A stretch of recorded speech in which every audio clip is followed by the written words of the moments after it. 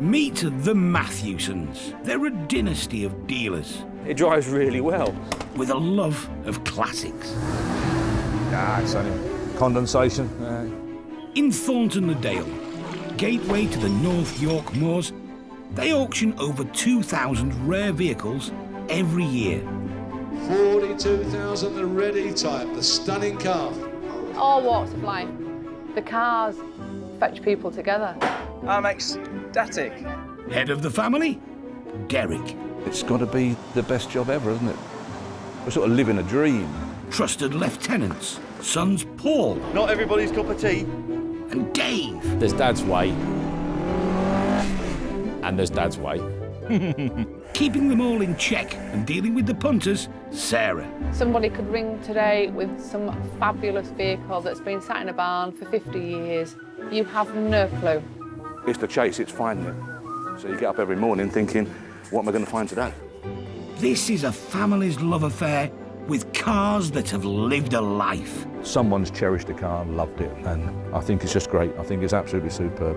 A passion that can be turned into brass.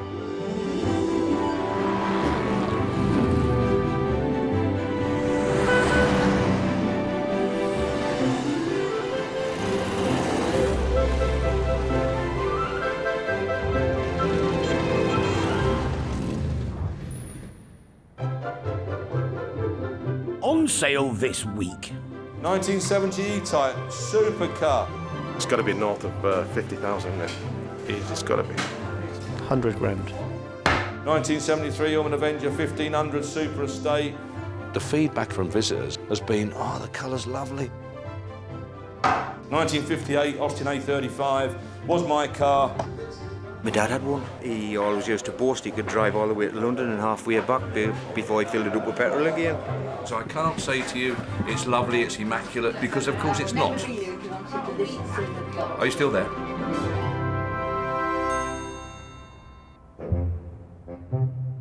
It's 9 a.m. and there's another busy day ahead.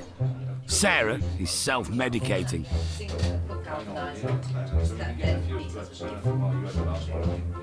She's been waiting 2 months for Derek to complete a simple task. Dates for next year. Oh, God. Deciding when future auctions should be. Look at these. Oh, yeah. Oh, I reckon that's good, don't you? That's this year's. Well, same thing as next year, Right, isn't it? okay. The same dates. So, next year's. There you go. Are you actually going to shut up and listen, or are you just going to speak the whole time? You can't just keep having 5 weeks. It doesn't fall right, does it? It's like pulling teeth. Keeping Derek in line is not just Sarah's job. There's also a large group of volunteers who give up their spare time to help him out. Jeff is a part-timer who's great, massive help, Jeff, or Bubbles as we call him. Bubbles washes cars, but he has an encyclopedic knowledge of classic vehicles. Is it a shilling a car then, Jeffrey? Shilling a car? Really? Wally doesn't just sell catalogues. I went across to Switzerland where all the yodelers be. I went to learn to yodel with the yodel-yodel-yodel-lady. Derek has an important task. Volunteer John Smith has recently passed away. He bought his collection of cars from Matthewson's. Now they must be auctioned again. John, became a very, very good family friend. He loved the grandkids, he loved everyone. Everyone loved John. He was a credit to the movement, and wherever you went on any show field that John were there, he lit the place up. John had built up a nice collection of cars over the years. But today, Paul is at his house near Bridlington to take them back to the garage. Let's be honest, to be in this position I'm in today is common. It's just difficult when you know that person, isn't it? Did he? Don't want to scratch him. And do we know what's in this garage? No. We'll have a look. Ooh. Oh, look, read to the Fiesta. John would name them all. I don't know whether John named them all or other people did, but anyway, they all ended up with names.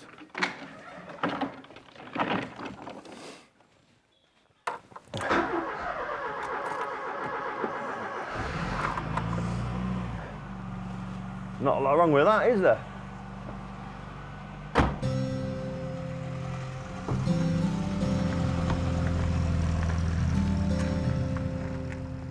He always knew a good car, did John. He maybe didn't buy the best or the best model, but he knew a really good car, you know, good history, and as solid as a rock. And he would use them all the time, you know, weather permitting. He would jump in them and tootle off out in them, you know, all on the button. He'd lived to talk, or loved to talk. And he was very knowledgeable, extremely knowledgeable man. There's your first one on. John's 1984 Fiesta Popular, with its 950 engine, was his fair weather car of choice, and the most ordinary of his collection. The old Avenger estate in Grasshopper Green. This one's called Auntie. Derek used to have one with that name and suggested it to John. I can just remember it now. It looked a complete dog, but mechanically flawless. You know, it was great. And people would book their car in for a service and ask for Auntie just so they could take the edge clippings down the tip and things like that. Yeah, very rare. Because they were all used as vans. Just worked them to death. More than ever, these cars deserve a good home in the future. We hope it's somebody similar to John, you know, somebody who's going to use them and cherish them and keep them as they are, really. I would jump in any one and I'd drive them anywhere you like. You know, that's how John had his cars. He'd carry a little box of tools and a handful of spares, and he would always have his cars prepped so he didn't need anybody else. Yeah, he'd get himself out of trouble. Yeah. As long as they go somewhere and just be looked after, mollycoddled, then that's exactly what he would have wanted. 2 down, 3 to go. Right, let's have a little look, see what we've got. Ah, Wolsey. Is it 1660? 1660, yeah. I can't remember what he called this one.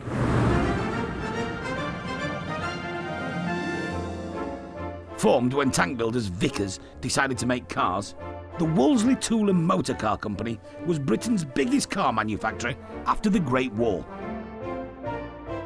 They were sold to Morris, became part of BMC along with Austin, MG and Riley, and the term badge engineering was born. The same shape as the Austin Cambridge and Morris Oxford, the Wolseley 1660 was the top end of the BMC range. The handbrake was positioned on the driver's right, so you could have 3 passengers up front without any operational embarrassment. The 1660 lasted longer than its stablemates, now considered a forgotten hero. They may not be exciting, but they still have a loyal fan base. Right, there's another shed here, which by my reckoning should have a baby Austin and Stanley. There you go. Baby Austin and Stanley. This was his first true classic. It was a scruffy little thing, and my father actually ran it around, and he managed to prize it off her father, and we painted it with John's help, and it's a cracking little car, you know, just lovely.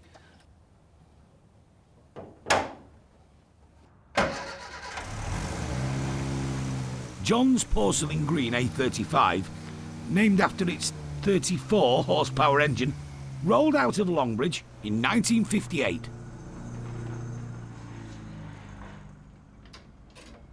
Paul's run out of space on his trailer, so Dave's arrived with a backup.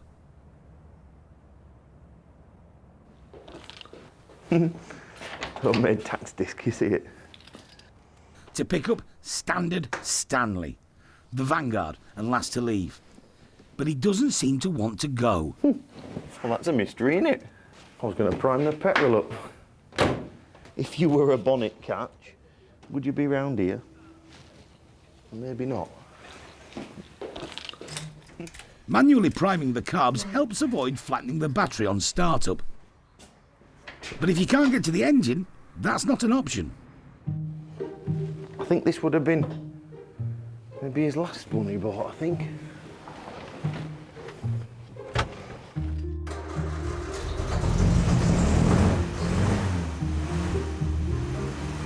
A first-time start.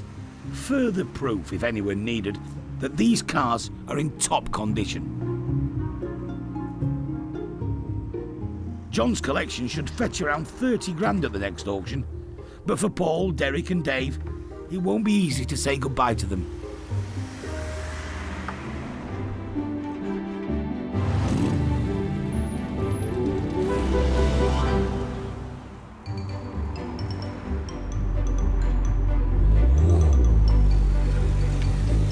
Derek's grandson Jack is arriving for work in his new car, a 300 brake horsepower Ford Focus ST. Lucy and Sarah are impressed. Oh, look at this. Can we get that one, Sarah? This is fantastic. It's a 1973 Bond Bug, 29 brake horsepower. Have you been bitten by the bug? Oh, this is beautiful. Beautiful. Isn't it? Absolutely stunning. Yeah, I love it. Love it. I can't get out of it, but I love it. I'm not so keen on that though. You actually would prefer to run around in that though, wouldn't you? Yeah, I prefer that. You genuinely would go around in 10 that. out of 10, that, every time. Over that. Jack, when you got it, why did you decide to paint it bomb bug orange? I don't know. To be honest, mate, I wouldn't leave when it's dark tonight, because you might get in the wrong one. That's what I mean. Yeah. Especially, I'll have to- I like these stripes. Oh, there we are. Yeah, there we are. Get that stripe on it. Maybe, you know, what, like, through there like that. It wants to be a bit longer, look. Something like that, yeah. Yeah, that's it. There you go. If you stand here, it's like, they sort of merge into the same car, don't they? There's absolutely no difference, is there? No. When you drive past all them girls waiting at the bus stop in Fallsgrave, We went down that ST, that thing, where Dagon and Banger, no one would take a second look at it, would they? Wouldn't bother about it at all. Millions of them about, common as muck.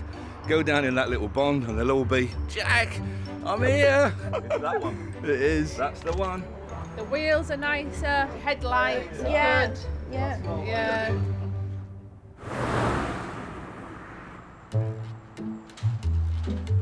The collection of cars owned by Derek's late friend John are now safe at the garage. Everybody loved John. Super guy, character. And he used to come in the office here. He came round and I'd done a deal with him in that car. He just turned up with this big load of money in his pocket. And I said, no, I don't want to sell it. But he was just a bit persuasive. It weren't the money, it was just the way he was. He was just a lovely fella. And I thought, well, if it's going to go anywhere, you know, I'm not bothered. He can have it, and he might as well go to him. There will be no reserves on any of his cars. The sale prices will be at Derek's discretion. That's worth 7 or 8 grand of anybody's money. And if it don't do what it should do, it ain't going. Simple as that. Auntie, the grasshopper green Avenger, is looking like it might be the star of the show. The feedback from visitors has been, oh, the colour's lovely. It's so, what did Sarah call it? Cool, that was it, cool. If you feel like gifting me a gift this weekend, that would be the gift to gift me. That car has done more shows than any of his other vehicles, and probably more shows than most vehicles that I can think of and know. He's been everywhere showing that old car. Everyone knows it, everyone loves it. So someone's going to have a lovely car there. Really lovely low mileage car. But they are with all his stuff. The Wolves is a lovely car, the 1660, go on forever. You know, can't break free, as a super car, aren't they? The auction will be a rare opportunity for bidders to pick up 5 near-perfect classics. But for his friend John, Derek will be keeping a close eye on the price.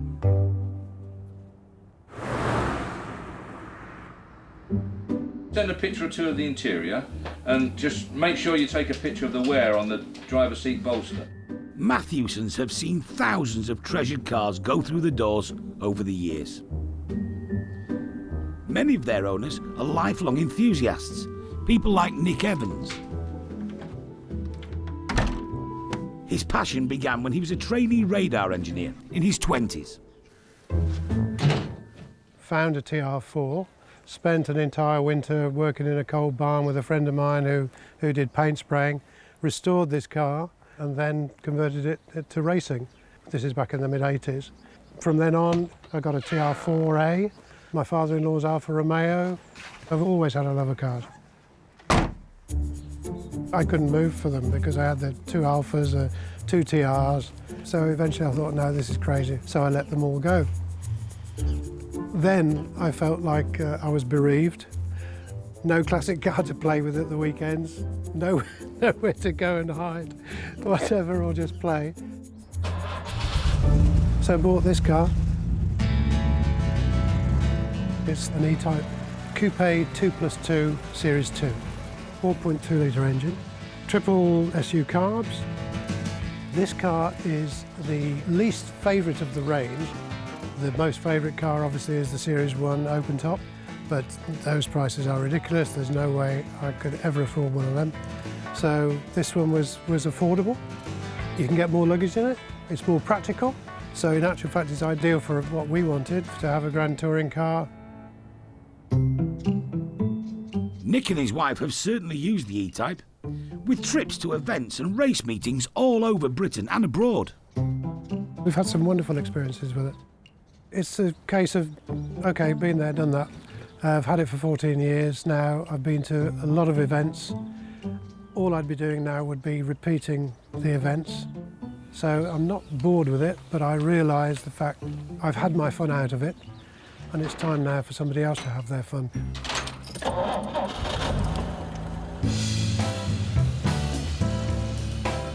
It's easy to drive. Once it gets going, once you get on the open road, steering becomes very light.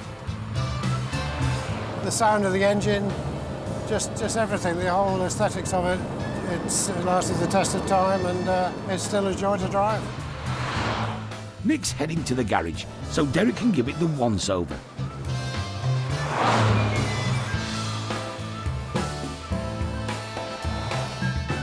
Unfortunately, his journey has been tainted by British summer weather. This is the only problem when driving in the rain. The rain goes everywhere. 3 weeks of polishing gone.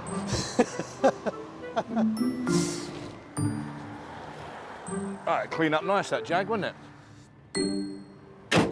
Elegant old car, aren't they? This is nice.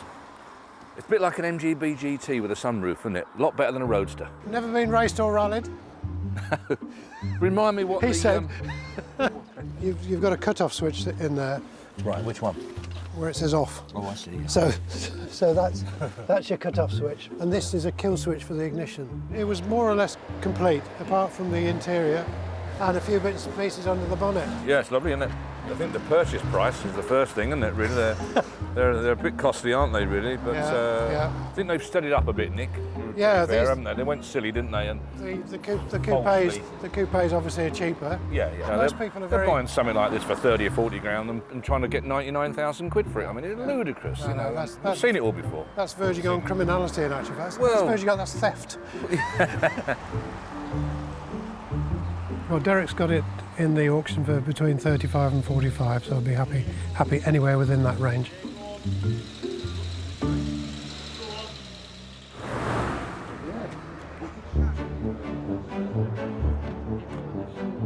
Auction day has arrived. Hello, Matthewsons. The office is inundated with inquiries. Hello. Lots of last-minute people, always last-minute people registering to bid. I'll get it. Because I can't say to you, it's lovely, it's immaculate, it's concours, it's beautifully been rebuilt and all that sort of thing, because of course it's not. Are you still there? If they found it on the website, why could they not see the price on the website as well? Good morning, Matthewsons.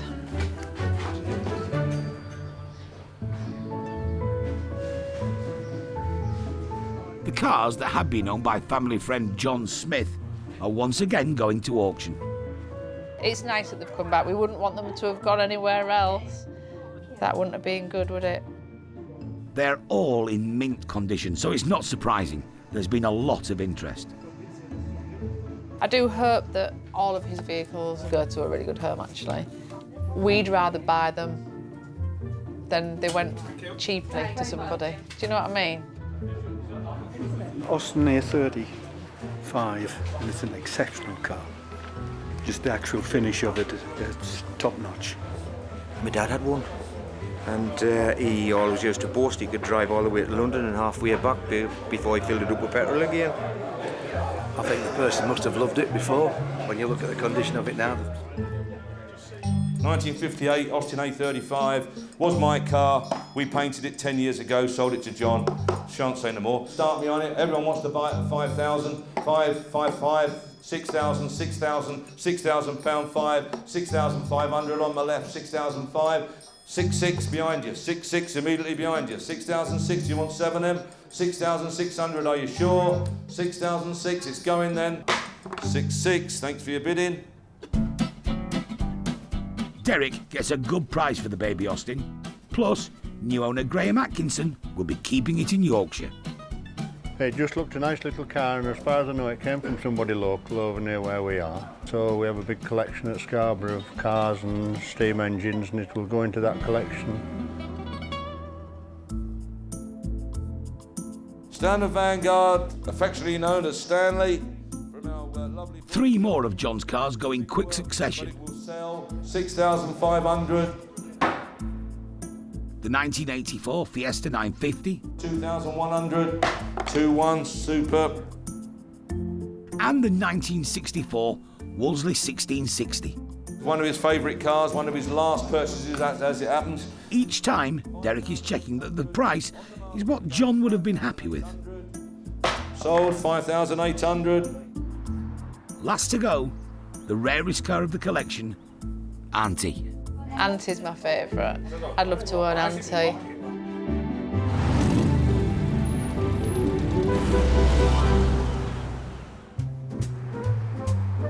In Thornton le Dale's village hall, Derek has managed good sale prices for 4 of the cars owned by his late friend John. The Avenger estate, known as Auntie, is the last one to be sold. It's a lovely car, it really is. The condition's immaculate, absolutely. Everything about it, paintwork, interior, is unmarked, as if it's never been sat in. If the price is right, then I'll buy it. But there's going to be competition, not least from dealer Mark Springett. Mark, unusual colour. Yeah, unusual car, mate, but when was the last time you saw an Avenger estate, let alone one with 33,000 miles? Did your dad have one? Probably. I'm too young to remember. But yeah, what a great car. What a great car. And yeah, you're just never going to see one again, are you? So, fantastic. 1973 Orman Avenger 1500 Super Estate. There's never going to be another one. 33,000 miles. Bought it myself many, many years ago from the only family, the family that bought it from you, should I say. So the only owners, and myself and John, we're the only ones who've ever owned it. Whereabouts going to be with it? Whereabouts? Come on. It's worth 3.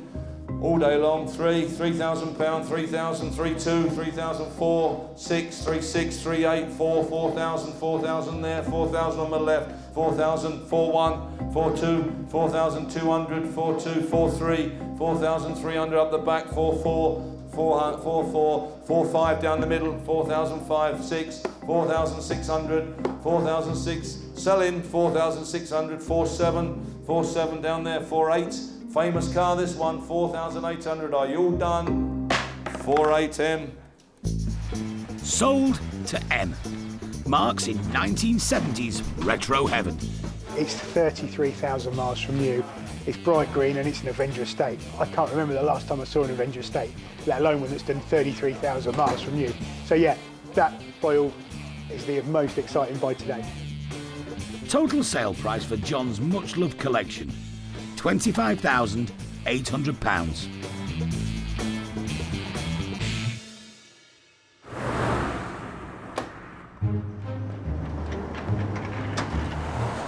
Even after a successful auction, Derek's still cracking the whip. Proper valet in our day, nearly 2 days to clean a car to showroom condition. Proper showroom condition. Sarah's task is to get the memorabilia in some sort of order. It's obviously a Seddon Atkinson that's very close to somebody's heart because they've taken a photograph, they've had a canvas print made. They need to get out more, that's all I can say. I do really like these lovely original road signs. All that I worry about is that there's people driving around desperately looking for places that they can't find because someone has taken all the road signs down, obviously in some area of West Yorkshire. The 1970 Jaguar E-Type 2+2 is now tucked up in the showroom. It's competed at events held in Goodwood and Croft and won races at Bowness. This sort of pedigree has caught the attention of the Derbyshire Jaguar Owners Club. We're heading off to Whitby and we decided to make a stop off here just to see the cars in the showroom. And obviously a love of Jaguar. Obviously a love of Jaguar, yes. I'm on my third. Several people have got more than one. Some people have still got three all at the same time. Not me. Hello. Hello there, nice to see you. It's just a wonderful car. It's the ride, it's the engine, it's the craftsmanship. We just love them. Also in the showroom for them to eye up, a Mark II 3.8. Very ladylike thing. It's green. I do like the green, but it's just quality. Imagining the comfort of the ride. I think I could probably see the front of the bonnet a bit better than I could with the E-Type. From what I've read, they're a very nice car to look at, but not particularly nice to drive. Perhaps try one of these days just to see. Yeah. But they do look special. Oh, yeah. And that one does. What is it, Series 2? Series 2, I think that one will be. I think it will be, yeah. We had an E-Type and he sold it a year ago. I love the E-Type. Her name was Ruby. She was lovely.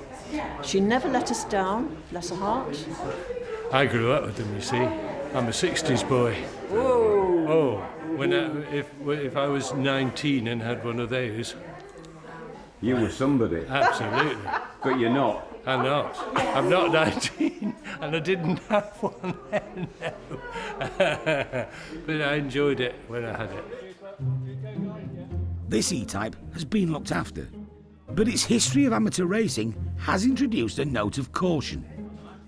It's a bit of a giveaway. Yeah. You wouldn't normally put tow on it unless you raced it. In fact, he's probably hill climbed it, hasn't he? It has been. There's a sticker in the window at the back there. Yeah, it's good. So cars are there to be driven, I think, and enjoyed. If you know about it and you're happy with it, that's fine. The problem comes if you don't know about it and you find out and the brakes are shot, the gearbox is gone, the clutch is non-existent, but if he's left the stickers in, then obviously he doesn't mind you knowing. It's obviously an enthusiast car. You know, he's part of the drivers' club, isn't it? Yeah. So he's enjoyed the car. And that's what Jags are all about. They're all about enjoyment, aren't they? You know. So that's good to see that the car's been bought to enjoy rather than as an investment. Nice motor. Yeah. 100 grand. No, I don't think you'll get it. No. I would guess you're probably nearer 70 on that. 75.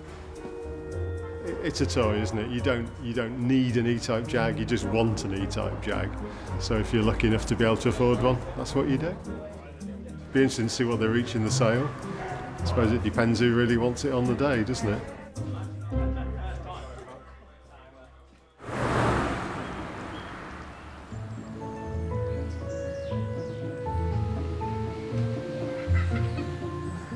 Thornton le Dale is an undeniably beautiful part of Yorkshire. But just recently, it's upped its game to another level. There's a horticultural prize at stake, and the villagers have got the bit between their teeth.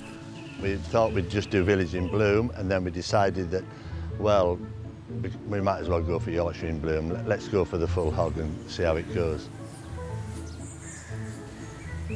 I think we've been doing about 12 hours a day for the last week. This is our sensory garden. They've really got themselves together and we're all really excited. Nothing is spared to repaint. Sweeping is happening in unlikely places. And pondweed is a no-no. Are you good at life-saving? No. With this level of community spirit going on, there's no escape for Derek. It would be rude not to contribute. Go and take one for the firm. After a screwdriver, you've got to go around and screw a little plaque or something on one of the flower pots round there. I bet they're Phillips screws. I haven't got a Phillips screwdriver. Right.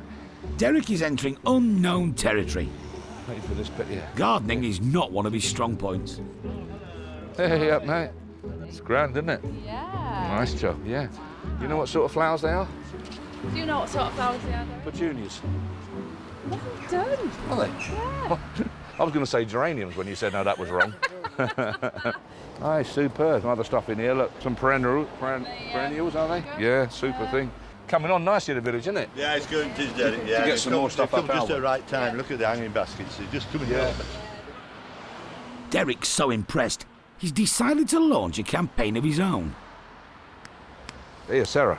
We were talking in the pub last night. We've decided we're going to go for a lollipop lady outside the garage there on auction day. That's brilliant idea. Do you mean me? Yeah, yeah. No, lollipop lady.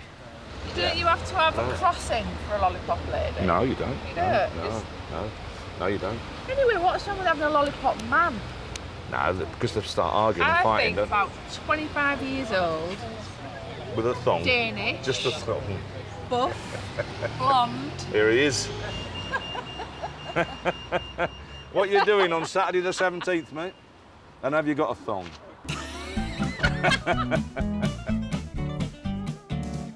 This is the last screw going on our plaque for our planter that we've supported the Thornton le Dale in bloom. And we're very pleased to do so because the village looks fantastic. Would you like to take it the last way? Oh, Just thank you. take it in all the way there. There you go, that's it. It's beautiful. Super job, Well isn't it? done to everybody. Well pleased with that, yeah, lovely. I'll tell you what, I'm pleased with the sighting. It's nice here, isn't it? Because everyone walks past this, don't they? You know. Cheers with that, you're welcome.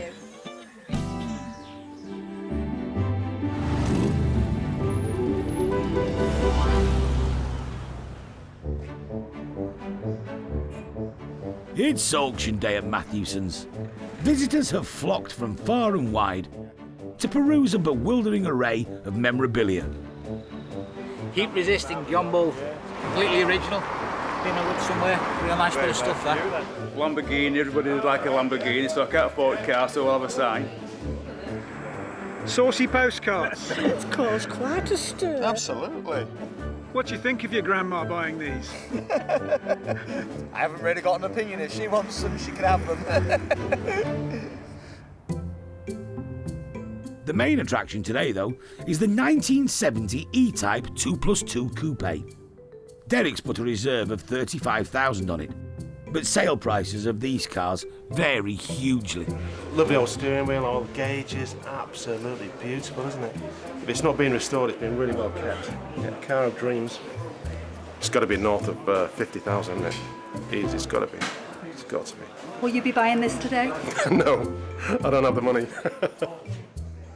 Not the most expensive or the prettiest one, but probably the most practical.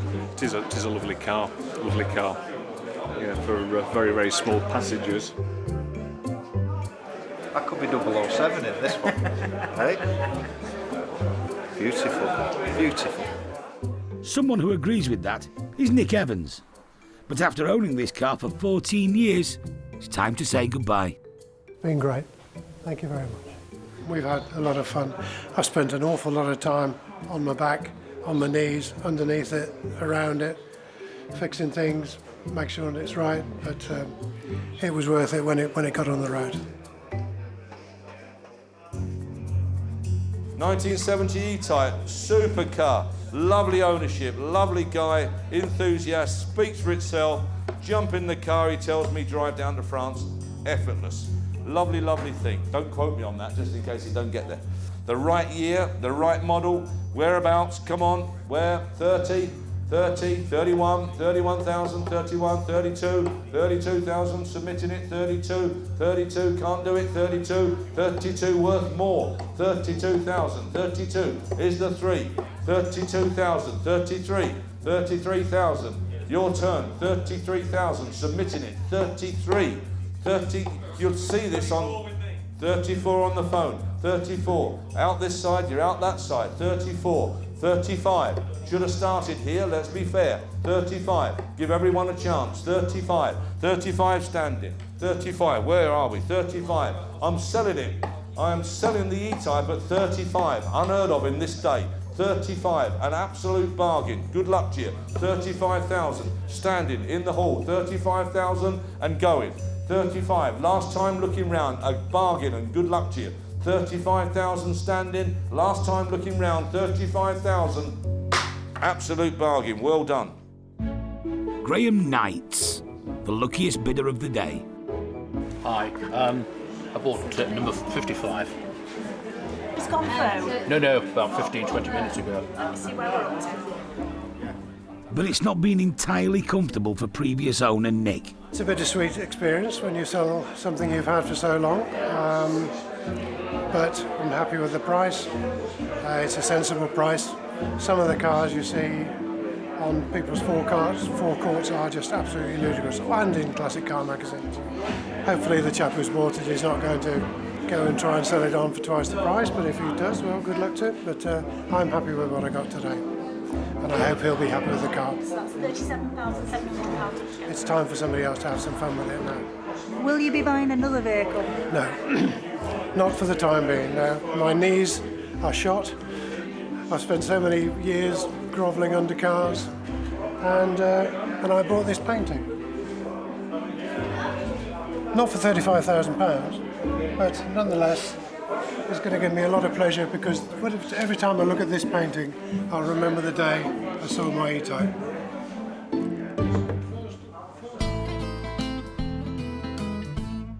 New owner Graham's happy though. It's been a waiting game. The right one's never around, and this just ticks all the boxes. So, yeah, I felt the deal was good. I think I would have gone to 40. It's absolutely straight and clean down both sides. It's a perfect example of the 4.2 E-Type. There weren't as many people bid as I thought. There was 2 or 3 sort of semi-interested, but it was just down to me and another guy at the end.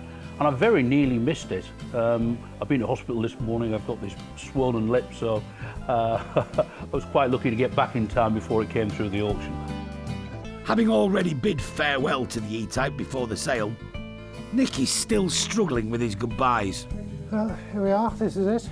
The final goodbye to an old friend. We've had a lot of fun, Thank you very much, and cheerio.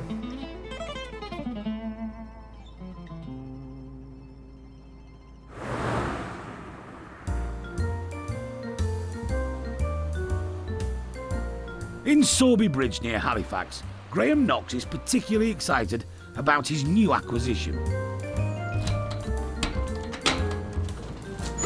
Voila! There she is, in all her glory. You like that, don't you? Yeah. As the responsible new owner of Stanley the Standard Vanguard, he likes to do some pre-flight checks before taking it for a spin. Side, low beam, high beam, bogs.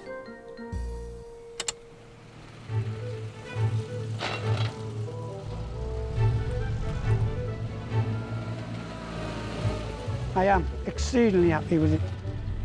So I intend to keep all of this for a good while. I mean, it's only done, well, it's just reading 59,000 now, so it's not done a great deal of miles.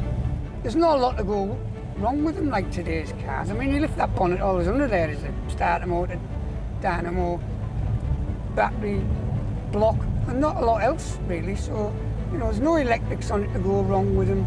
So it would be fairly cheap to put right anyway, as long as I do my bit. Try to look after it. Mechanic does his. There's no reason why I can't hang on to it for a good while. You know. Yes, so you know, I'm enjoying it at the moment. Like boats, they say you should never rename a car. But since we last saw Stanley, he's had a change of gender. This is a 1960 manufacture, and unfortunately we lost my mother in 1960. She was only 4 years old, so we decided to call it Elsie after Mum. So, Elsie it is, and Graham loves her. It takes me back to my childhood. It's just a pleasure to drive.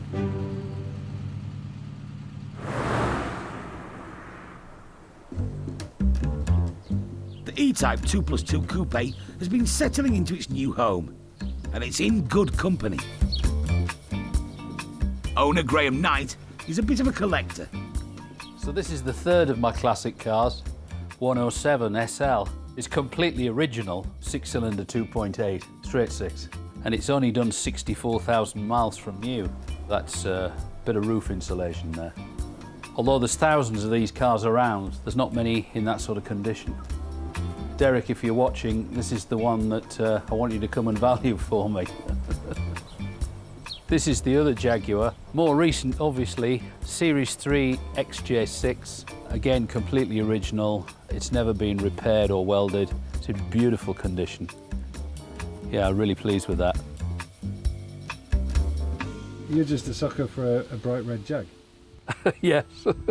That said, Graham's got a little secret.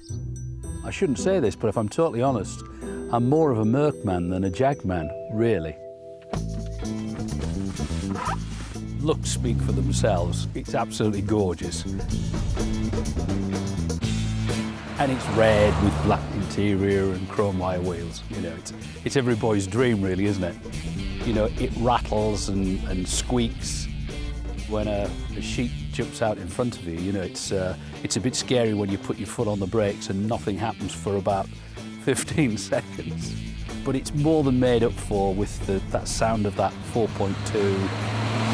Pulling away in third gear without any faltering at all from a standing start is amazing. It really is wonderful. It's definitely a star, for sure.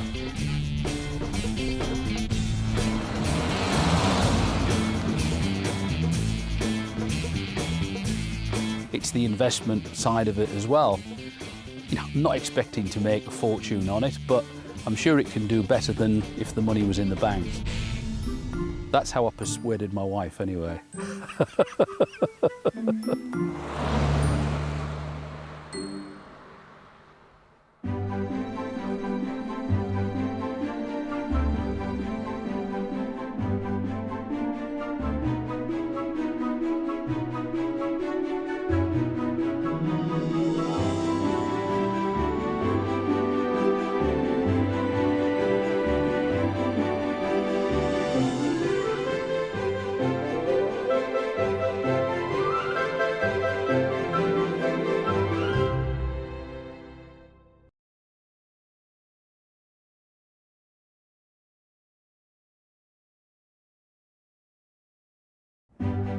Meet the Matthewsons. They're a dynasty of dealers. It drives really well.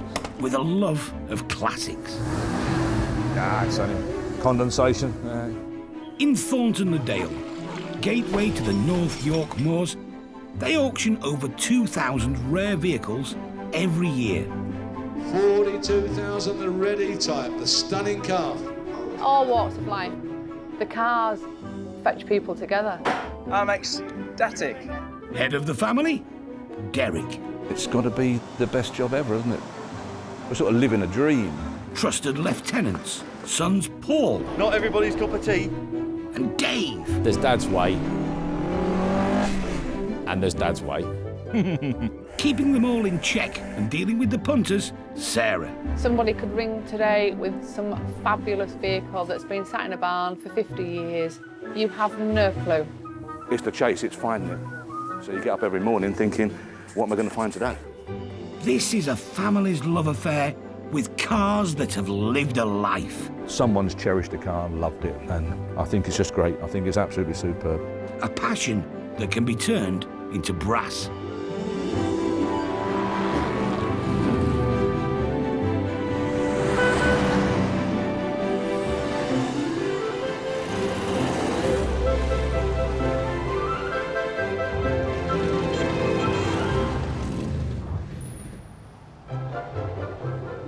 On sale this week. 87 280 Brooklands. Now this is a proper vehicle. Nice looking car. It's all original. The paintwork, the wheels, the engine, everything. Nothing's been touched on it. Capris will never grow old, will they? The cream of the crop, this one. 38 matchless, Model X. This is the business. What a quality machine that is. I've never seen one as good a quality as this, even that's in the National Motorcycle Museum. Chevrolet panel van, fantastic restoration. It was a barn find from America, basically. A pile of rusted metal when we saw it. I'd stick my chin out and say if it's not the best in the world, it's amongst the best 3 in the world, this car. Every square inch you look at is lovely.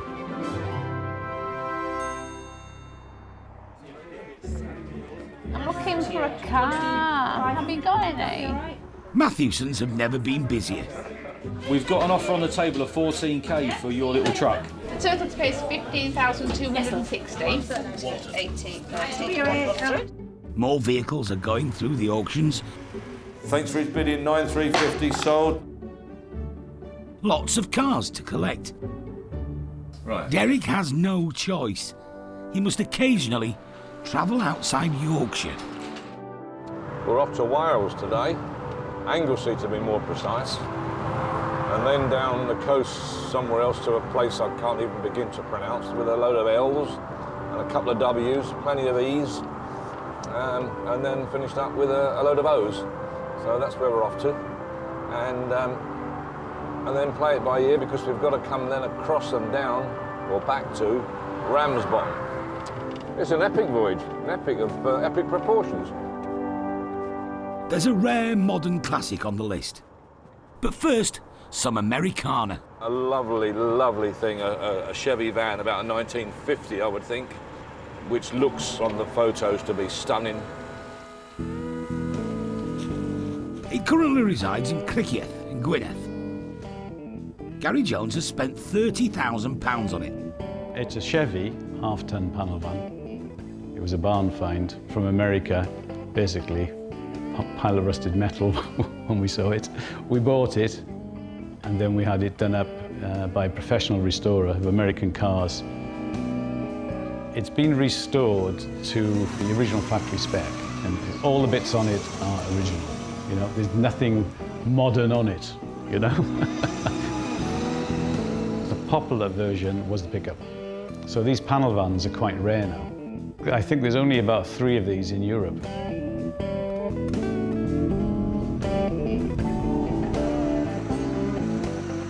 Most of the joy of owning our own vehicle is doing things to it. Practically everything's done to it now. It'd be a shame to see it go, but I'll find something else then, you know.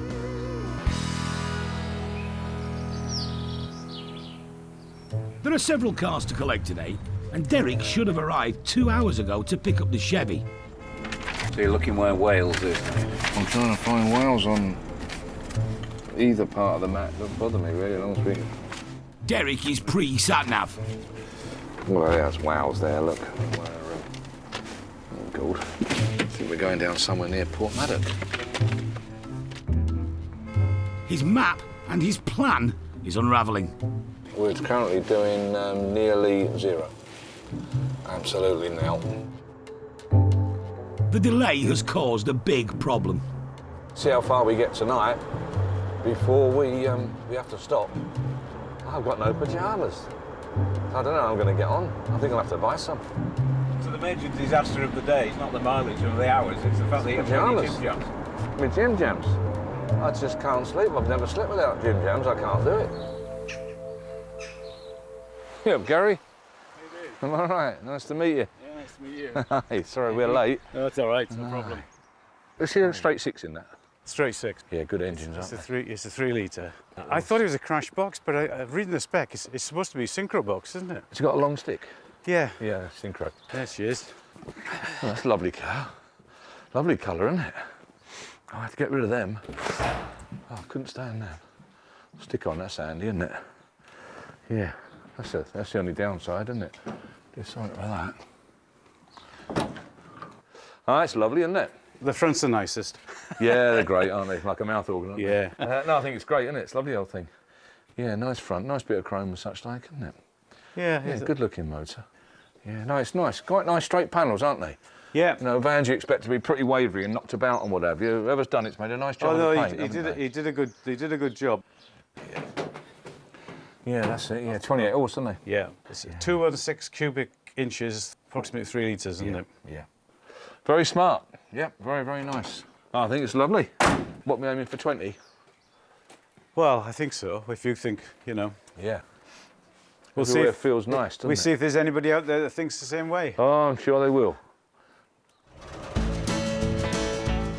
Oh, we love commercials.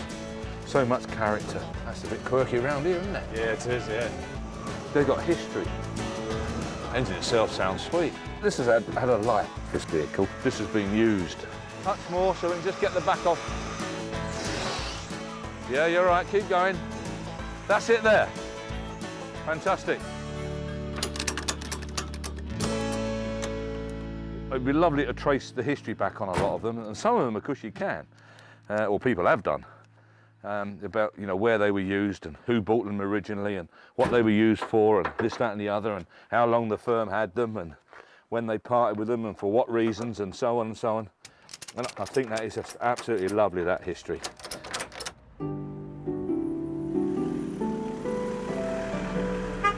It's too late for Derek to collect the second car now. It'll have to wait till tomorrow. Sarah has found him somewhere to stay. Oh, look. Got a vending machine, so it'll be fine. As long as I've got like a pot pie in the vending machine, he'll be all right.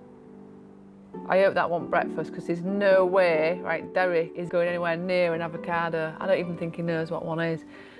He's got to have a room overlooking the car park so that he can keep his eye on the transporter. It's basically all Derek needs. That and some pyjamas. You're gonna have to go commando, John. What can you do? Not the sort of thing I like to do, a man of my age.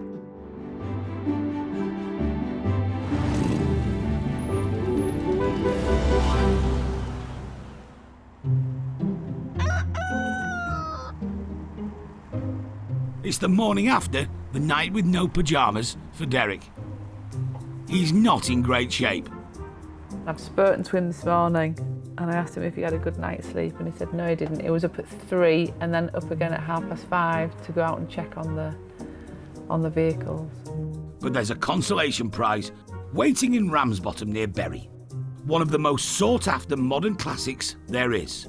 We've got to get over there and we've got to see a lovely fella with a superb Brooklands Capri. It's supposed to be a stunning vehicle, low mileage, I'm sure it is, it'll be gorgeous. And we've got to settle on a deal and load her up and back to God's own country. Peter Hurley is the current owner. It's a Brooklands 280, limited slip diff, leather interior. They painted them all the same colour, they're all British racing green. They're classy, aren't they? They've got style. Cars these days are all alike. Capris will never grow old, will they? This one, it's got stainless steel exhaust on it. And it's dead a break speed limit in second gear, won't it? Well, I think it still will. I bought it to keep it, but needs must. So that's why we're here today.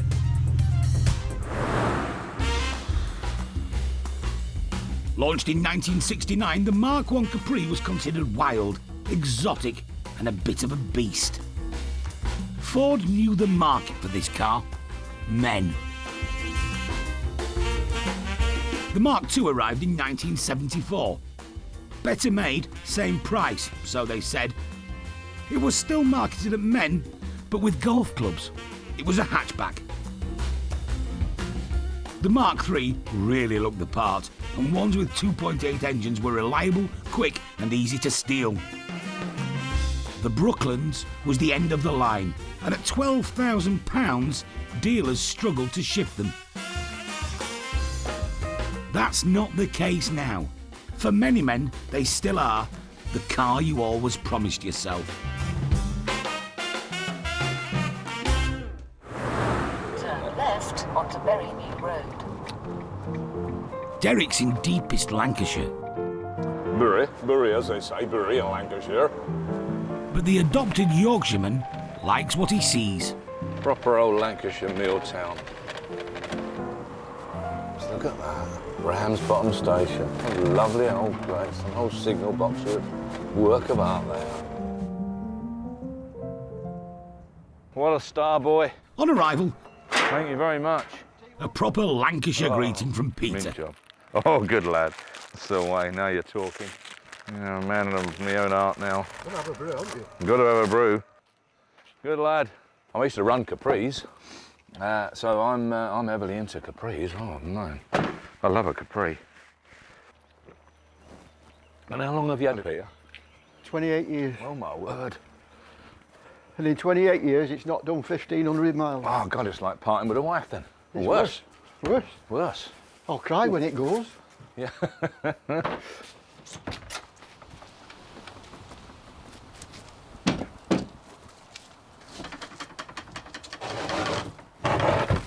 It's all original. The paintwork, the wheels, the engine, everything. Nothing's been touched on it.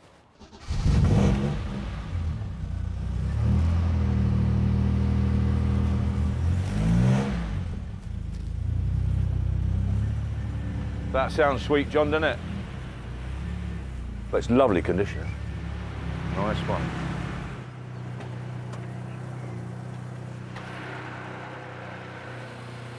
Did you have front panel and new wings? No, them are original, but it's The front panel, isn't it? front panel, yeah. Yeah. It's obviously had a little tap up the front, isn't it? 16 mile an hour, ready to go. Really? Because they've all been piled up. You know, well, not all of them, obviously, but a lot of them have. They've got a bit of a high death rate, haven't they, Peter? They get used a bit, don't they, and get hammered a bit. And I always check slam platform like this here, see it's been replaced. And headlamp mounts, I suppose, isn't he, Peter, and stuff like that? Just broke the headlamp. They're original on these. Yeah, Yeah. that's a new one. Yeah. Right, bring her up then. Let's be on. Good. Your last drive.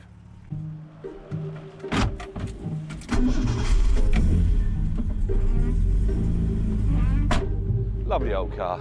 I mean, something you've had for 28 years, no matter what car it is, if it's an Escort or something, it's still, you've got an attachment to it. But when you're talking about a car like that, it's something a bit special, isn't it? Only 1,100 Brooklands were made, and this looks like a really good one.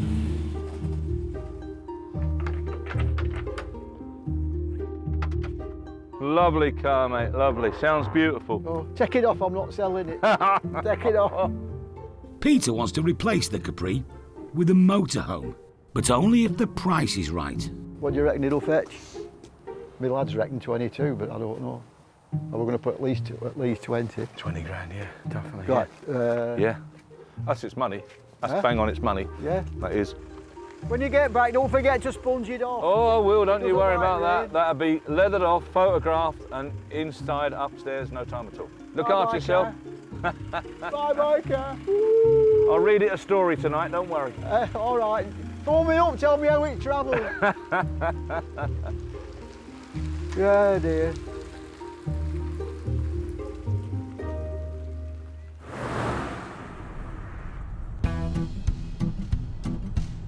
Paul's on the road via a spectacular Yorkshire landmark, the Humber Bridge.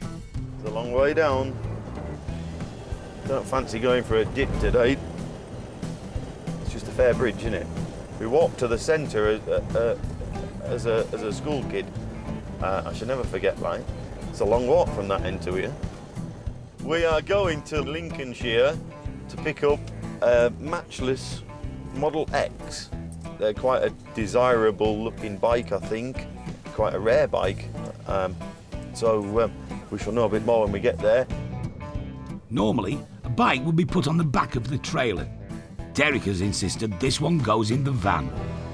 I'm assuming it's going to be something quite special. Matchless is one of the oldest motorcycle marques in the UK. Their first bike emerged in 1899, winning the inaugural TT singles race in 1907, averaging a colossal 38 miles an hour. By the 40s, the Matchless parent company, AMC, had bought out AJS, Sunbeam and Norton.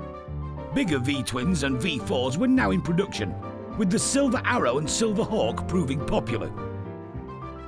But one of its most famous bikes was the 1000cc Model X, later known as the Sports Tourist.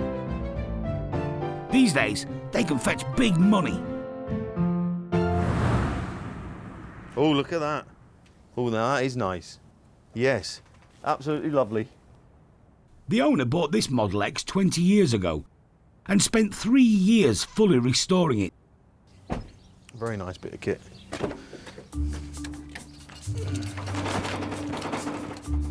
Sometimes you pick up a bike and all they seem to want to do is fall over.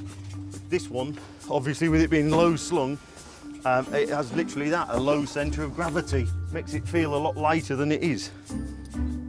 All the Matthewsons ride bikes. I think they're in your blood really, aren't they? You know, petrol and pistons, innit? So, yeah, we all, I wouldn't say any of us are like really bike enthusiasts as per riding them every week, but they're nice to have, aren't they? You know, when the sun comes out you go, don't you? These rare examples are always in demand, aren't they? Let's be honest. It's just a lovely, lovely machine, isn't it? You know, it would look lovely in anyone's collection, wouldn't it? A beautiful bike.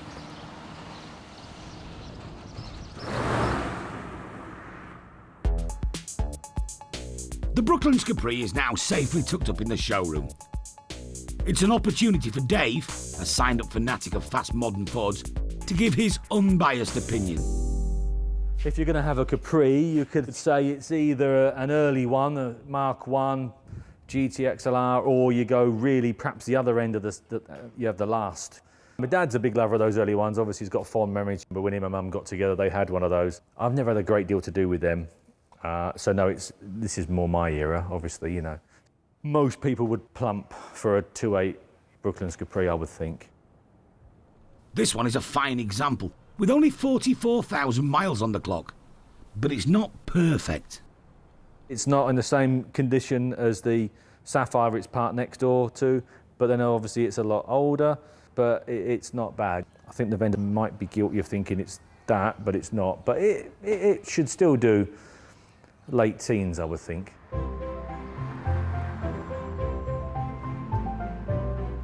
Today's auction has plenty of modern classics on the menu. But collector Mark Bro is here for one car only. Very nice. Just evokes a lot of memories, you know. When I was growing up in the sort of 70s and 80s, most of sort of geezers, if you like, or sort of TV heroes like Bodie and Doyle or Terry McCann or people like that, they always used to drive Fords. That's the closest we got to a muscle car in Ford in Europe. You know, you're driving a piece of history. Carl Wilson has driven nearly 300 miles today just to see this car. I've come from Southend today, and it's something I always wanted when I was like 19, you know, 30 years ago, and never could afford one. So now's the time. Rather than having money in the bank these days, buying a classic car is a good investment if you buy right. 87, 280 Brooklands. Now this is a proper vehicle. Nice looking car. Start me on it. Where are we going to be? This is a Brooklands 15, 15, 5, 16, 5, 17, 17,000, 17, 17,000, 17, 5, 18, 18 standing, 18, 18. Going to submit it then, 18. Are you all done? 18, 18 for the Brooklands. Your bid, sir. 18. Going to submit it provisionally. 18, 18. Is that a bid, sir? 18, 5, 18, 5, 19, 19,000, 19. Right down the middle, out on the side, sir. 19,000 down the middle for the first, 19 for the second, third and last time, your bid, sir, 19,000 provisional, thanks for your bidding. Carl is the highest bidder, but owner Peter wanted to clear 20 grand. Obviously you've done a lot of short runs in and out of the car, the seatwear, but otherwise the seatwear makes never been used. After a short negotiation though, a deal was done. Otherwise, are you happy to take £20 and like 5 pence? Go on then. Yeah, £20 and 5 pence. We go turn then. Yeah.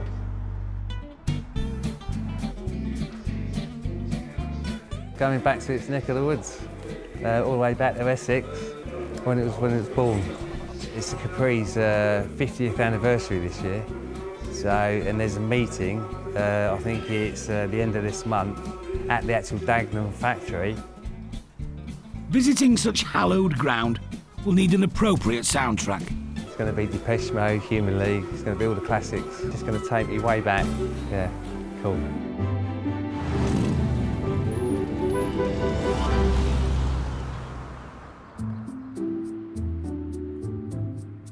the 1000cc matchless Model X has arrived at the garage. Gorgeous. Derek couldn't be more impressed. What a stunning machine. Everything's right, it ain't overdone, it's got the right colour on the heads. You know, the crankcase is right, not all polished to within an inch of its life. It's exactly as it should be. I bet the balance will be absolutely lovely. You'll just be able to lean that about. Never turn the handlebars, just lean with it and it'll just go where you want to go. It's just so stylish. Looks like it's doing 100 mile an hour stood still, doesn't it? It's just fabulous. When a machine of this calibre comes to the Matthewsons, word gets around. These experts are keen to have a look at it. Yorkshire Coast British Motorcycle Club started with a group of friends back in 1979. Riding a British motorcycle, you ride in history. You've got the wind in your hair and just enjoy riding the bike. Alan rides a Velocet MSS 500. His mates Phil and Derek prefer different British marks. A 1957 Triumph Tiger 100. I feel that I'm reliving my youth. A DB32 Gold Star 350. It's classed as a tourer. It's more sedate.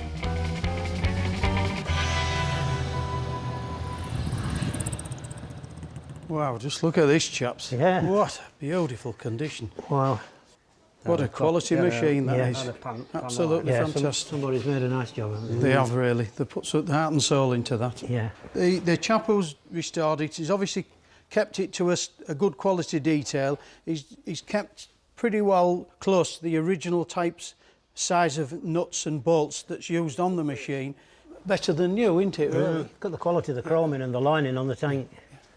It all makes a difference with chrome work. If it's had triple coating on, it gives you that extra depth of finish, doesn't it? It does. I've never seen one as good a quality as this, No, even that's in the National Motorcycle Museum. Whoever gets the final bid, sure he'll go away very happy and smiling. I definitely would be.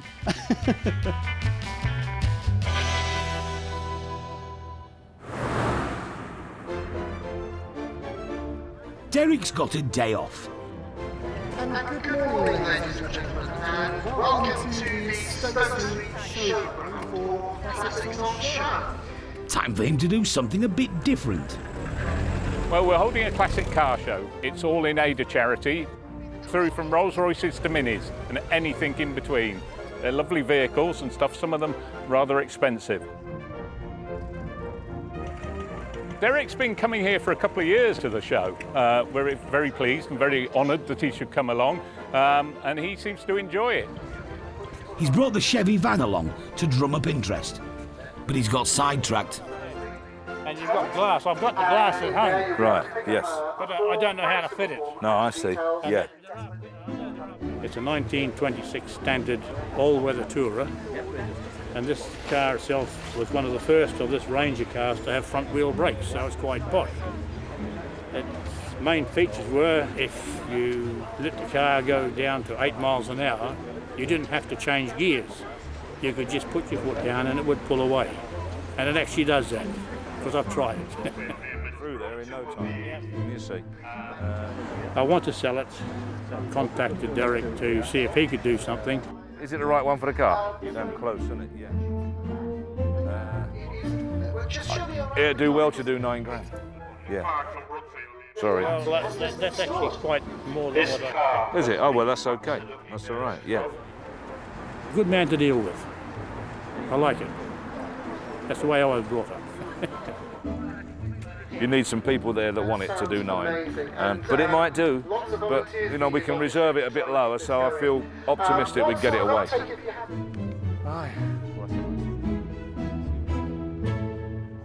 We've got a competition.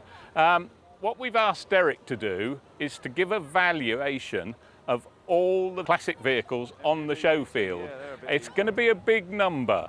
Some of them are pretty valuable machines. Fancy looking bus, isn't it? Don't know what they're worth, do you? I bet the person who gets nearest to that figure, or guesses nearest to that figure, is going to win a day out at Matthewson's Classic Car Auctions.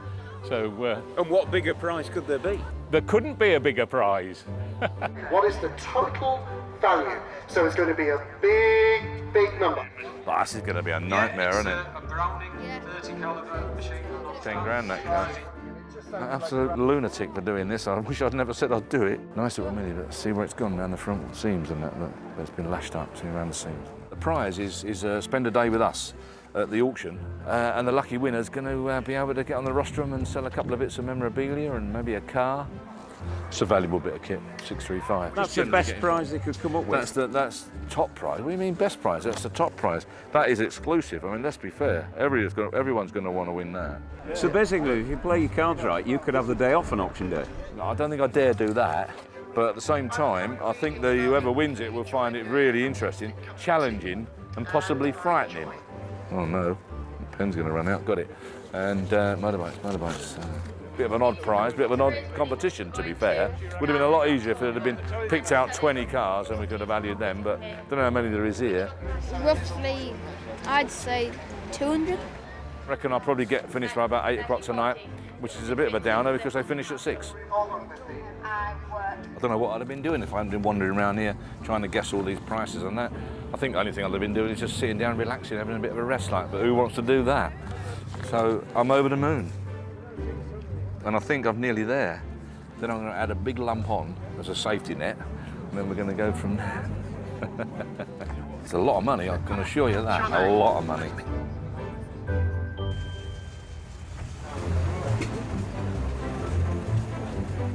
Have you got enough fingers to count all this on? I'm going to get someone else to do that in a minute.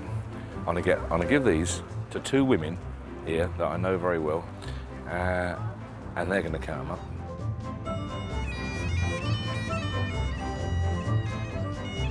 By the time Derek and Charlie do the maths, some of the contestants are on the way home.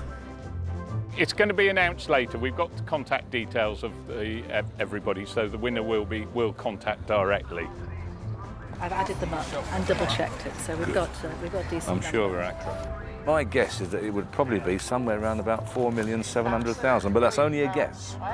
And what is it, Liz? Have you managed to tote it up accurately? I think you've looked. 4,710,000. Yep. And Wow, I was only 10 out. That's brilliant, isn't it? I've had quite a few people coming and saying, Have you? Have you got a number yet? Ah, excellent, right. Nice to see you. You're welcome.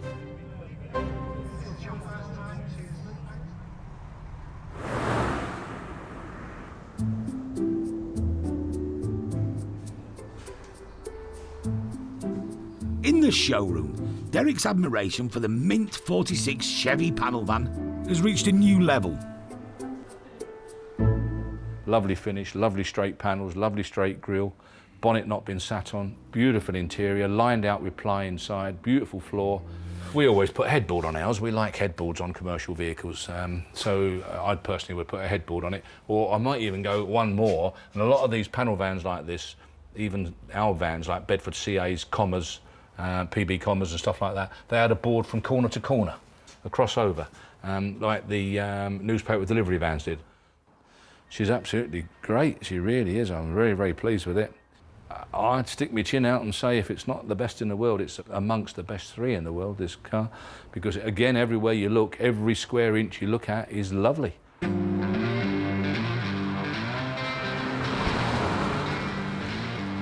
News of a stranger in town has gotten around.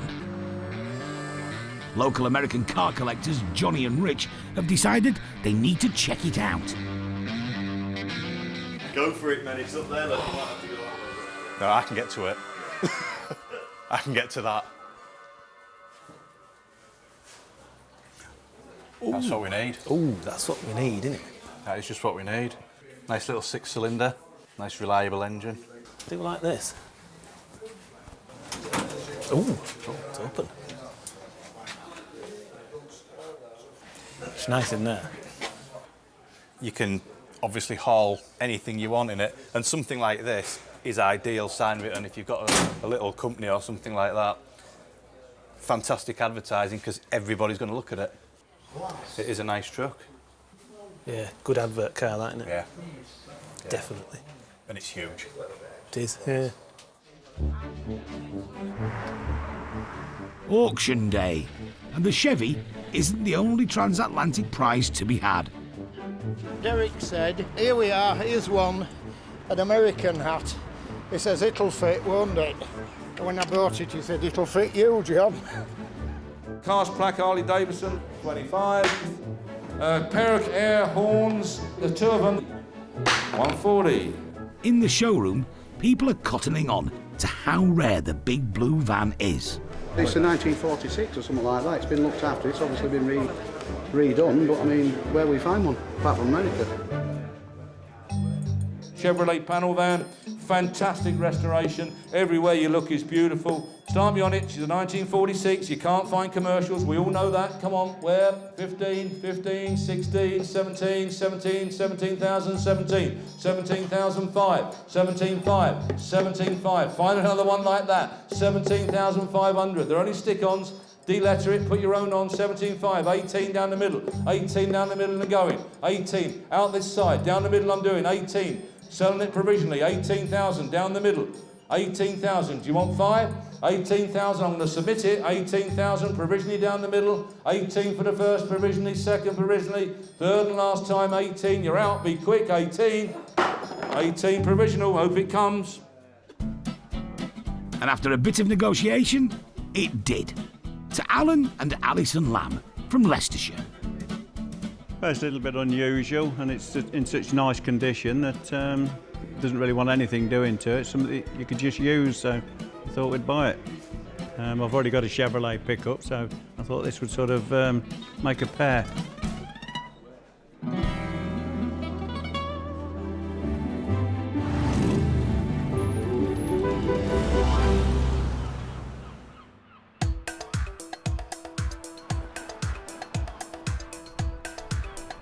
Southend.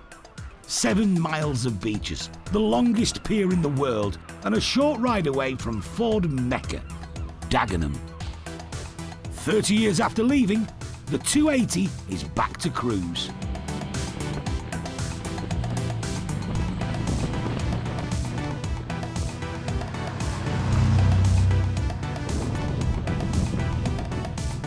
Gets a lot of attention and high fives. It's like more desirable in Essex. The £20,000 Brooklands Capri has brought back happy memories for Carl Wilson. You know, we'd drive around the seafront together in our fast Fords, you know, me and the lads. It's on a reasonable job when I was young, 70 quid a week, but just couldn't really reach the Brooklands. The Ford Capri was really the poor man's sports car. If you couldn't afford a Porsche or a Ferrari or something, the Capri was sporty. It had a good horsepower at the time, and also they sounded very awesome. I've got it now, so it kind of makes me feel a little bit younger. Carl recently joined other children of the 70s for a big meet at the newer Ford plant in nearby Basildon. It was a very enjoyable day. Weather was great. Lots of people there. There was 270 Ford Capris. There was 9 other Brooklands, which was interesting to find out and compare and catch up with some little technical bits. Carl's Pride and Joy is one of the last Capris ever made, and there are only about 300 Brooklands left on the road. And he reckons this car is one of the most original. But the car's in absolutely fantastic condition for its year, considering it's around 34 years old. It's had very minimal done to the vehicle. No filler, original paintwork. Most people out there, like myself, want a car that shows its general trueness, and that is quite a rarity to find.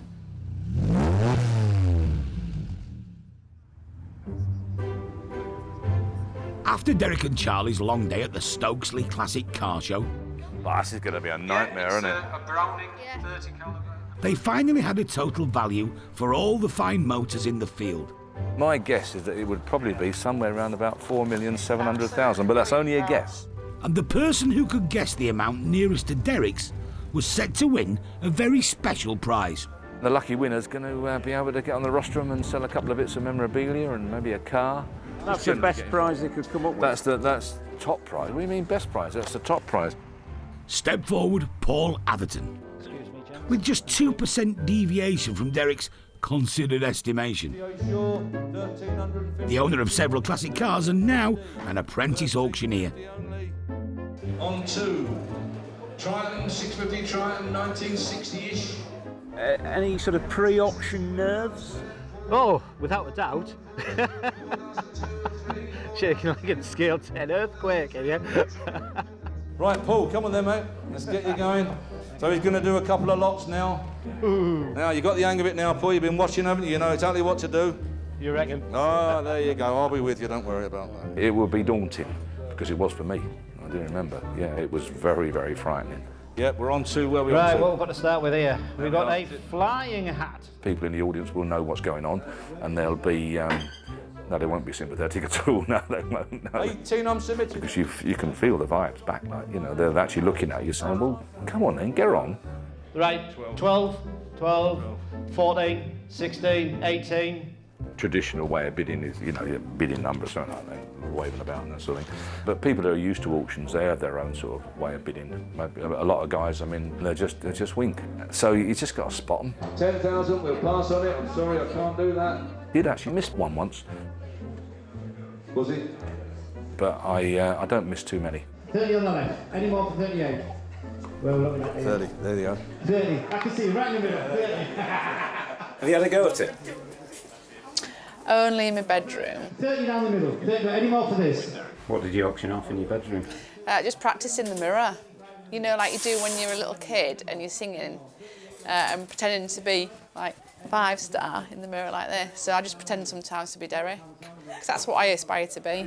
Right, we're selling 135. Any more bids on this before it goes? 135. Well done, sir. Thank you very much. Well done, mate. Just a joke. Yeah. Well done, Paul. Brilliant. It was an experience and a half. Yeah, enjoyed it thoroughly. Derek does make it look very, very easy. 3006, 7, 3008, 3008, 9, 3009, on sale and going, 39 in the check.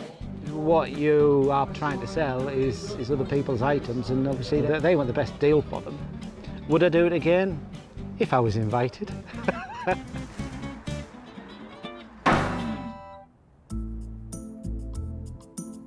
As for the skillfully renovated matchless motorbike, it was one of the other star attractions on auction day. The cream of the crop, this one. Lot number 72, 38 matchless, Model X. This is the business. What a machine. Best I've seen, haven't seen many of them. Very rare machine, quality machine. Most certainly one of the best bikes produced in this country ever, and extremely rare. Start me on it, where are we going to be? Bid with me, 20. 1, 2, 3, 23, 4, 25, 25, 25, 26, 27, 27, 5, 27,500, 27, 5, 27,500, 28, 28,000. Gonna submit it then, 28,000, are you sure? 28,000. 28,000 the highest bid. Not enough for the vendor. But a few days later, an offer over 30,000 sealed the deal. For Brian Woods, his new acquisition helped him satisfy a lifelong passion. Engines. Don't know why I never became a mechanic. I became a sheet metal worker. Brian already owns a number of classics, including a 1933 Morgan Supersport Beetleback. To quote the Germans, the Silver Arrow. And a 1947 Norton International. I like it. It's in very nice condition, but I think the Norton might be going to the auction to replenish the funds, shall we say. It's a case of one in, one out, because the boss lady inside didn't learn about the matchless till after the event. It's prompted a change in policy. Quality rather than quantity. Brian and the matchless are both 81. I tend to like stuff from the 30s because they're lighter. Although I have no intention of falling off, you have to consider it a bit. His son Tony helps him with the kickstart. It's a credit to the guy who restored it. It's as nice a bike as you'll see, and it's the V-twin engine. They're very, very good engines. I have a soft spot for them. Right, don't fall off. I'm very pleased with how it runs, and I just love the bike. Brian won't be riding it in the UK, but in spring it will be given a run on the deserted roads of rural France. For the time being at least, the garden gate will have to do. I've lasted a while and I don't want to be wiped out by some Range Rover or something. I've got to tell you how it is.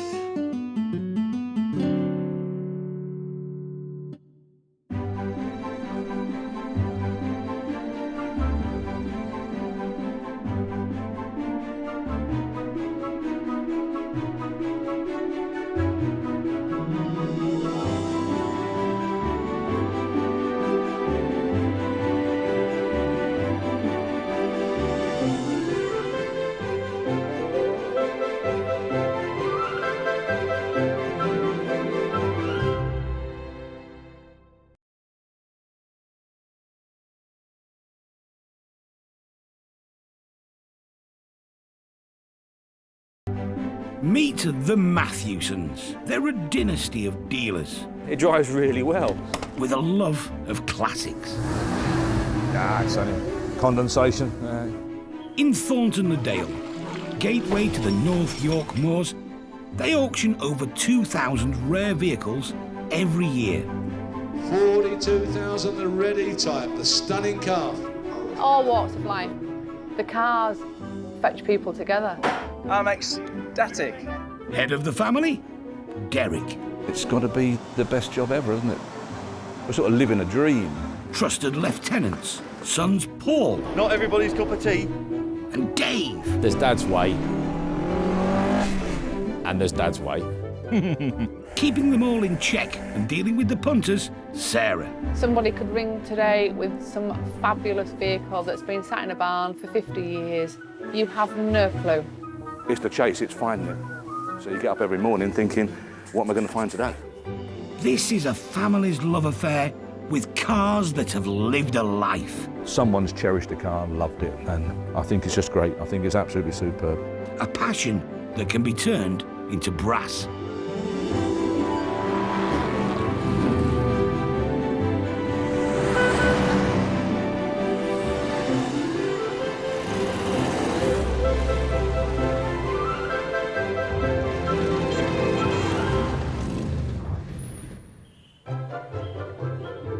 On sale this week. Sunbeam Lotus. Closer you get, worse it is, unfortunately. Yeah. You want a bit of weekend work, as you can see, but it won't take most of you long to do that. Coventry Climax trailer pump. They were quite an important piece of machinery in the Second World War. Walk steady. Be no good us going to a fire, would it? 1966 Morris Minor convertible. Beautiful car. If that turned up on a transporter outside my house, I would be highly delighted. Well, no, he's not strict enough. It's enough with the women. If you want to see strict, I can do strict. Yeah. Bend over.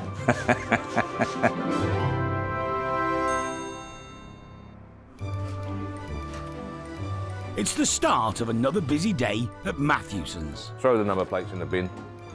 Sell it again. Job done. Derek's catching up with admin. I'll just do this email for you, Joe. I didn't realise you did emails with a pen, Derek. Oh, I do. Oh, yeah. Dave's got a treat in store. Collecting a car similar to the one he drove at 14. You remember with great fondness, don't you? It's put everyone in nostalgic mood. I was driving at 8. I was still at school and a Jeep CJ7 came in here. It didn't run, didn't look pretty, wasn't nice. My first car was my dad's A55 Cambridge Mark 1, 1958, and cracking car. If I could buy it back today, I'd pull out the stops and buy it back, no question at all. Jake the Mini. There's me, 20 years old. That's cool. Okay? Dave pimped an 80s shopper car to look like a rally-inspired high-performance machine. Talbot Sunbeam 1.3. I took the 1.6 engine out of the Avenger and popped it in the Sunbeam. Today, he's off to collect the real thing. Ripper this morning, Talbot Sunbeam Lotus, which has been resting outside the guy's back door for something like 29 years. In its day, the Sunbeam Lotus would leave everything but supercars standing. Farmer and current owner Simon Leroyd was brave enough to take it on. Is it a bit of a scary car then? Oh, very, yeah. Yeah. I've lost the back end at over 70 coming out of the corner. Unfortunately though, Simon's rare Lotus has seen better days.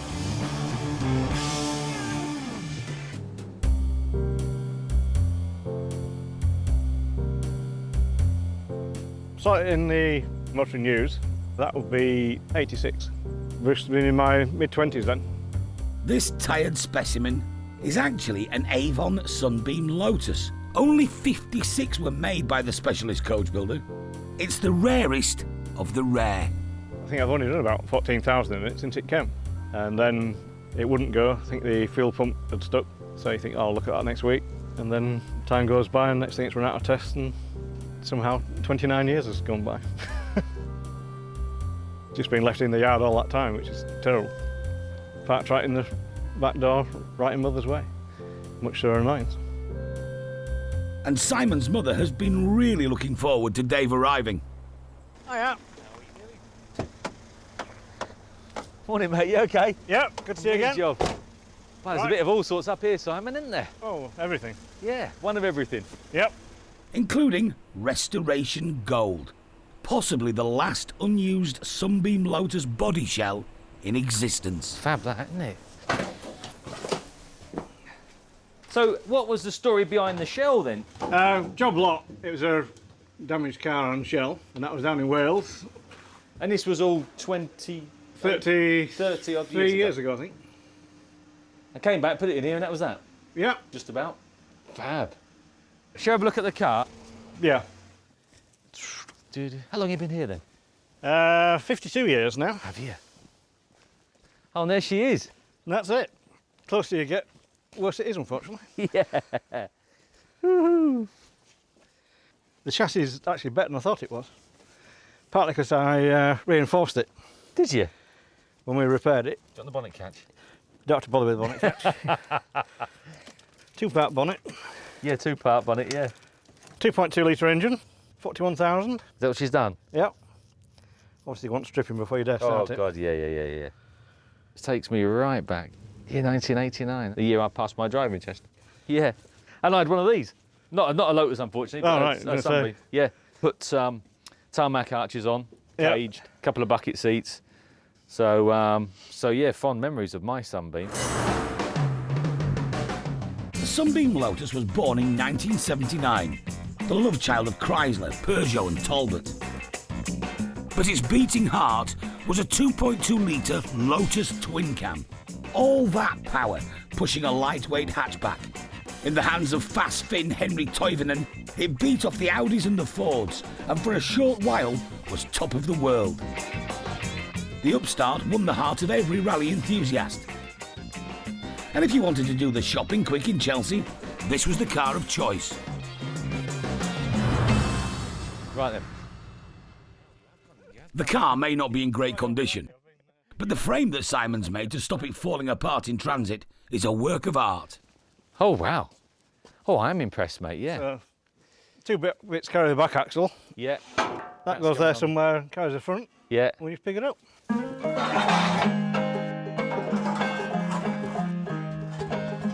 If I was a betting man, I bet you have to pick that up just this side of those two tubes, you know.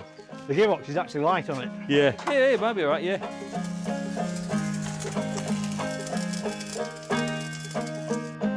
Down a bit, mate, down a bit. Yep. Yep. You there? Right, moment of truth. Feel heavy? I told you.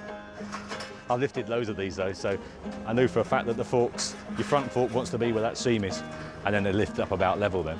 Yeah. But we'll get there nice and steady. That's it. Yeah, we're now up. Just up a little bit, Simon. Yeah. Oh, spot on, they're down at that. Yeah. Brilliant. Yeah, that's fab. I've been and picked up all sorts from all sorts of people, but that was extremely straightforward and well planned. well executed. Brilliant. So good, in fact, that the lightweight body shell will need twice the number of people to get it on the trailer. So, to say when? Ready. Simon's brother Mark and his mate Graham have arrived to help. Oh, they're knocking over anyway, then. Yeah. Right. Just mind not get trapped there, Jeep. Fancy you that.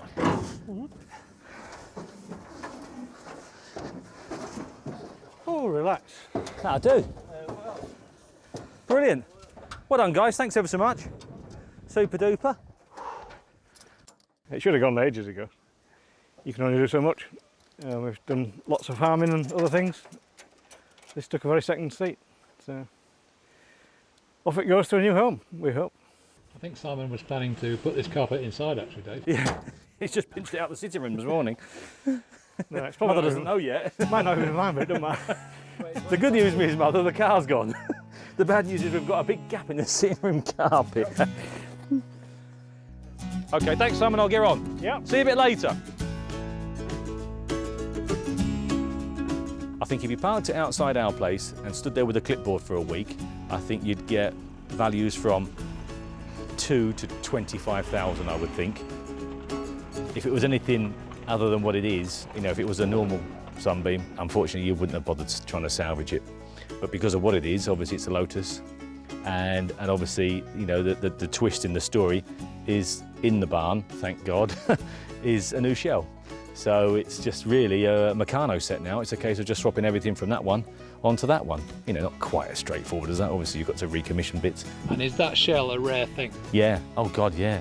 It'll either go to somebody who's already got lots of nice bits, or it will go to somebody who's going to use most of that. You know, but whichever way, you know, there's going to be another one saved.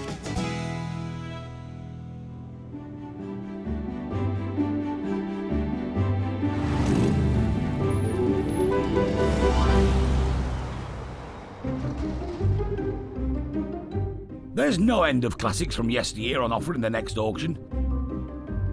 Simple, understandable, pre-digital engineering. But in the office, it's a different story. Oh, it's useless. I'm telling you now, can't get on with it. Vehicles are advertised on a website. It's a step too far for some potential customers. Right, so if you go, you've found your search box at the top, yeah, and press return. Right, at the end of your row of keys, you've got your QWERTY keyboard, ends with P. There's a really big key at the side. Yeah, you found it. No problem. Derek's had enough. It may be late, but he's off on the hunt for a pristine, highly sought-after classic. Well, here we are, late as usual, to go down to North Lincolnshire on the coast. We're going to the seaside. We're going to pick up a Morris 1000 convertible. So I'm looking forward to that. Also on the list, a rare and auction-ready Second World War fire pump. It's got a Coventry Climax engine, which a lot of them had, which is basically a Hillman imp engine. They were towed around in the Second World War, just, you know, behind any vehicle. Taxis used to tow them to put out incendiary fires and such like. They were quite an important piece of machinery in the Second World War. Hello. Hey there, 350. Cheers, mate. Thank you. Ta-da. The 1966 Series 3 Morris Minor convertible, owned by Stephen Wilde, is for many collectors the pick of the bunch. Trafalgar Blue. But this one has had some 21st century refinements. I put the 5-speed gearbox in it, but Yeah. it's got discs on the front, it's got servo, anti-roll bar. So it's a good upgrade. A 5-speed gearbox makes a difference, doesn't it? It does, because Tremendous, with the isn't it? standard gearbox, you Yeah. always think that you want another gear. Yeah, you do. This was the first million-selling British car, and there are loads still running well. Oh, lovely job. Well done. And Derek really likes this one. Can you see? You had a nice paint job done, Stephen. Very bonny. A little bit of right hand, just a touch. Yep. Charming old car, aren't they? And you get a nice one, well sorted. I mean, with that 5-speed gearbox, that'd drive lovely, wouldn't it? But I've got a little pickup, so it drives like new, and they drive lovely. You know, when they're right, they drive lovely. I'll let you get back to your barbie. All Thanks for putting yourself out. Sorry I'm late. No problem at all. Nice to meet you, mate. No problem. Well, when I walked down the drive and I saw the back of the car, I'm out of jail, made the trip worthwhile. Beautiful car. If that turned up on a transporter outside my house, I would be highly delighted.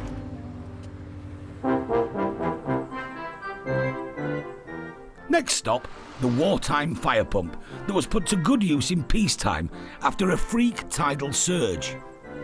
The 1953 floods that devastated the East Coast all the way down to Canvey Island, Southend, down that way. Apparently this pump was used to discharge floodwater in one of the towns, so it's got a bit of history about it. Now then, Doug. All right, mate. Owner Doug Hadley has researched this one's movements along the East Coast.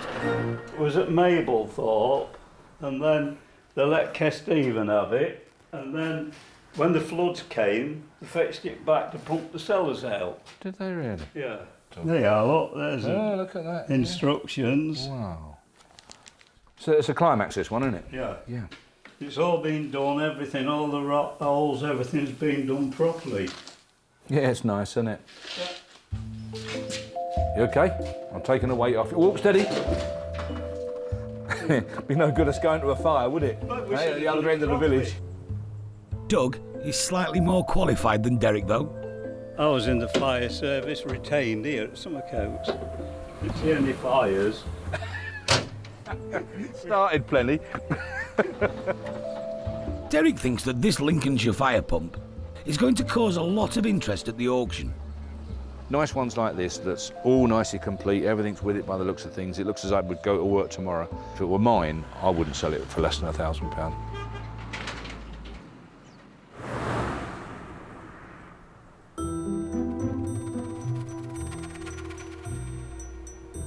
The confusingly titled but very rare Talbot Sunbeam Lotus Avon is now ready for viewing, alongside the even more rare body shell.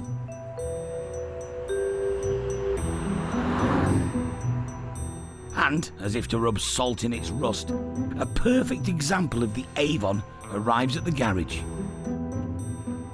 It's owned by Graham Lawton, chairman of the Sunbeam Lotus Owners Club. Talbot created a hatchback shopping car that could out-accelerate a Ferrari. That was Mum's car with a James Bond engine to me, so it was brilliant. And I've had a Sunbeam Lotus in my life since I was 21.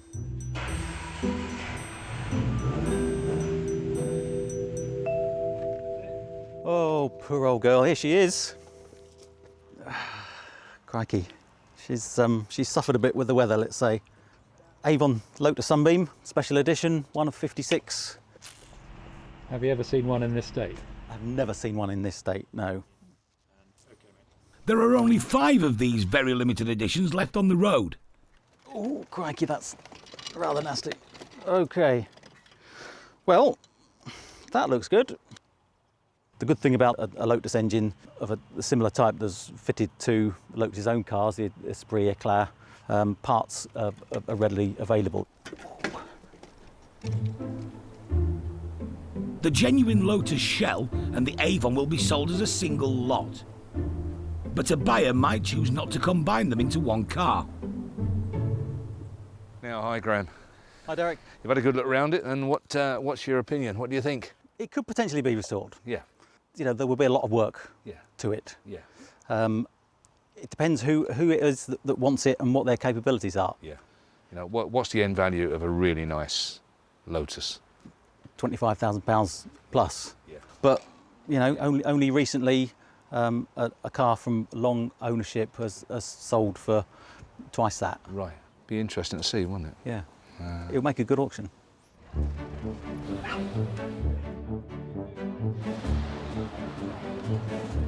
I saw it on the website, so it's been on my mind ever since. I'm after a bike, and no one else will have one like that, will they? I've spent about £400. Can't take it with you, can you? Got a chicken sew on as well. For my dad. There you go, sir, all registered. Thank you. It's our biggest ever auction.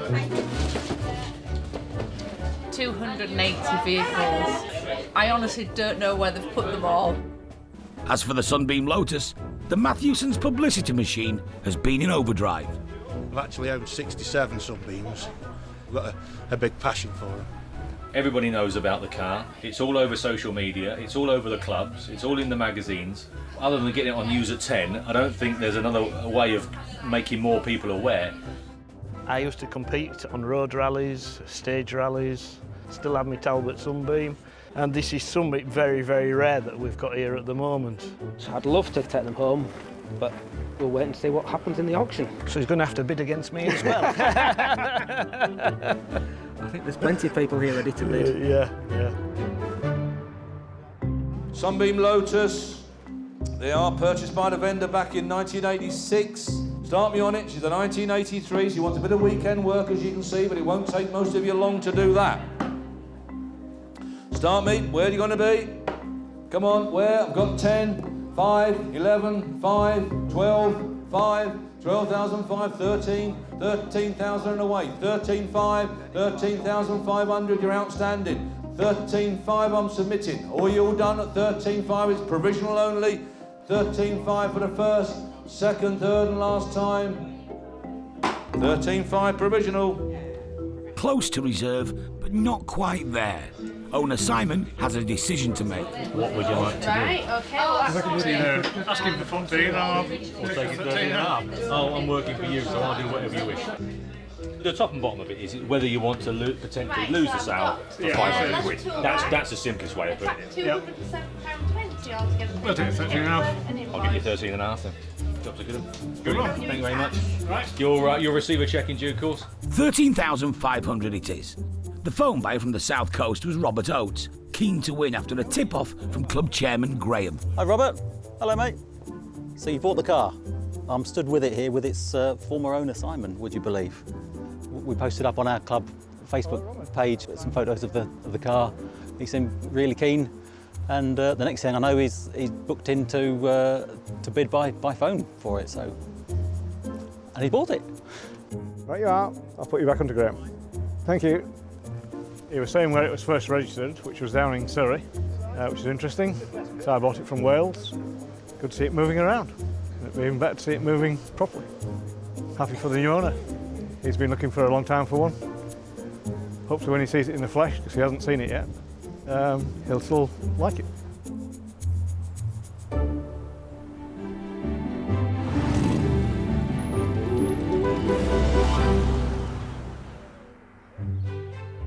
It's the day after the busiest auction Matthewsons have ever had. I reckon that's a right cool car, that. But Derek doesn't seem to be putting his feet up. Oh, that's a lovely car. That is a well-sorted car, that. I know it's not quite your cup of tea, but that's a nice sign, that. Nice sign, isn't it? Yeah. That is a nice sign, yeah. Yeah, it's a keeping car, not a selling car. Oh, yeah. That's the difference. It's like eating sardines and selling sardines, you know.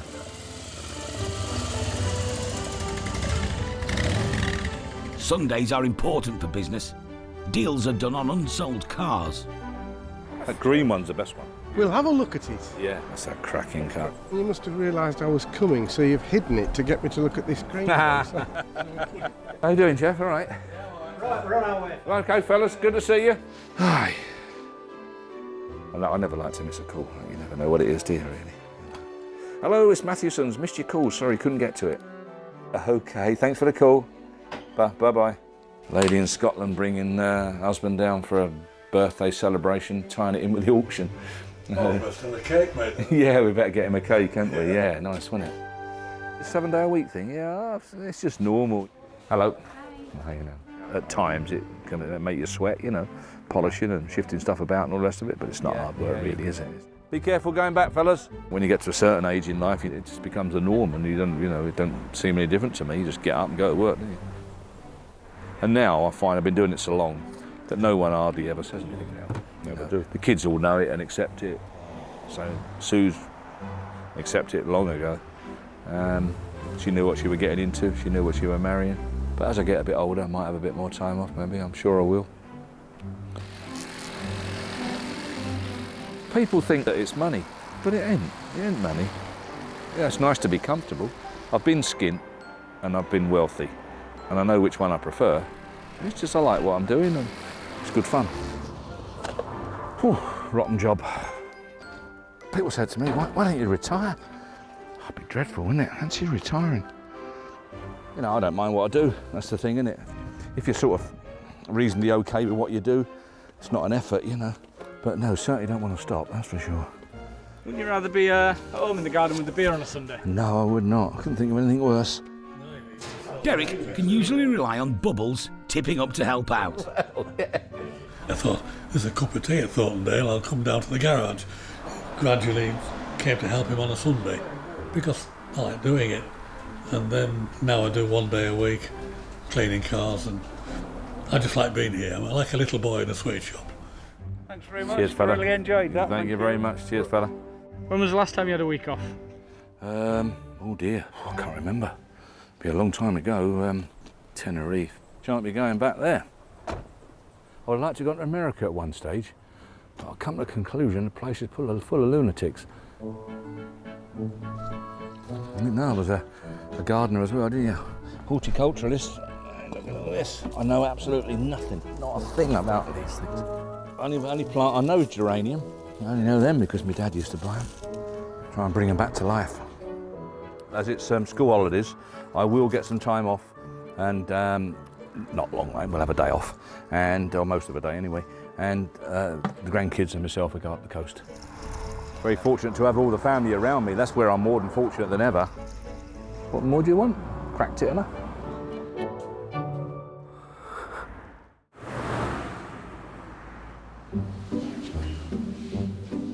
Monday brings a new batch of potential buyers eyeing up the merchandise. And as office manager, Sarah has been giving a lecture about the youth of today. Yeah, because I'm sick of it.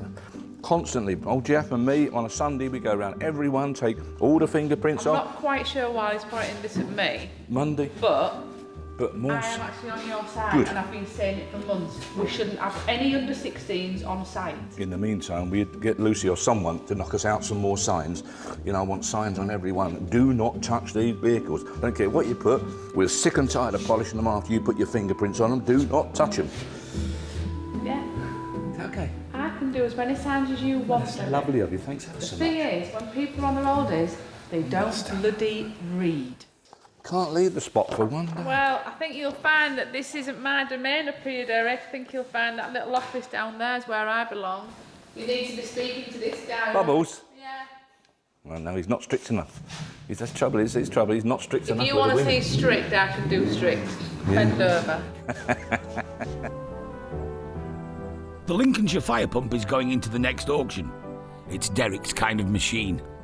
Coventry Climax, a lovely little engine. Got a little side valve engine in there, copied from the little Morris Minor side valve engine. And the novelty thing is a Pyrene fire extinguisher, which it carried and sat in there. So that all sits in there, and we've even got the bucket, proper fire bucket there, that they used to carry, of course, full of sand. That would be full of sand. And there's where you swing it, as you can see. That's your starting handle, if you like.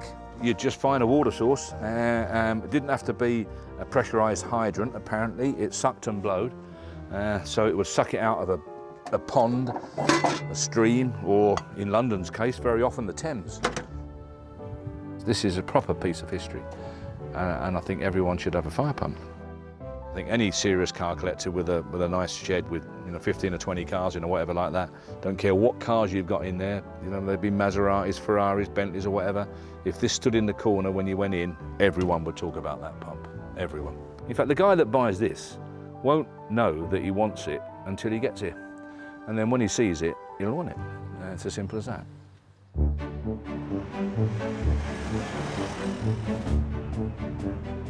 As the crowds gather for auction day, there's proof that all is not lost for the next generation.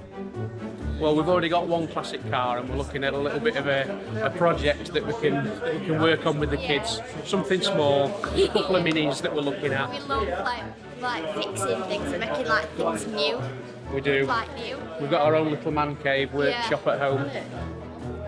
There's enthusiasm for some bits of auto memorabilia. Bought with permission from my wife. There's a lot of people bidding on this, actually. I mean, look, on that dressing table, there's tiny little candles, and it's the best doll's house ever, isn't it? But scepticism for others. Michelin advert clock, highly desirable. I suspect copies. They're too posh to be in a garage, but they look very good.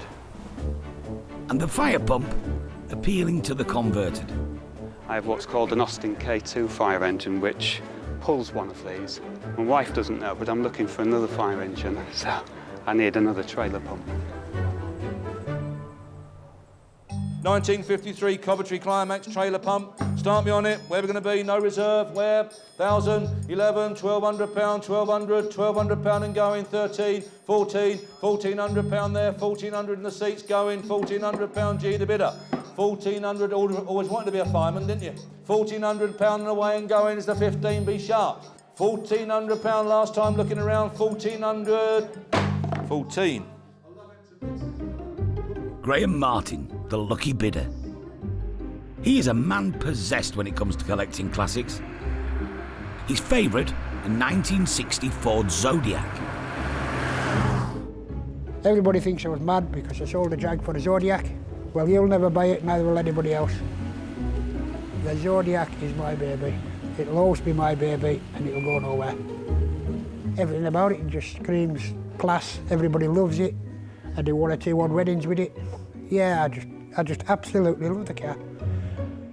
Along with his brother David, Graham has built up a great collection of vehicles in a short space of time. About 6 years ago, we started collecting properly. And I guess at the moment we've got 50 cars, a wagon, 3 tractors, and about 130 motorbikes. If it's anything to do with motoring, we'll have it. A few years ago, they were so excited by this 1976 Volvo, they got in it and didn't stop driving. It's Land's End to John O'Groats, through woods and all sorts. It didn't just Land's End to John O'Groats up a motorway. We set off and all we wanted to do was get from one end to the other.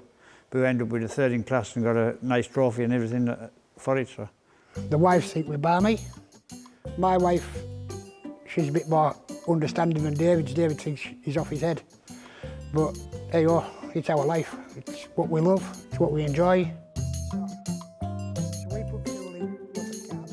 Graham and David have bought many of their vehicles from Derek, but at the last auction, they nearly went home empty-handed.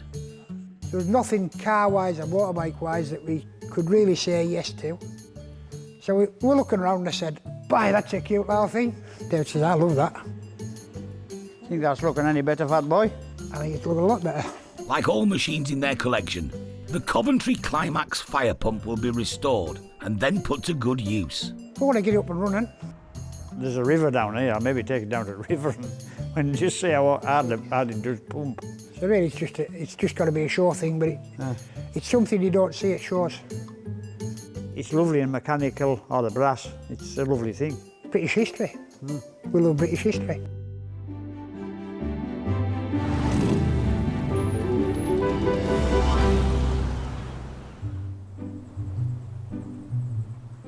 Now fully polished, the 1966 Morris Minor convertible is auction ready. There are good ones and bad ones, and Derek can spot the difference. Most factory ones, doors don't fit very well. They catch on the pillars and such like, where they have actually gone a bit and flexed a bit like that. But look at this, door fits perfectly. Beautiful car, really, really nice. Instead of paying Joe Bloggs down the road 650 quid all in, paint materials and everything for a repaint on his Morris 1000, he spent $3.5 grand on a proper job for his Morris 1000. He's wound up with an absolutely superb Morris that you're proud of. Wherever you go, it's going to be admired, shows and such like. It's retained its value because of the quality of the paint job, and now the proof of the pudding is going to be when it makes the money under the hammer, because it will. The car's worth £10,000 of anybody's money. You can't even begin to buy a good one, a sound one, and then upgrade it to this level, repaint it to this level, present it in this level for anything like 10,000 quid. That is an absolute bargain for 10,000 quid.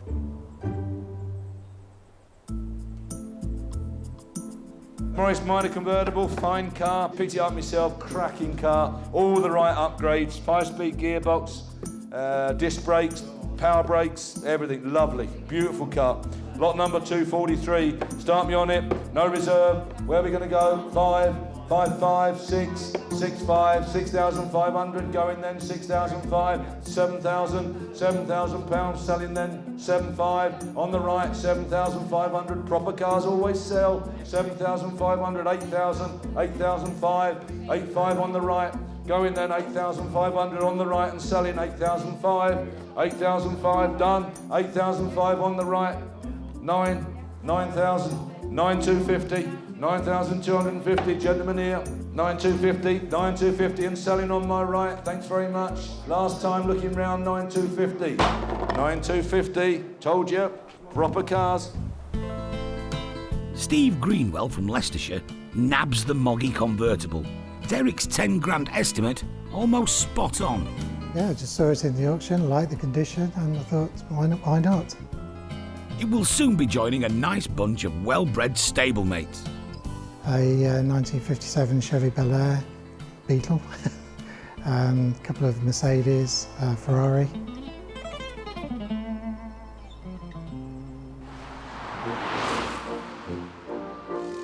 After the busiest auction ever, nobody could move for cars. Paul needed to get the Sunbeam Lotus out of the yard for collection. There's some sort of a transporter coming for these two. Sadly, the forklift is round the back.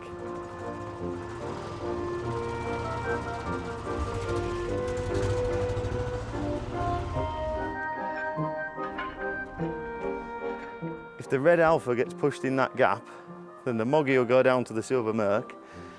The BM will then go down behind it. The Merc will go down behind the BM. The white MGB will come forward. And then, I'm not doing so bad then.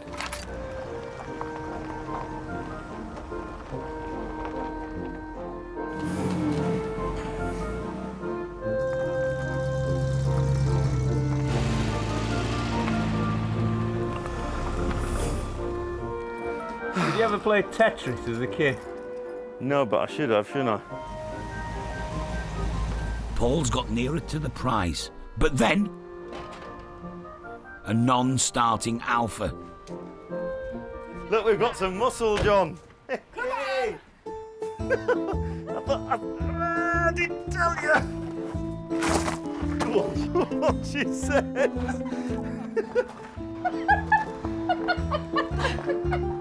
Come on, John. Can you remember what the outside's like, Sarah? Have you been out for a while? My skin's starting to peel off now it's hit the sun.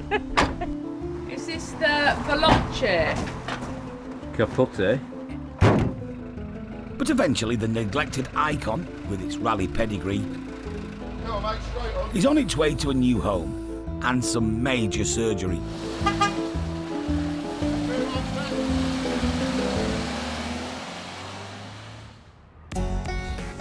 After all the faffing around, Paul's decided he and wife Angie should spend a few hours in Scarborough with the kids. But there are no buckets and spades on board. Downtime with any of the Matthewsons usually involves an engine. So we'll get there, and I think you should just do it. I think you should. Don't you think, Mum? What? Your legs should just go jelly. 7-year-old Kate has a point, though.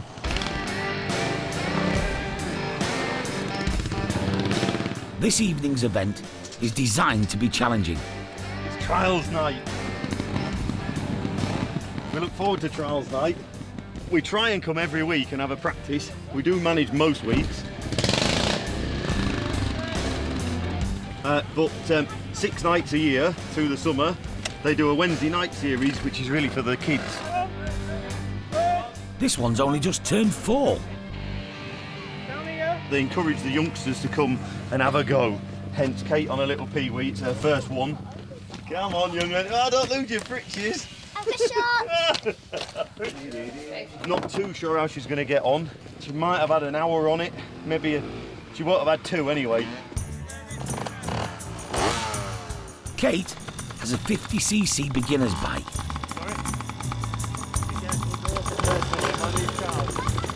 Charlie, a 125 gas. He's been coming here for 5 years.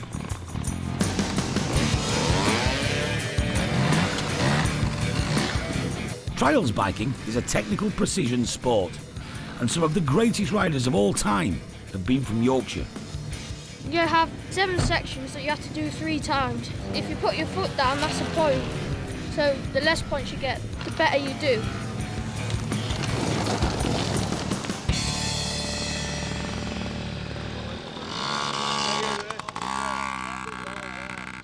Angie's really nervous. Can you not see? Watching her.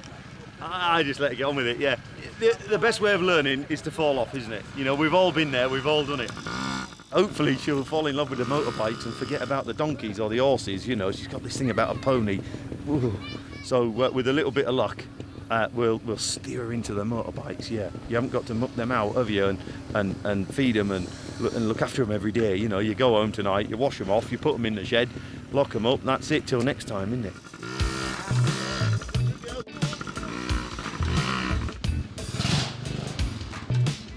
A successful evening. She's done really well, bless her. Brilliant. Yeah, chuffed.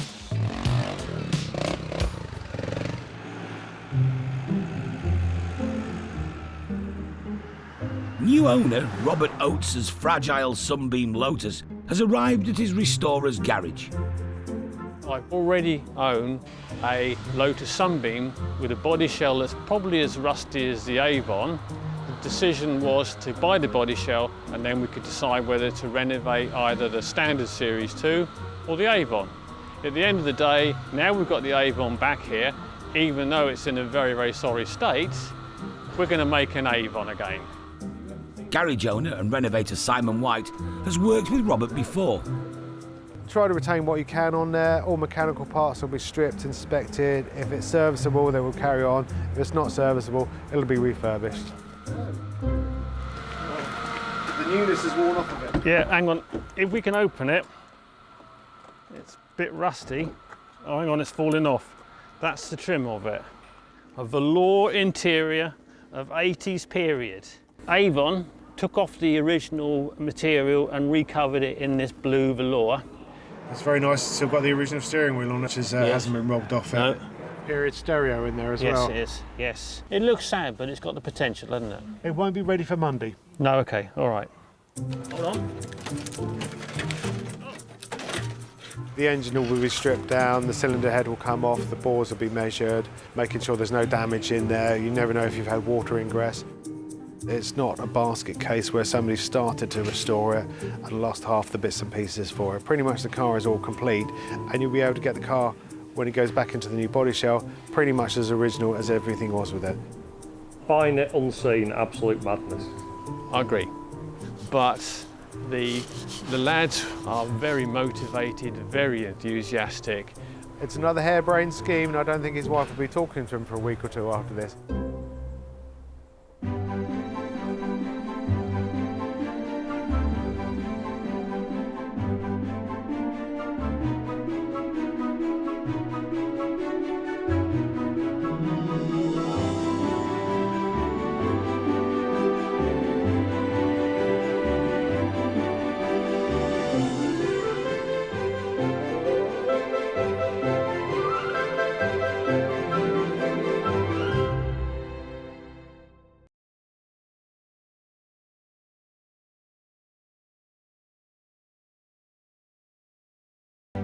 Meet the Matthewsons. They're a dynasty of dealers. It drives really well.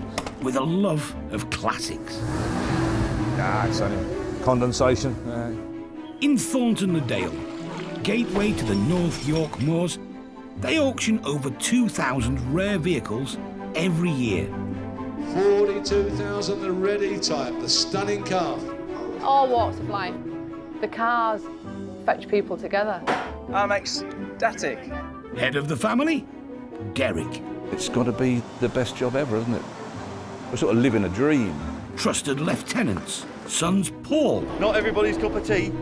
And Dave. There's Dad's way. And there's Dad's way.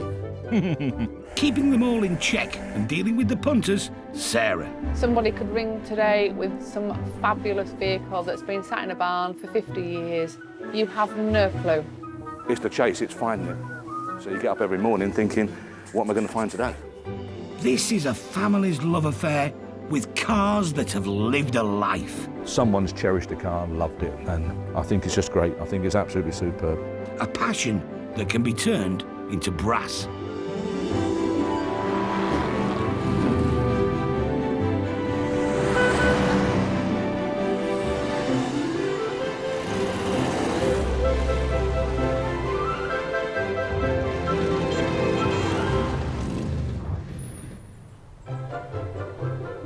On sale this week. 61 Elvis TD21 Saloon. Beautiful car. It's been under restoration for 15 years. Engine runs like a wee sweetie. The Chevy, the Corvette. This is a handful of a machine. One of only 7. And it's the last remaining one. Elvis TC21 100 Special. Come from a gentleman north of the border. He's a magician. Built this car himself. Done a heck of a job, didn't he?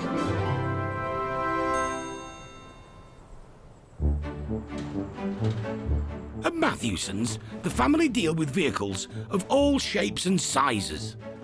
Derek appreciates the pocket-sized ones. I like microcars. There's something about them. I've admired them for a number of years. Sarah is impressed by size. It's fantastic. What a bit of engineering. Amazing. And Dave can't resist a long bonnet from the 80s. 2.8 Capri. Bit of gold chain. Yeah, nicely ironed shirt. Loads of hair, preferably permed. Around here, beauty is in the eye of the beholder.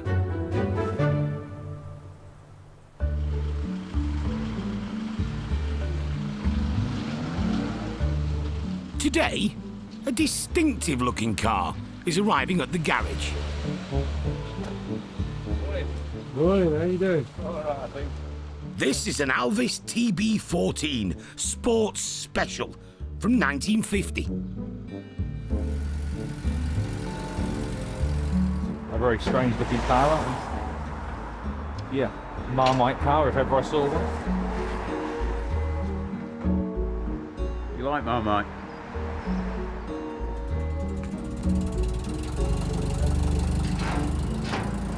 They're an acquired taste. Have you acquired that taste? No. I love it. Absolutely. It reminds me of very much like an AC 2 litre. They've got a similar sort of front end and a very old-fashioned looking cockpit. Very much the same, really, an AC. I quite like them old ACs. Ugly old buggers. They were always regarded as very ugly, but I actually quite like them. Got a bit of a style now. In their day, they were just really poo-pooed. A bit like this would have been. I mean, let's face it, most people looked at that and thought it'd been made at home, wouldn't they? Really, didn't they? Derek's grandson, Jack, volunteers for some advanced training. I think you ought to drive it, Paul. The TB14 has a 1900cc 70 horsepower engine. That'll do, yeah. In theory, the 4 forward gears were supposed to get this car to 80 miles an hour. Give it a bit. Oh my God, wrong gear. Jack's going to find first gear sometime this afternoon. How's it going, Jack?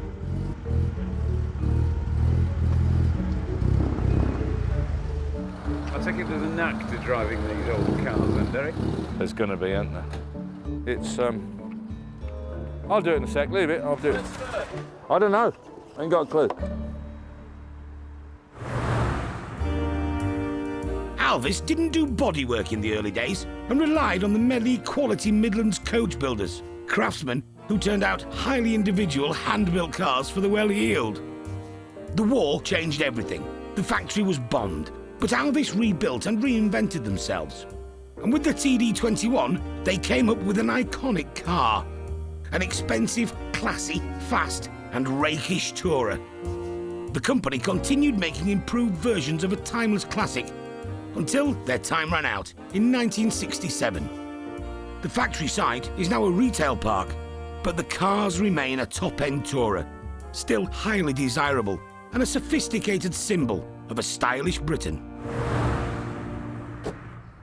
The TB14 could sell for up to 30 grand. What a cracker. Publicity is key when there's a narrow market, so the trick is to have other valuable Alvis cars in the auction. But this will involve a bit of a trek for Dave and Paul. So this is like a tracker that we have. So this is Paul and Dave. So this is our tracker system, just so that we know where the guys are and if they're safe, basically. This is a live update because they left here this morning. They're on the way to Glasgow, which is here. So they're probably there by now, having a little look. 1960 was a good year for Celia Clegg, and it was all thanks to an Alvis.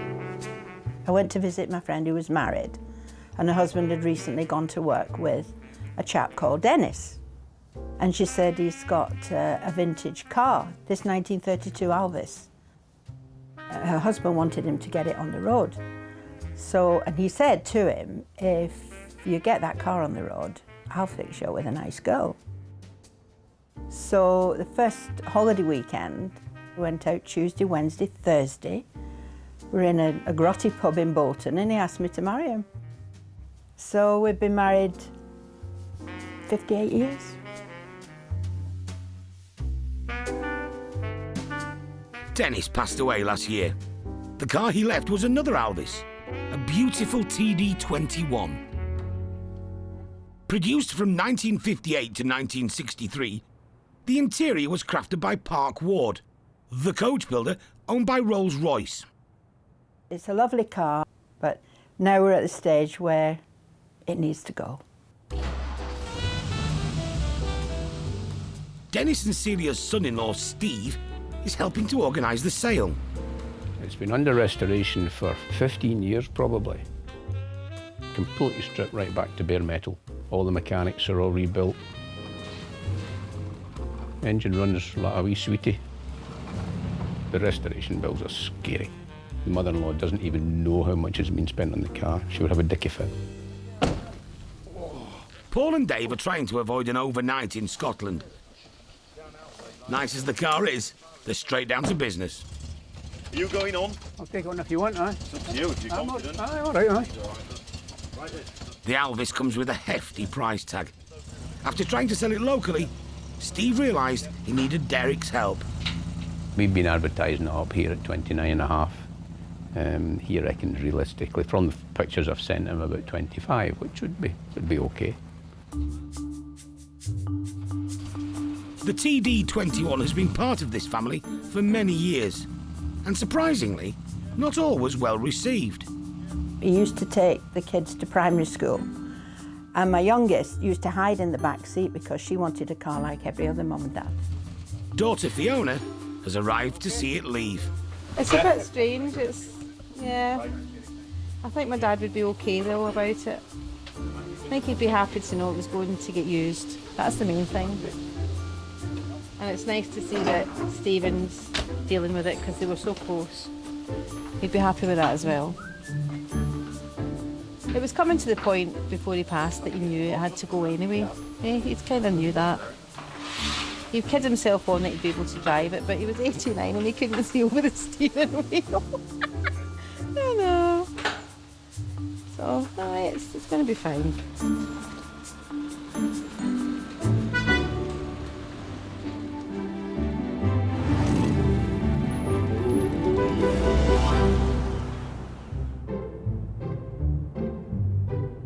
In the showroom, the unique styling of the Alvis TB14 is scrambling Derek's mind. I mean, God, it is ugly, isn't it, really? You know, if you gave a pen and paper to a 4-year-old and said, right, sketch out a car, he'd sort of come up with that, really, wouldn't he? But it's so ugly, it's desirable. We're a bunch of weirdos, aren't we, really? I mean, let's face it, no one really should want to buy one of these, should they? But they do, and we do, because of it's outrageous, isn't it? Nobody can doubt the craftsmanship, though. It's had an extensive restoration, including an unusual paint job. It's hand-painted and rolled. So I used a roller, didn't spray it at all. He said this weren't done out of a gun, this was done by hand with a roller. I thought, that's damn good, really, like. It's odd, isn't it? But charming. Something about it, isn't there?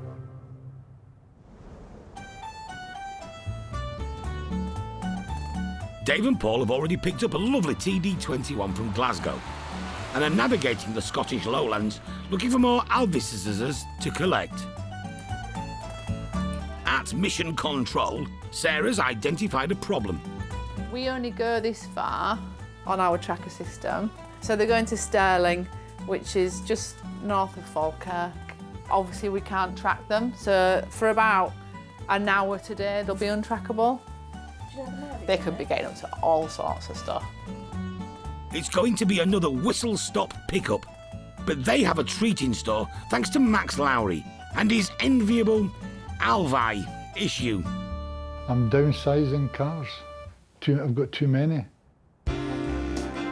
He's decided to sell this stunning 1954 Alvis TC2100, otherwise known as the Special. Selling the Special's hard because there was so much work went into it. I bought a rolling chassis that had been sitting on top of a shipping container for years. Rebuilt the chassis, repaired all the chassis. I made up all the panels, all the wings and everything. The Special gives you a buzz and it draws a lot of looks. Someone said to me that the Alvis Special is a midlife crisis car. Well, that's fine, I don't mind. So how long have you had this? I finished it in 2008 or 2009. So I've been Right, driving, so 10 years worth of fun. Driving. Oh, yeah, that's the reason. Gotcha. It's a funny thing, I like the colour. It's nice, isn't it? It's Rolls Royce Claret. Is that what colour it is? Yes, sir. Oh, yeah. Max knows this is a valuable car, and the Alvis Owners Club agree. The club put a value about 38,000 on the Special. I'm looking for 28. Some might say that's not a bad price, given that it took 5 years to rebuild. It's strange when you know it's not coming back. But anyway, that's life. Another chapter, another car.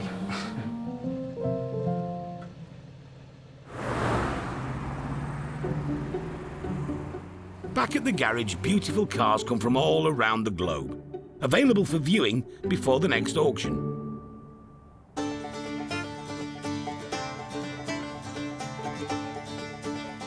Part of the collection, several American classics from the day when more was more. They've divided opinion.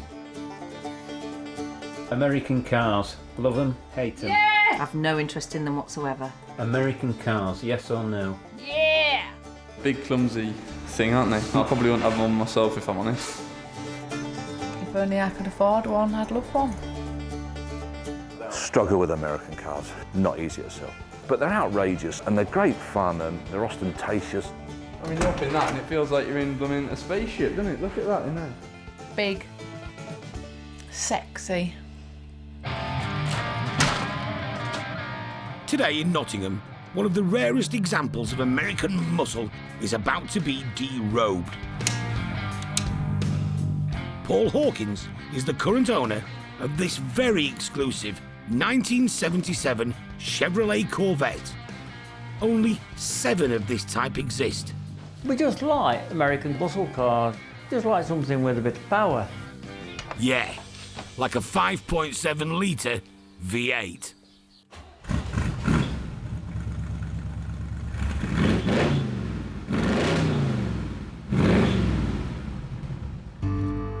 It's all right, isn't it?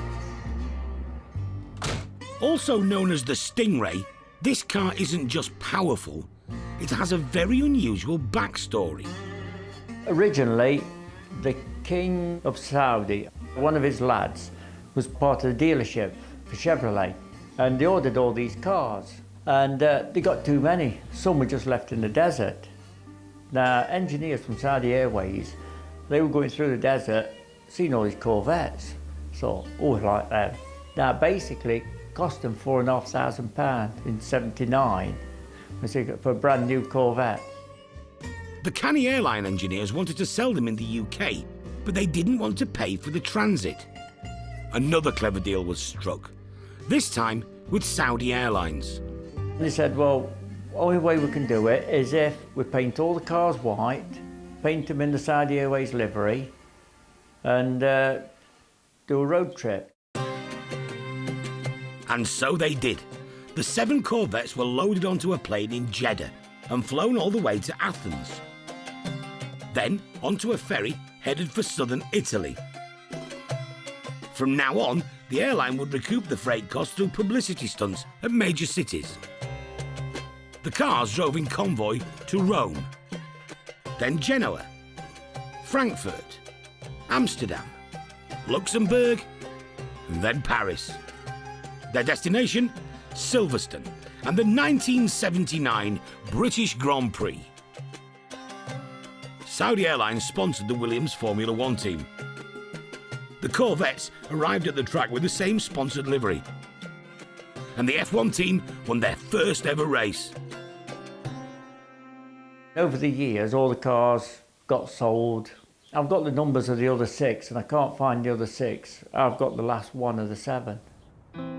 It could be worth nearly 25 grand.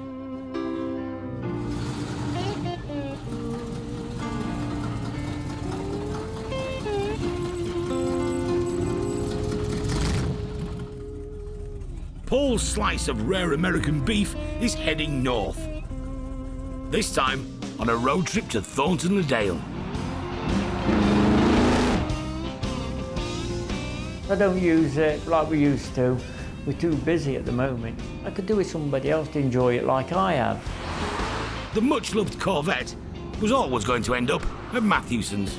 I don't want to send it to an auction where a young lad that's just won lottery buys it and goes and wrecks it, you see. I'd rather it go to somewhere nice.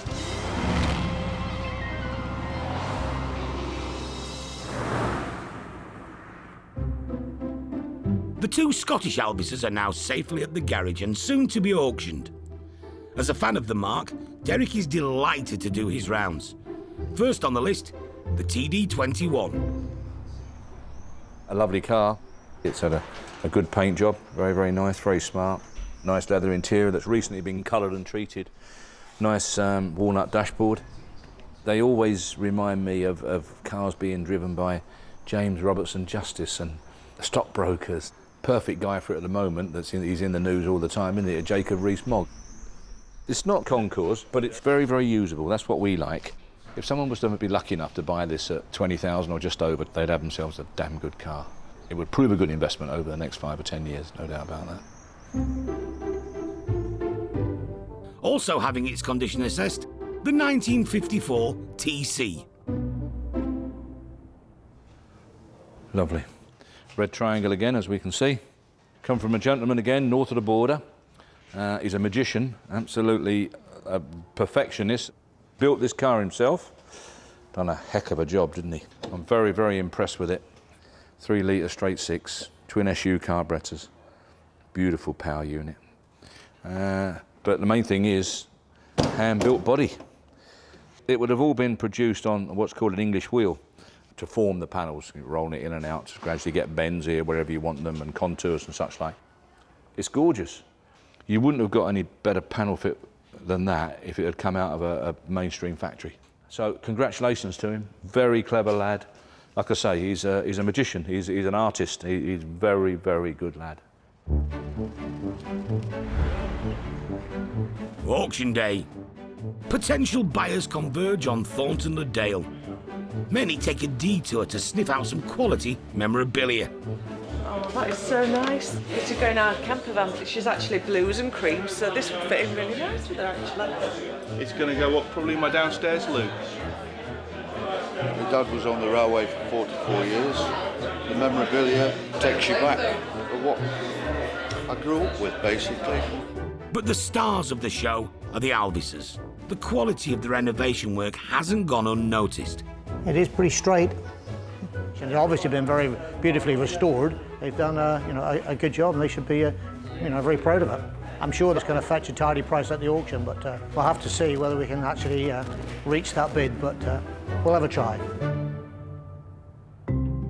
Elvis TC21 100 Special, beautiful bit of kit, hand-built car, 1954. Whereabouts? Come on, 20, 20, 22, 24, 26, 26. Do you want 7? 26 on my right, you're missing 1, 26,000 on my right and submitting. Last time looking round, 26, provisional, 26. Highest bidders? Tony and Pauline from Sheffield. £2,000 under reserve. All gone through? It's gone, yeah, it's sold for 26,000. It's a rare thing, it's got a lot of history to it, and I admire the car, and a friend of mine collects them as well, but he hasn't got one of those, so when he sees it, he'll be a bit jealous. This is the best thing on the car, the lady. All you can see is that. Which is that.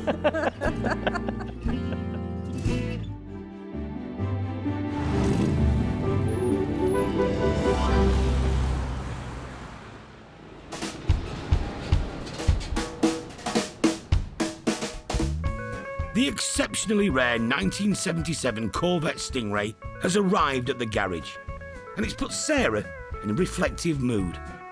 What I like about them is a lot of cars that we see in the UK, they are a status symbol, aren't they, really?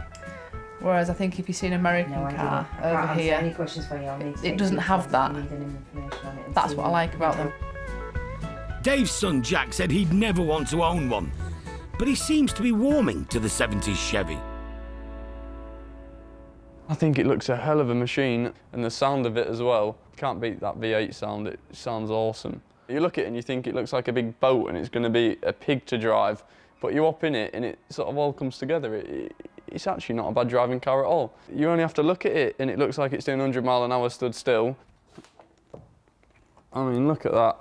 That is a really, really nicely presented engine bay.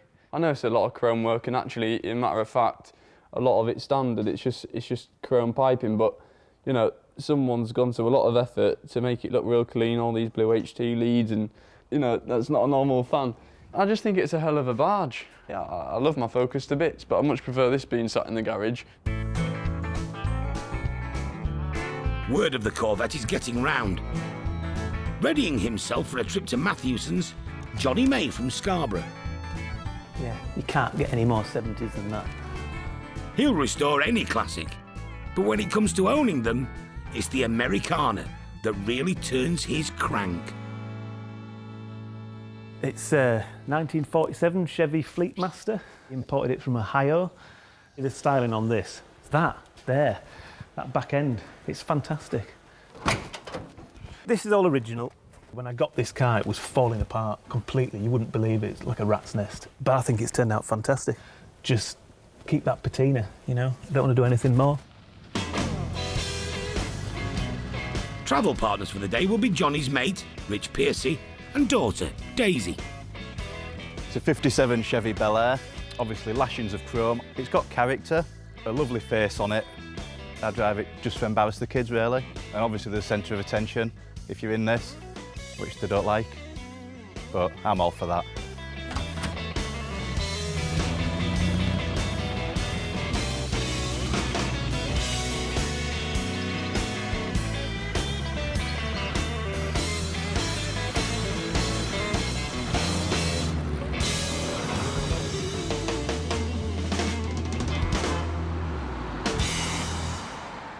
The showroom is open all day. Pre-auction viewings help to sell niche cars like the Corvette. Like the wheels. It's a nice looking car. It is a nice looking car, yeah. It's very unique. Loving the side pipes. Yeah, have a little sit in then, yeah. Crack on, mate, crack on. Oh, see, look, Rich, 8-track. With an 8-track. It's got an 8-track winner. You got one? Sorry? You got one? Not yet, no. No? You're getting one? You never know, do you? If price is right. Get discount, you know? Discount. That hurts, that word, doesn't it? Discount. Like. Oh, yeah. That's nice. That sounds nice. Nice, isn't it? Yeah, that sounds lovely, that. Nice burble. That sounds mint driving down the road. Yeah. Interesting, though. Yeah. That is, yeah. Yeah, I think I've got it here, mate. Matthewson's don't do downtime, but when things are a bit quieter in between auctions, the piles of memorabilia start to get sorted.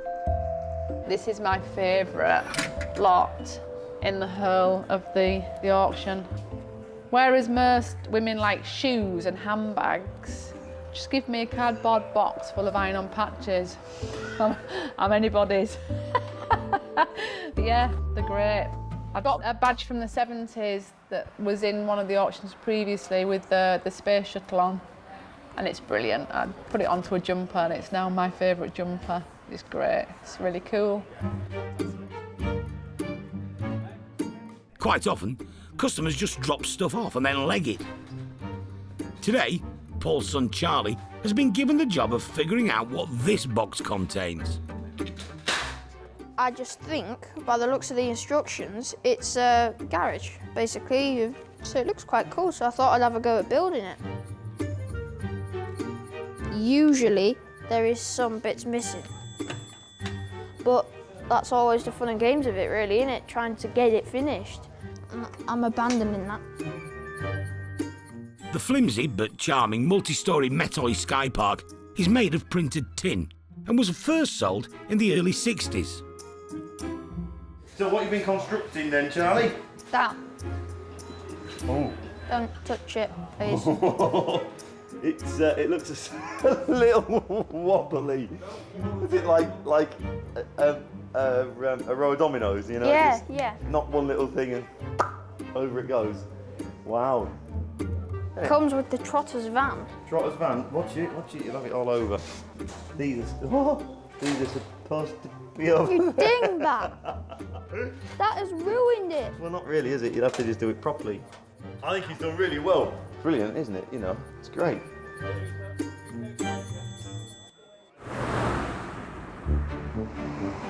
It's auction day and another big turnout.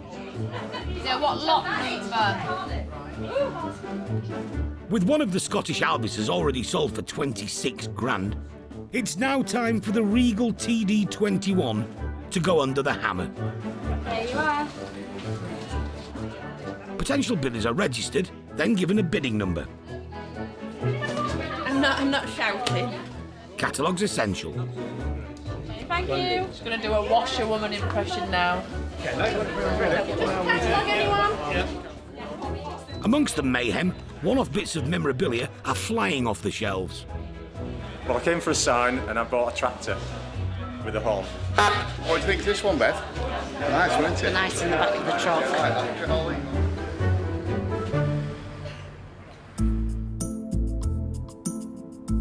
61 Albis TD21 Saloon, beautiful car.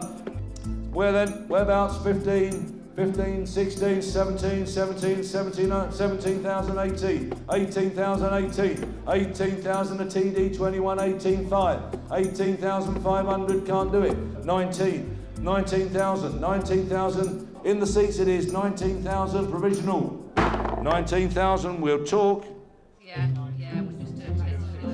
A phone call to the sellers confirmed the sale at 3 grand under reserve. And new owner Stuart Watson has form when it comes to classics.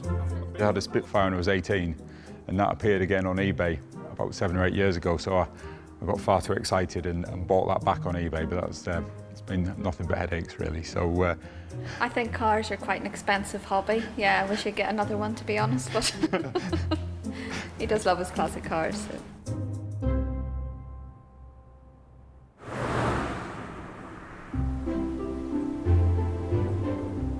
Today, in Thornton le Dale, the village is preparing to welcome back a much-loved local character from the past. As a young man, Ken Ripley was an apprentice mechanic working in the old garage that is now home to Matthewson's. How do? Hi, how are you? Not so bad, have we all day? How are you doing? I'm not doing so bad. It's the first time I've been here for a few years. Ken grew up here. He's now 90. It's nice to see the old cottage again. Oh, blimey. But it's his old workplace he's really here for. Today, Derek is the garage junior. Good to see you. Nice to meet you. Nice to meet you. Yeah, Good. I started work in 1944 here. Wow, how about that? I was a young lad. Crumbs. Thought I knew everything I knew now. I soon learnt, though. I did, yes.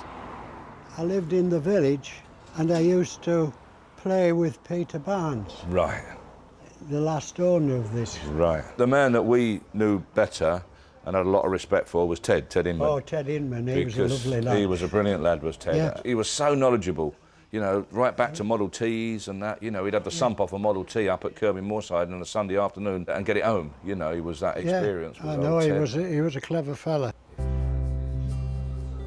Much has changed at the garage since Ken was last here, but some things stay the same.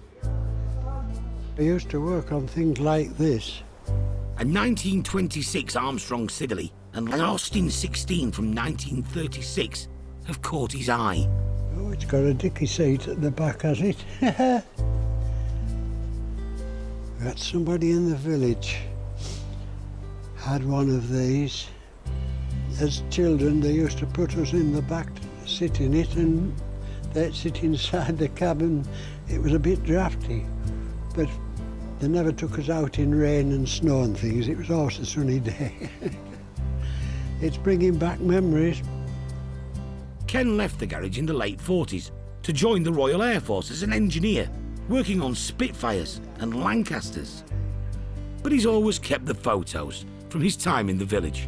That's the Beck Isle. It's well in flood. Yep. How about that? Flooding's not a new thing, is it? No. Keep on about global warming and all the rest of it, eh? Not a new thing, is it? That's me in the middle there.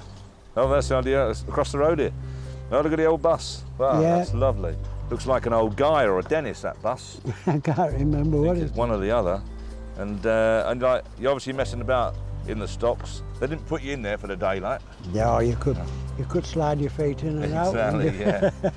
The village hasn't really changed a great deal. The road surface ain't a great deal better these days than it was then. Aye. Well, I really appreciate you coming down, Ken. Really Good. nice, and I'm glad you did. I think it's really important, isn't it, to come back and see the old places that you can relate to. And I just say I've thoroughly enjoyed myself today. Oh, it's great. I like to meet the old guys. I mean, they're part of the fabric of the firm and the village and the locations of the photos around the stocks and things and the pictures of him and his mates and the little kids. I think that's marvellous, yeah. Priceless.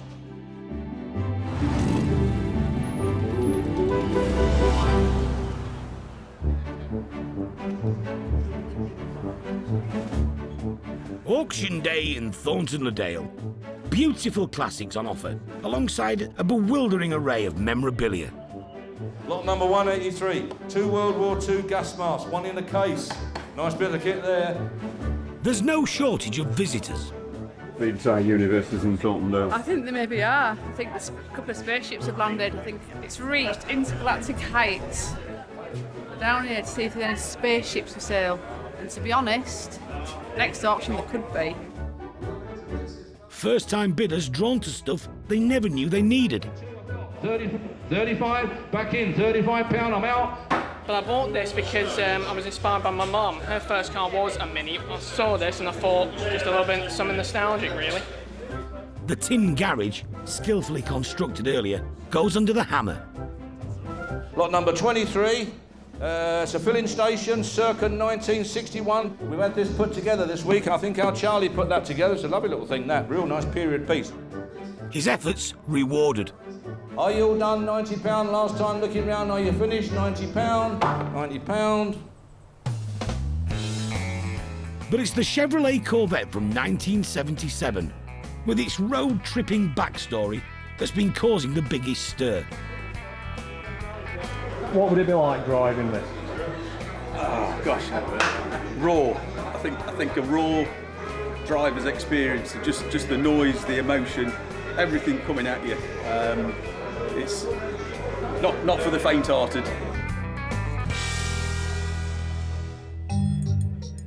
The Chevy, the Corvette. This is a handful of a machine. This one got some lovely history with this. You've no doubt read through it. It's really, really interesting car, this one. Start me on this. Bid with me. 20, 20, 20, 20, 20,005, 20,500, 21, 21,500, 21,500, 22, 20, 22, 22, 22, the Corvette, 22, look at the machine, 22, with all that history, 22,500, orange, you're out blue, 22,500, 22,500, last time, provisional, looking round, 22,500, 22,500. The highest bidder, Mark Gregory from Hull. This would be the second Chevy Corvette in his collection. The current owner is being contacted to see if a deal can be done. Classic cars, it's just a hobby, you know. The one I've got, I think I've already done about 900 miles in it in 4 years. So, you know, it gets packed up for 6 months, comes out during the 8 summer months, have a bit of fun. Mark made a spur-of-the-moment bid. He's still not fully up to speed with this car's rare Middle Eastern heritage. I haven't seen it, but what I've heard, there's a wheelbarrow load of history, so I'm looking forward to reading up, if I get it. Offer accepted.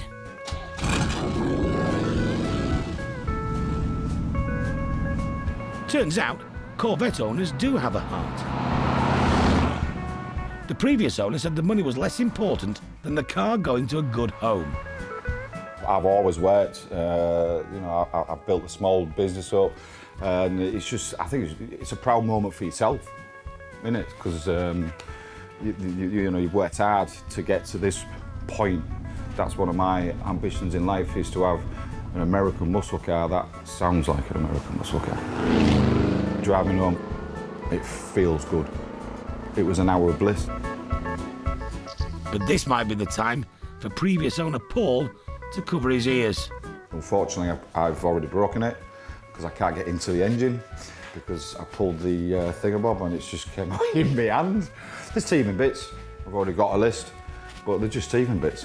I want to put my own stamp on the car now. The ex-owner, you know, he's done a cracking job, but you know, I'll be over the next few years, I'll be putting my own stamp on it and doing my own little bits and improvements here and there. So. The Corvette was sold with its own luggage and a distinctive jacket advertising the Williams Formula One connection. But there's a problem.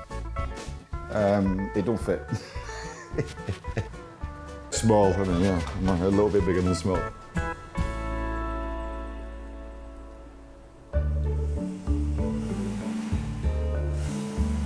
After the successful auction of 2 Alvises netting nearly 50 grand, there was one more to be sold. I mean, God, it is ugly, isn't it? The controversial TB14. Beautiful, it is. Absolutely beautiful. I don't know, it'd be just a dream. Somebody's dream anyway. It'd be my dream. Now, this is a tester. 20 is a start. 20, 21, 22, 22, 22, 23. Bidding stalled. 25. We're a fair way off, but please come and talk. But there was a happy ending. A private admirer stepped in with £30,000, and this eccentric, beautifully built classic had a welcoming new home to go to.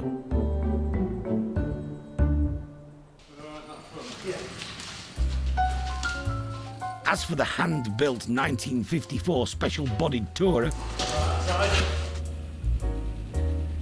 this was shipped out to Tony Slingsby's garage in Sheffield.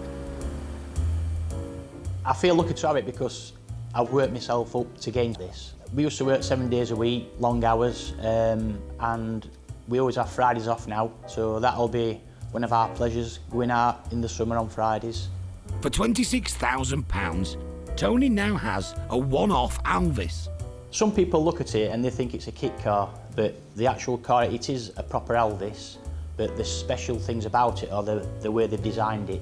The radiator grille's different, and also the triple wipers on the screen, they're a rare thing to see. He plans to make his own modifications. We're going to paint the wings black, like on a lot of old Elvises, and also we're going to fit a pair of Rolls-Royce headlights to the front, so they're a lot bigger to make it stand out. But we're mainly going to enter it in a lot of classic car shows around Yorkshire and just go out for weekends in it for picnics. Also attempting to enjoy themselves Stuart and Leslie with their elegant TD21. How's she running? Interesting question. Well, we picked it up from Matthewson's and I went and I picked up my parents to go for a day out, and unfortunately it broke down first outing and has gradually been getting more rattly ever since. Thankfully that day there was two gents fitting some windows in Danby who were kind enough to lend me a screwdriver or two. So we managed to get it going again, and after a little bit of a stressful spin out, we managed to get everybody home safe and sound. It's got quite a lot of new parts on it, and I think it's probably not had a lot of miles since doing quite a bit of renovation work on it. So I'm hoping it's just going to be teething problems and tightening things up here and there. Stuart discovered that the car is too long for his garage, so he'll be renting somewhere to keep it dry. The hope was to do one further essential fix over the winter. You need arms like Garth to steer it at low speed. So I checked up on the price of a power steering conversion, and that was nearly half the price of the car, sort of thing. So yeah, I'm hoping it's not going to be too expensive parts-wise. Nothing a bit of gym workout can't help. I think at my age I'm past that, but yeah, it'll certainly keep me fit trying to park it anyway.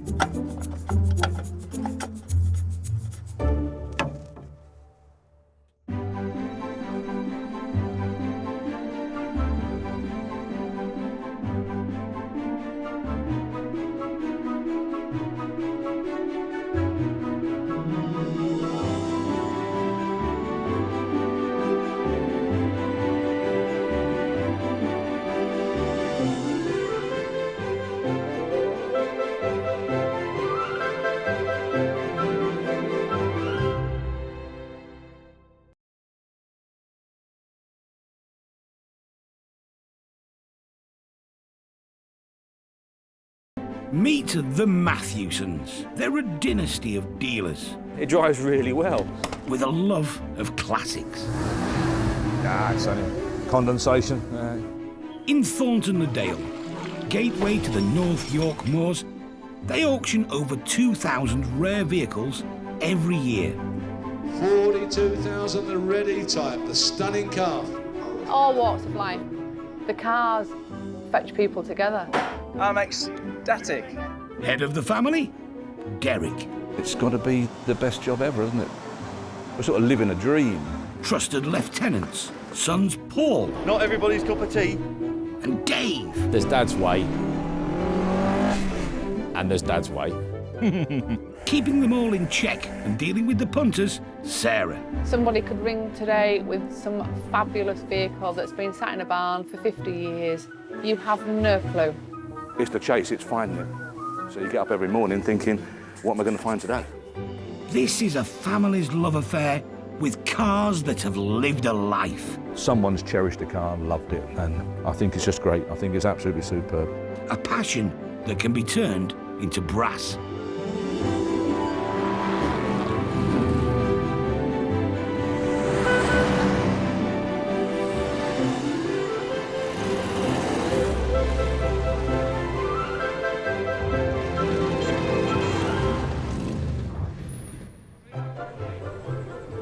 On sale this week. 12 miles only, 1981. Probably the last opportunity to drive a brand new MGB GT. 1969, Morris Minor police cars. Lovely little thing. She's certainly seen a bit of service. She's been used as a bit of a dumping ground. Oh, heck. TR7 V8. Oh, what a machine. What a machine this is. Built at a cost of £100,000. It's our first time at Matthewson's, and what a fantastic place.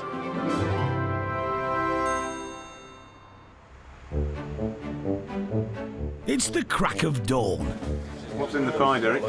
Sorry, mate? What's in the pie? Toenails. Good morning, Matthewson's. Sarah's dealing with a flurry of phone calls following an unusual shipment from Northern Ireland. Already causing lots of interest. Yeah. From? All over. It's all down to 3 seemingly ordinary cars. Not unusual to see a an MG at Matthewson's, but... God, no. Hundreds of MGs, John. Hundreds of MGs. But unusual to see these. Yeah, with such low mileage. I think one's 12, one's 17, and one's 112. So, yeah, they're unusual. That's not thousands of miles. That's actual miles. 3 MGs stored for 35 years, smothered in factory wax. So effectively, these are new cars? Yeah. So 1970s cars with delivery mileage, which, yeah, you don't see every day. The MGs are being sold by the family of J.J. Smith from Ballymena, who passed away recently. Sarah has been arranging the sale with his daughter, Jackie. But a lovely lady, and I suppose she just wants to see them going to a good home, really, because her dad just loved them, adored them. And I think more than anything, she just wants to see them going to somebody who will love them the same. That's the feeling I get. The collection is made up of a 1981 MGB GT limited edition. Yeah, that's fab in there, isn't it? That is just super duper, isn't it? A 1975 GT Jubilee. Look at that, even got the original seat cover still on, John, look. Which is nice, isn't it? And a midget from 1979. I think the little midget will be the easiest one of the bunch. I haven't taken the lacquer off, but from what you can see, I don't think the midget will want any paint at all. Yeah, look at that. This would make a stunning looking car. This is a unique sale for Matthewson's, but Sarah is confused. Why would you want to keep it in that state? I can understand you preserving a bit of history, but I'd want to get in that car and drive it. What's the point in keeping it locked away? A bit like you, what's the point? What's the point in keeping me locked in here? I could be out there causing mayhem. Is something like this going to cause a lot of interest? I think they will, yeah, very much so, John. I do. Because of the mileage and because of the history and the story behind them, and the fact that they're both limited edition models, the Bs. The Jubilee comes complete with a piece of time warp memorabilia. November 1977 floor mat. Citroen Diane, Datsun 120Ys. Yeah, that's great, isn't it? Look at that. The Lada, 1500 estate, £2,357 and 26p on the road. Drive away, Lada estate. Wouldn't drive very far, would it? No, but at least it got off the forecourt, perhaps. Out of sight, out of warranty. These oily relics fall into a different category to most of the classics that go through the auction. If a fully restored GT like that model came through the sale, then the chances are it would probably fetch 10 or 12,000 quid. But it wouldn't be new. This is the thing, this is the subtle difference. So we all know that they want some paintwork, but at the end of the day, you still wind up with a mint new MGB GT, not a mint old MGB GT. And that, to me, is worth a lot of money. A restored car never drives the same. No, never does. I think they'll do 15,000 quid each, these two. Yeah, and the little midget, I think, will do a bit less.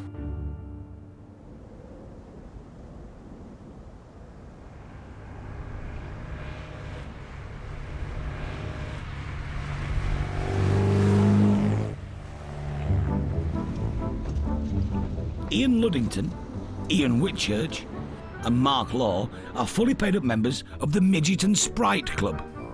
My car is a 1958 Austin Healey Mark I Sprite, which was the precursor to the Midget.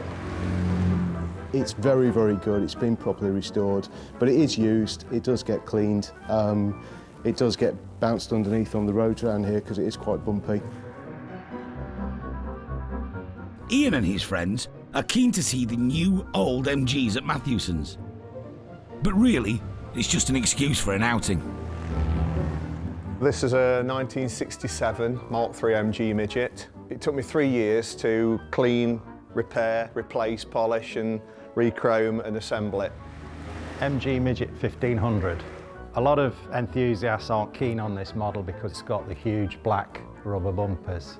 But you usually just drive around with a grin on your face. They're so much fun to drive. Oh, yeah, look at that. So these have never been registered at all, have they?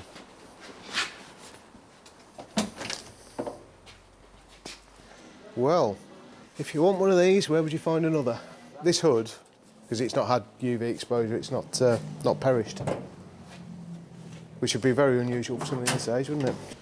And this is what you've got in your toolkit, plastic bag, unopened. Definitely interesting. Should they be kept as they are, or should they be brought back to running condition? Oh, you're going to bring that back to running condition without a doubt. Absolutely. Well, my opinion is it's a shame to take them out of the wax, and because there's so many of them in excellent condition that's been restored, it might be nice to keep that how it is now. It's the nearest the Midget and Sprite Club have ever come to a full-blown argument. Maybe they'll agree on which car to buy. So I'd like to say all three. They all tell a story, but I've always been a midget man. I'd have the GT, I think, the limited edition for touring then. Well, I think we've all been to a lot of car shows, seen a lot of shiny cars. We've all been out and bought a car and seen some absolute rusty rubbish. But to see the unprepared original car, just as it you don't get that very often. No.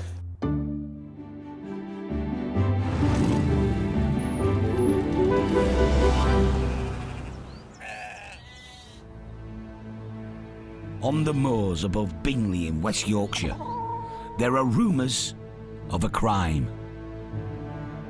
The local police have failed to come up with any leads and have been somewhat hamstrung in their efforts.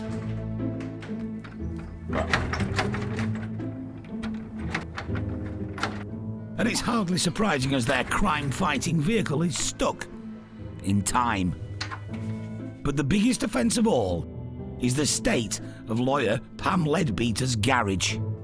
This is Dixie, my Morris Minor police car. She's 50 years old this year, and she was the patrol car for Kirkintilloch in Scotland. Oh, I can see her wheels. So yeah, I believe it's a genuine thing. Certainly seen a bit of service.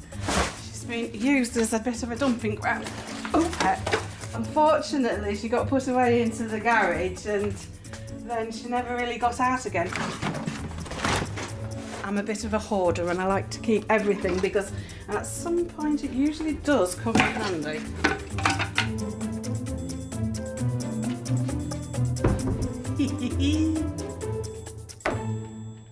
There.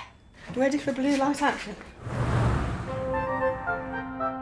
The cuddly panda car with its two-tone blue and white paint became the friendly face of community policing from the mid-60s. Hugely popular amongst damp police officers with worn-out shoes, less so with suburban cat burglars. There were plenty of other panda choices, but the Morris Minor was the people's panda. The force was not alone in adopting the reliable Moggy. It was the trusted car of the district nurse, and in Denmark, the Minor is known as Hoddermoder Bill, the midwife car. Paul will be arriving shortly to help extract and value the forgotten Moggy. 3 years ago, Pam paid $5,000 for it. I don't actually think that's an awful lot of money for the fun that we've had. Let's see what else was in those. Oh, that could be useful. Look, that's the cranky handle thing, isn't it? We might need that later on. This here, couldn't it? That could be the crank handle. Are you sure you've not been out committing crime with all this stuff in the boot? Yes, I certainly have enough to be charged with going equipped here, but I don't have the intent, so I think we should be all right. And how do you think they're going to get it out of here then? Well, that's going to be interesting. It's supposed to be an electric garage door that goes up when you just press this button over here, and unfortunately it just doesn't. So you can't really get in or out very well.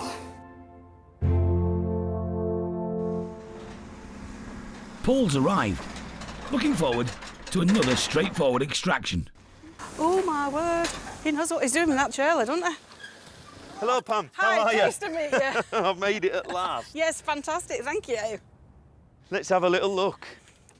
Be prepared. It's a bit of a clambering over situation, right. but if you want to have a little peep, she's there. Some of the police I know argue about whether it's legal or not, so... That's right, yeah. So that's obviously on a magnet, and so is that. Yes. That's great. And I'm guessing it's not been out for a little while then? 2 years. Oh, look at that. Yeah. Helmet. It's a bit little, that one. It is. I don't think it's... And how do we get it out then? Well, we haven't tried the electric garage door. It doesn't work every time. Well, let me go down there, because it might need a bit of help to go up or something. Yes. Right, tell me when to press the button and we'll see what happens. Well, whenever you're ready, really. Oh! Hey, look at that! It went up!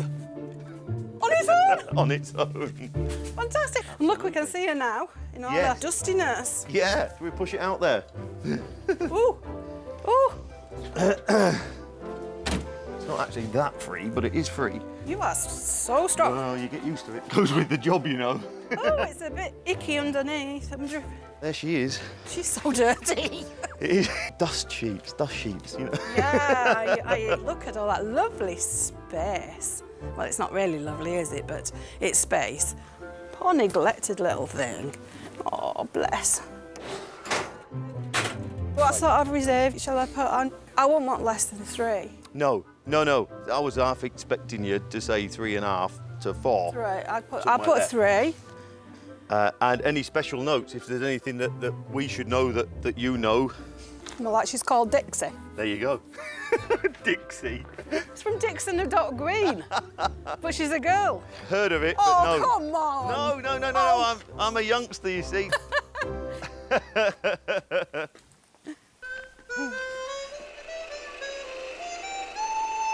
So sad.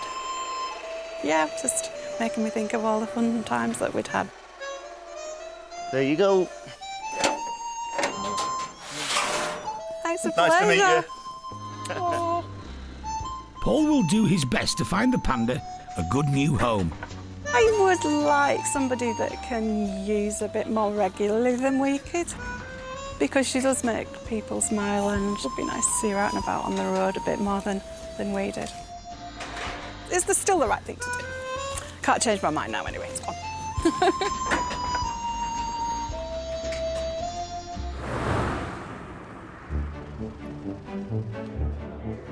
It's the day of the auction. OK, all done. Thank you. Bye-bye. Thought I already qualified for discount. Oh, do you really? Well, it's because you're so handsome, obviously. We've never ever been here before. This is our first time at Matthewson's, and what a fantastic place. Obscure pieces of auto memorabilia are being snapped up. I've got a windscreen for a Morris 8 Tourer. Some 1960s Mini Cooper wheels. Look at that, eh? Lovely. But it's the delivery mileage MGs from the 70s and 80s that are causing the biggest stir. Fantastic project, bit of British history, great car. Lovely to see them like this. Mark Royal is here from a dealership in Scotland. You're not going to find 3 delivery mileage MGs sat anywhere else in the country today, so hence the drive down, and hopefully we'll bid and buy them. And he's decided if he bags any of these cars, that factory wax is going to have to go. We'd have to clean that up and obviously make it into a right car. Well, the covers are still on it, you see. Yeah. Here for the auction, Mako. Happy to give advice if needed. I was a BMC apprentice. One of my jobs was to wash them, believe it or not, with paraffin. It's your opportunity today to buy a brand new, unused MGB GT Jubilee, which you will probably never actually have the chance to do again. Done 112 miles from you, which is obviously delivery mileage. Start me on it. Where are we going to be? 8,000, 8,000, we're away. 8,000, 8,5, 9, 9,000, 9,000 pound, 9,000 pound, 9,5, 9,005, 9,005, 10. Should have started here. 10,000, 10,000 pound, 10,000 pound. Submitting then 10,000 pound, 10,000 pound. Are you all done? 10,5, 10,005, 10,500, brand new MGB GT Jubilee. 10,500, 10,5. I think it's got the catch is broken. Well done. Sold to regular MG buyer and classic car dealer Rob Sturrock. Now eyeing up a slightly less user-friendly Morgan. Oh dear, oh dear. All you have to do, Rob, is take the top off the windshield. Climb out, yeah. Selling on the limited edition Jubilee should be an easier task. MG customers are normally sort of first-time buyers or basically people that have had MGs for years and years and years and just love the product. He's going to sell. 12 miles only, 1981, limited edition MGB GT. Same stable, of course. Start me on it. Where do you want to be? Whereabouts? Come on. 7,000, 7,000, 7,500, 7,500, 8,000 pound, 8,500, 8,500 at the back. All submitted. 9,000. Submit them from you. 9,500, 10,000. He says. 11,000. Paul's phone. 11,000. 11,250. Both out there, guys. Out on the other phone. 11,250. Submitted. 11,250. Sold to a phone bidder. Now, with one remaining, it's probably the last chance ever to buy a 40-year-old, almost factory fresh MG. 1979 midget, cosmetically probably the best out of the lot. Well, it's a start. £7,000 the midget, 7,000, 7,000, 758. 8,000, 8,500, 8,500 with a little lad, 8,500 this side, submitting it. Don't forget it's brand new, 72 miles, 8,500, 8,750, 8,750 there, 9,000, standing £9,000. 9,250, 9,500, 9,500 he says. 9,750, 9,750 on the phone, 10,000 pound. All done, £10,000 and going. £10,000, all done. Last time looking round. Are you finished? 10,000. 10,000. Thanks for your bidding. Lost my phone. Sold to Danny Vernon and a future investment for his son George, now one of the country's youngest members of the classic car fraternity. We like the British Leyland cars, and we have a collection of very low mileage cars and delivery mileage cars. George has a plan. But first, a meeting with Jackie Scott, daughter of JJ, the man responsible for storing all three of the MGs. I know you said they was all parked in the same building for 30 years. Yeah. Yeah, all in my dad's workshop, so well looked after. We'll send you a photograph. I'd appreciate that, that'd be great. What are you going to do with it now that you've got it? Keep it original. Well, he's just answered. Oh, wise boy. Keep it as it has been, and obviously look after it and cherish it, along with the other cars that we have. Because you could restore it and drive it. No. Yeah. I mean, luckily in this business, and this classic car business that we're all in, people are now understanding that they can only ever be original once. And that is where the true value lies.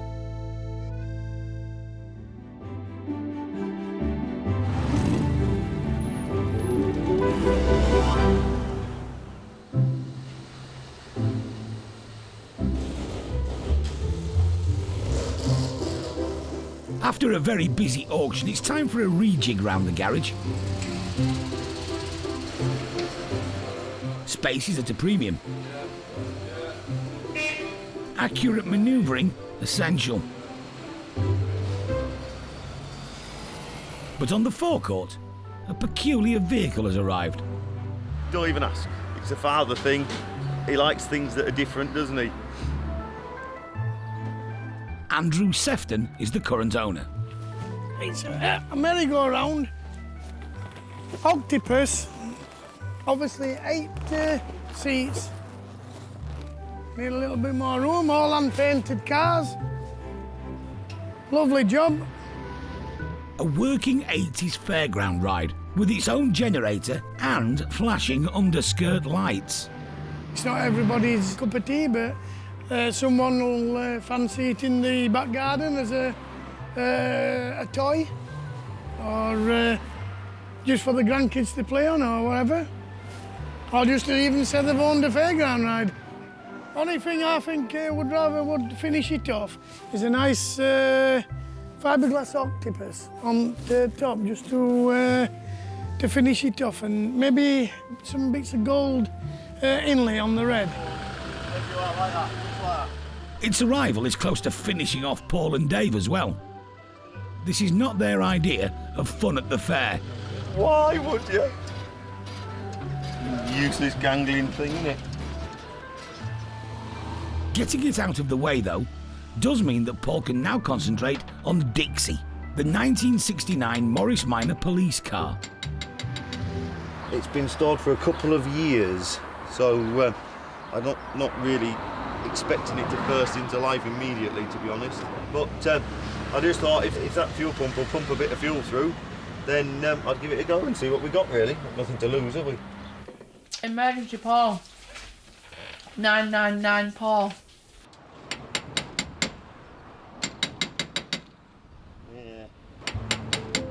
But after Paul's brief attempt at resuscitation, there's still no output.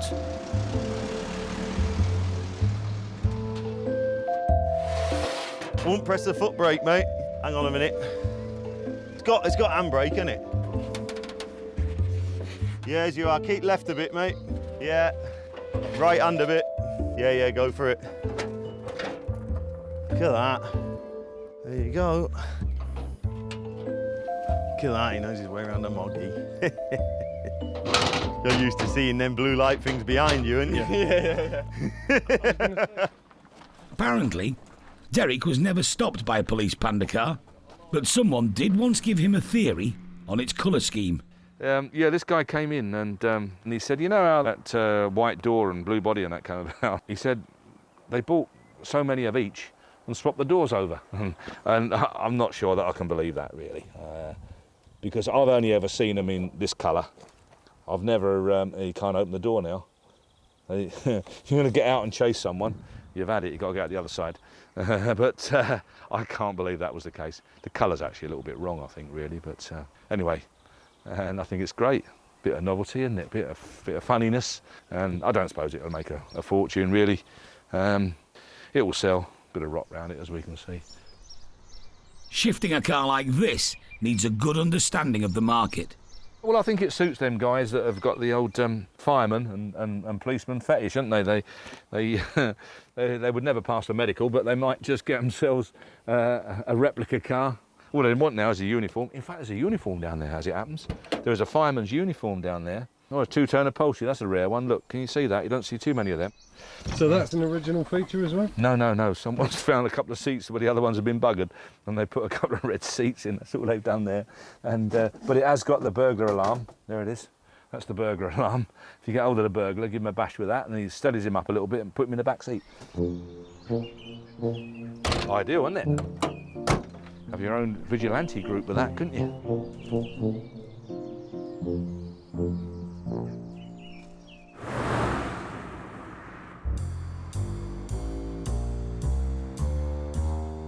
Also out in the yard, a perfectly acceptable car with a loyal following, the TR7. They were a bit underpowered, so Triumph produced a few with a huge V8 engine. But in the boardroom, Derek's just got wind of a modified version of this classic that would leave the standard models buried in its dust. It's a fully rally-prepared, ultra-competitive TR8. Apparently it was built on the lines of a Tony Pond car, which he was works driver as far as I'm aware. Built at a cost of £100,000, £120,000, somebody said. This beast of a machine is owned by Hugh Evans, who runs a successful engineering firm in Malton. Been rallying all my life since the age of 18. It's a very expensive hobby. Hugh drove for Subaru in the British Rally Championship in 2008. And he took this car to second place in its class in the Welsh Rally Championship in 2015.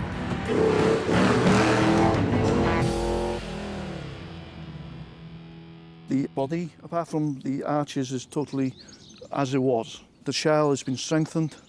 There's roll cages, as you can see from here. Even if we roll, the roof won't cave in on us. So safety is paramount.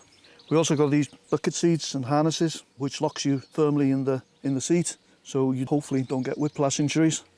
We also have fire extinguishers, which automatically comes on if we crash. We put this lovely, powerful engine in it. 320 brake horsepower V8 engine, same as they had in the days, but much more engineered to a high spec. It's got what we call quad carbs. You've got 1, 2, 3, 4 carburetors on every side. We have removable steering for health and safety reasons again, because it is quite tight to get into this car, as you can see.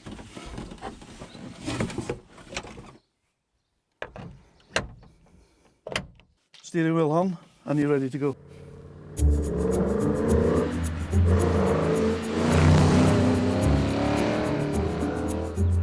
Hugh has decided his future lies in fly fishing. He's hoping to get around 40 grand for his ultimate spec TR7. It's a shame I've got to let it go, really. I'm leaving rallying behind. It's just age that's brought it to an end. But literally, I've got to force myself not to buy a rallying magazine, so I don't get tempted and do something else.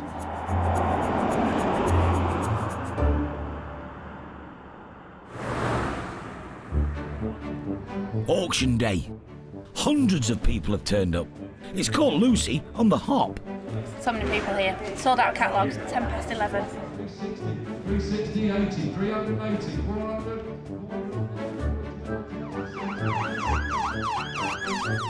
Dixie, the Morris Minor pursuit vehicle, seems to be causing some interest. I like them. I think they're superb cars. Comfortable, easy to drive. I just think it needs a little tender loving care. It deserves to live again. A friend of mine had one. I think one of the faults was, I think the wheel used to fall off. So you're familiar with this car?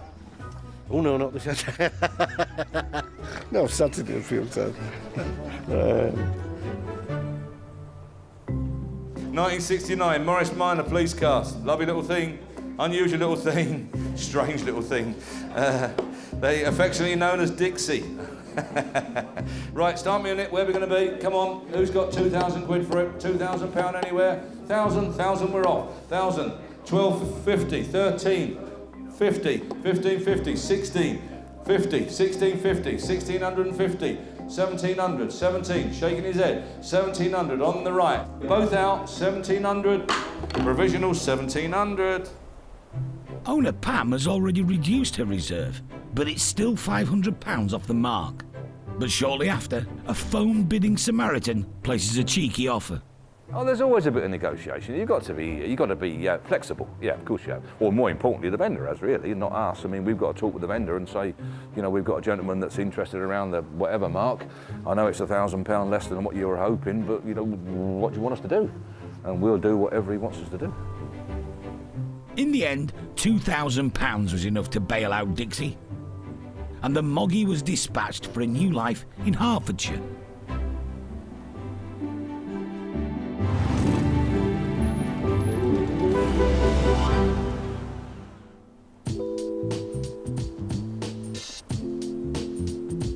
After a successful auction of the 3 Irish MGs, one of them has ended up in Leicestershire, and it's in good company.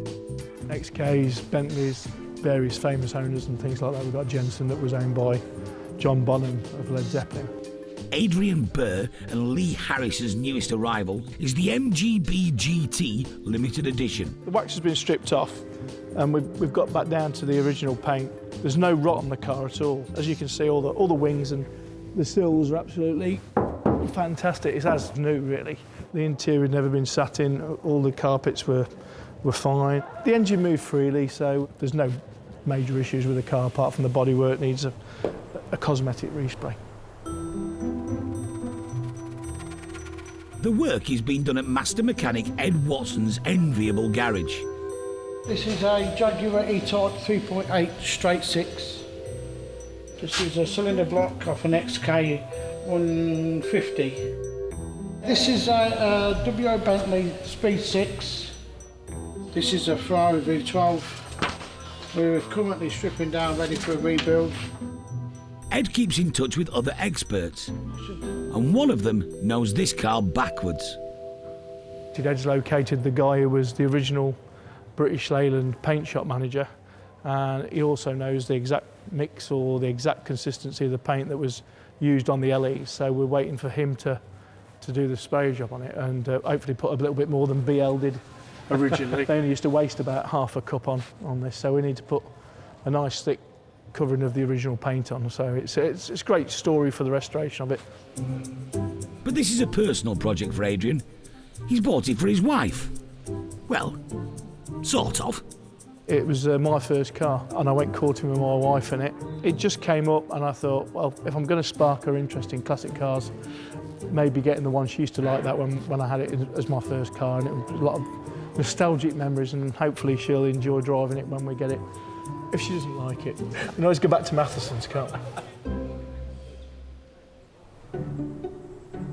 One of Paul and Dave's least favourite vehicles eventually went under the hammer. Fairground, octopus merry-go-round. Good money to be earned out of these. Derek, ever the entrepreneur, was always impressed with it. You're missing a money earner here. I'm going to sell it provisionally. You're both out, £2,000. But the highest bidder, Warwick Romans, won't be using it for profit. I bought this waltzer to go to shows and galas, sponsor the money what I take back to help the heroes. That's the idea. So if you just visualise that, you get 12 children on here and you charge them £1 a piece. You're there for 4 or 5 hours. You'll soon get a few quid for air ambulance or cancer research or something like that, or all for a good cause, you know what I mean? It doesn't look as though it's been knocked about though, does it? I mean, it's an old checker plate, you know what I mean? I wouldn't have thought this has done a lot of work, to be honest with you. Yeah, very happy, Dave. I'm quite happy with the subject bid of 2,000. The trailer on its own had fetched that. A few weeks later, and having had a health and safety check, the Octopus was ready for action. We've had to do things to it. One of the chairs collapsed. 90% of the nut and bolts wanted changing. Not because there was anything wrong with them, but they were rusty, because it had obviously been stood a while. As far as the mechanics on the turntable and on the spindles, everything was sound. This stabilises the machine, these bars that go from one arm to the other. So I'm checking to see if they're tight and that the chair works.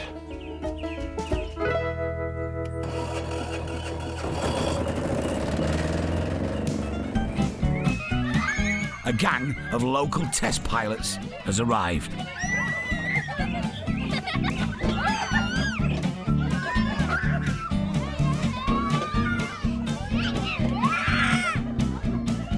Right, she's gone up a notch. Cranked up the speed a bit. Yeah. All is good though. This is familiar machinery for Warwick. I actually worked on a fairground from being 15 years of age, full fairs on Scarborough front. Couldn't test it any better than that. Chuffing hell, the way they've jumped about it should have been wrecked by now. Happy days, yeah.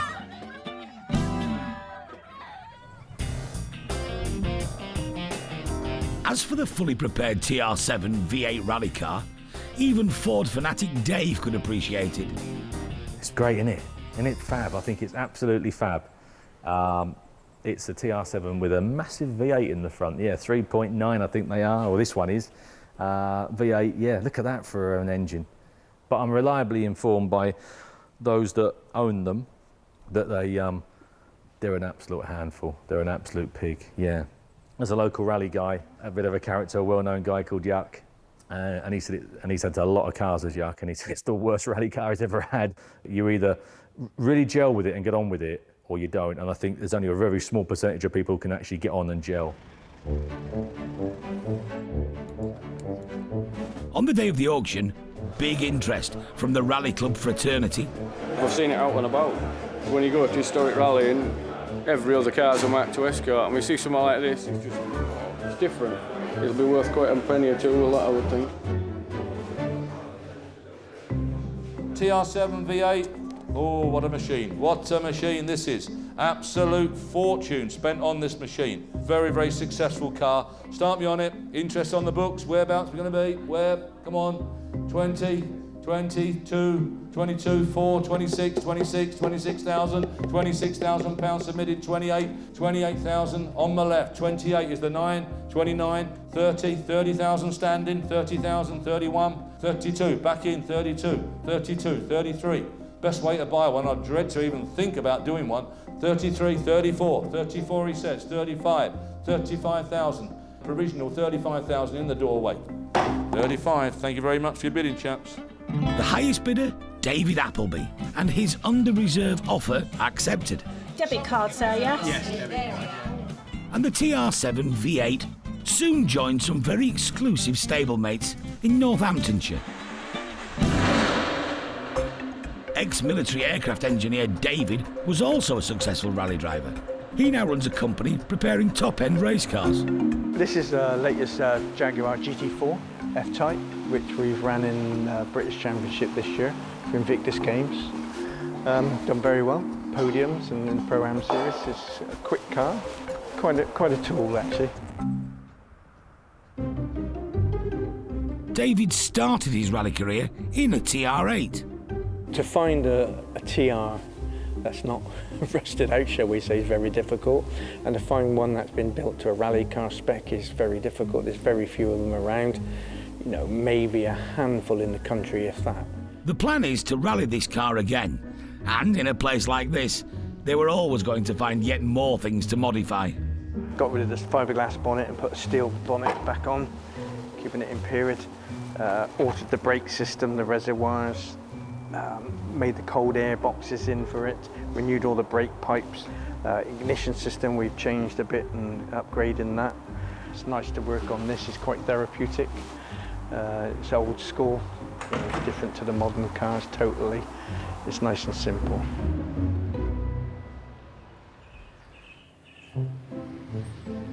Panda car Dixie didn't sell straight away at auction, but she caught the attention of the appropriately named Gary and Lynn Skidmore, a couple with a passion for police pursuit vehicles. That is the new Hertfordshire rapid response vehicle.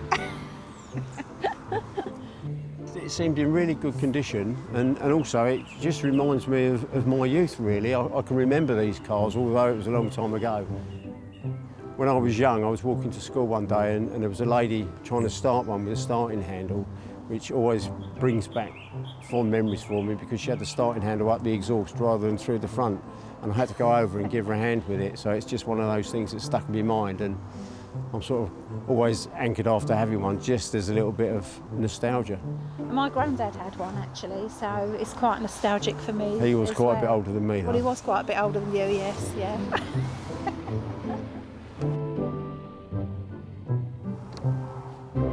I've always been a fan of the Blues Brothers film, and in that they use a 1974 Dodge Monaco police car, so I've got one of those, and which we take to shows. And I thought it might be a good idea if I get an English police car for Lynn to drive, something a little bit more sedate. Too sedate at times, probably. Yeah, and it's not exactly a rapid response vehicle. The engine in it's only 1,000 cc, so it's about the same as the wiper motor probably in the Dodge. So it's the ideal vehicle for her, really.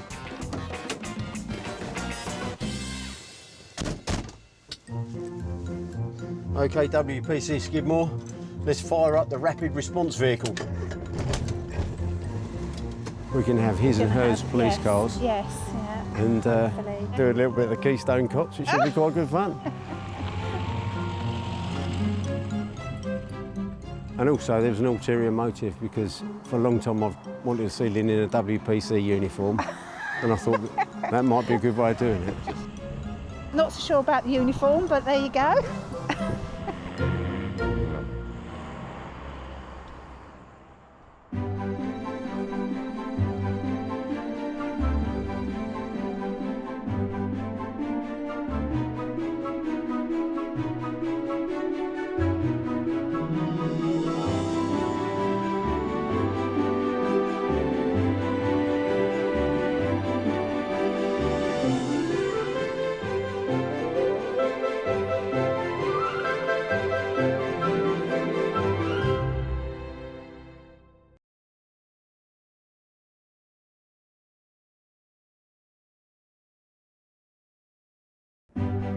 Meet the Matthewsons. They're a dynasty of dealers. It drives really well. With a love of classics. It's only condensation.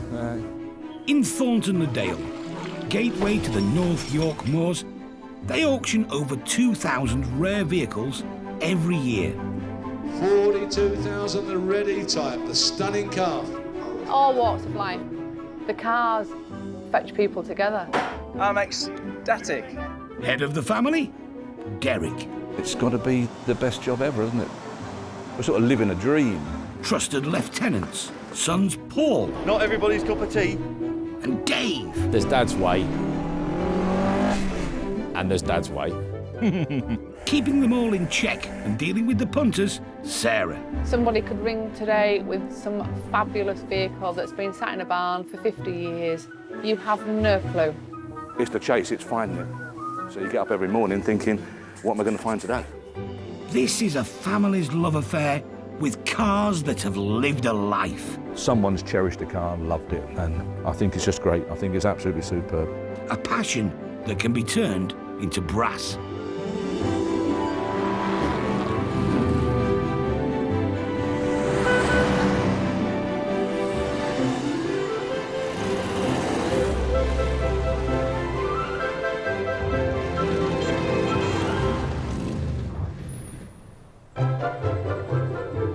On sale this week. 1980 Ford Escort RS 2000. So you didn't take the head off of this just to keep your tranny running, did you? 1955 Willis Jeep, start me on that. Can't remember, one of them's a hand throttle. Oh, with 3 speed. The chopper bike, it's there, start me on it. It's unstable. Coming down there, you like that. I'm not aware she's on any pay. They said they'd just do like a 5-year trial and see how I get on.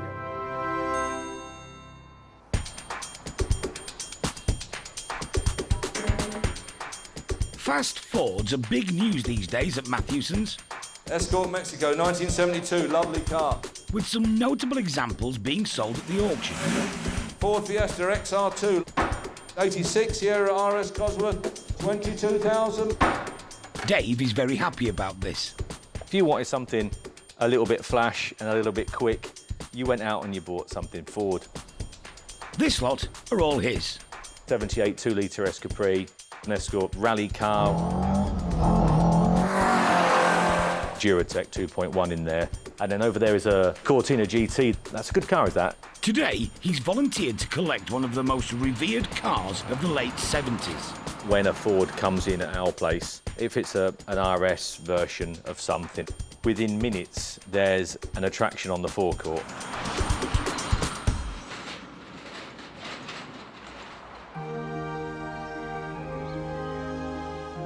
It was the mid-1980s when Simon Archer from Burton-on-Trent first clapped eyes on the four-wheel love of his life.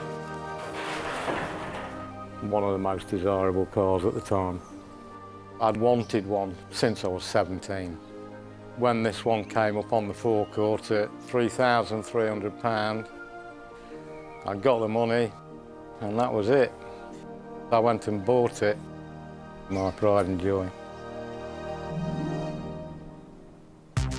It's a Mark II Escort RS 2000.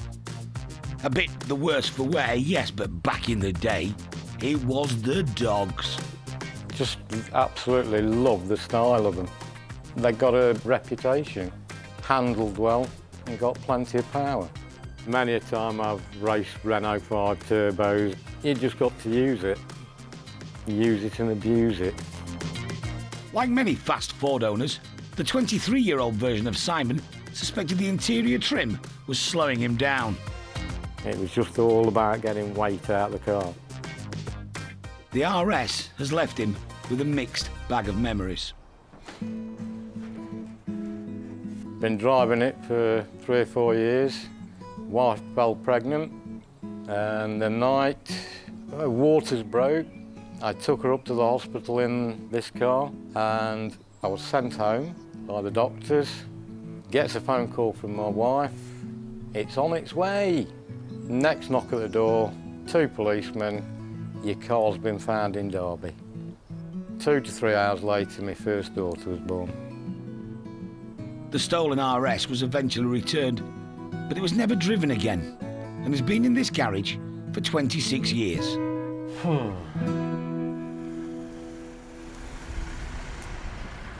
Now then, mate, how are you? How are you? You must be Simon. Yes. Good to see you, mate. How are you? Well done. All right, Dave. Yeah, good. And that's it, is it? Yep. The RS has a nasty surprise waiting for Dave. Well, it is. Only half the engine is there. Got no brake horsepower in this whatsoever. Where did the head go then, mate? Went on the transit. Right. So you didn't take the head off of this just to keep your tranny running, did you? I did at the time, Did yeah. you? Because the transit dropped the valve. Yeah. So I just did a straight swap. Took this off here. Yeah, banged it straight on. The droop snoot nose of the RS improved its aerodynamics, but also gave 70s TV cop Bodie from The Professionals a genuine bonnet sliding advantage over gangland Crims. Ford ditched Cosworth Power in favour of the less needy 2-litre Pinto. Slow by today's standards, but tail-happy fun could be had with a Queen soundtrack. In 1978, the RS cost just under £4,000. £500 more would get you one with brown velour Recaro seats with fishnet headrests. At today's prices, a good one could cost you 10 times that. One with under 1,000 miles on the clock recently sold for £100,000. Something Ford didn't shout about, though, was the mediocre metalwork. They just went everywhere. Yeah, absolutely everywhere. Floors, seals, inners and outers, door bottoms, wings. Yeah, they were only built just 10-year lifespan, I think, really. That's all the Ford were looking at. And here we are a million years later, and they're still with us, aren't they? By rights, shouldn't be here, should they? Should be baked bean tins.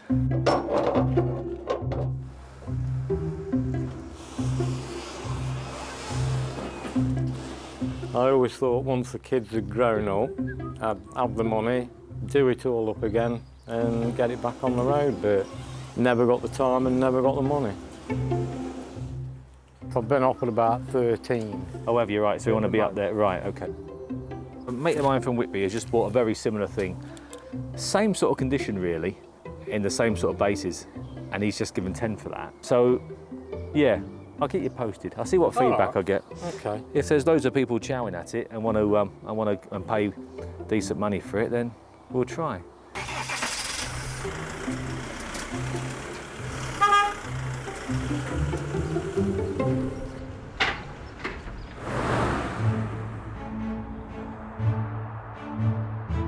Another day, another car. All right, mate. Yeah, I've got a 10 similar to this one. Have you? Yeah, I've got a 12 downstairs. Yeah. Occasionally, Derek has no idea what's going to turn up. What a lovely car. Oh, here he is now. Yeah.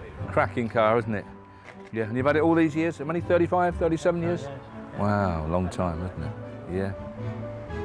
What's important for the seller, though, is will someone else want to buy it? This is very specialist, isn't it, really? Yeah, it's got to be, yeah. It's in fantastic condition. Sometimes it's obvious. I think it'll do well. It certainly caused a lot of interest. Good. No question of that. Oh, well, leave it with you. But as the generations of cars go by, it isn't just age and rarity that makes the difference between hammer down or no sale. Nice to see you. Pre-war cars are out of vogue. They're just not doing the business. We've not got the buyers anymore because of the age. They're so unusable by the age group that is now dealing with classic cars. You know, the older guys who could manage them, understood them, accepted them, and respected them, are just not there. They've given up, they've passed away and such like, so it leaves the mid-age group that now regards 50s and 60s as very old cars. And they just won't be patient with them, they won't cope with them, but there's always a few that buck the trend. Derek loves an old Austin. This Austin Heavy 12 first hit the road in 1929. The value for money is just tremendous. I mean, this has got a guide of something like 8 to 10, I think, or something on that line. You know, it's a heck of a lot of car for that sort of money. It really is. 1500 and some odd cc, 12 horsepower, 4-cylinder, very, very strong, powerful engine with a flywheel like the size of a dustbin lid. So once you got it turning and just wobbling over, just cruise along nicely, you know, light throttle, top gear, and it's roll along beautifully. Beautiful interior, worn patina. That's the word, patina, which means worn out, doesn't it? But it's not worn out, it's lovely, it's really mellowed interior, superb. If it could talk, it would be absolutely brilliant, wouldn't it, to tell you where it's been, what it's done, and so on. And when you think that we're talking about a car that is not that far short of 100 years old now, it's entitled to have a few battle scars and a few marks and bits and pieces, and you know, and so will we all when we get to 100 years old, if we get that way. It's got a previous life, and it's now going to have a new life.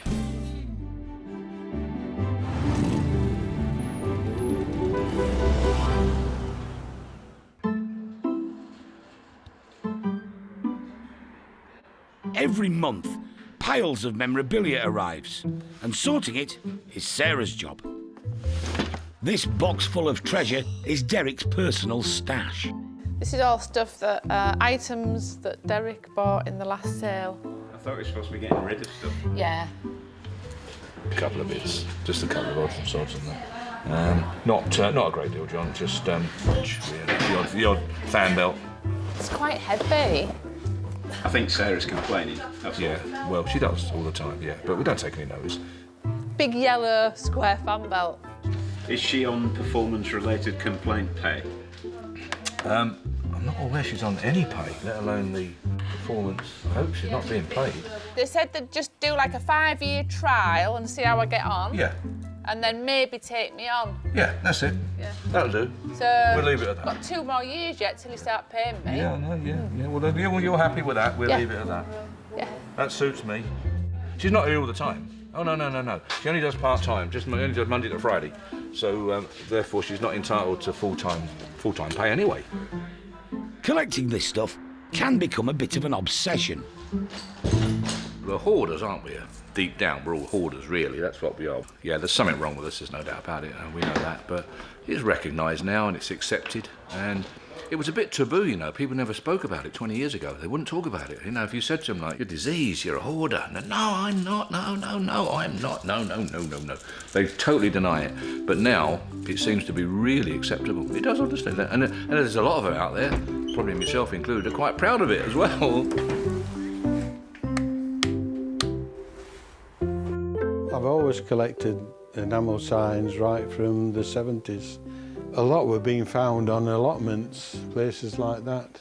They were a good source of roofing. How many signs would you say you've got then? Oof.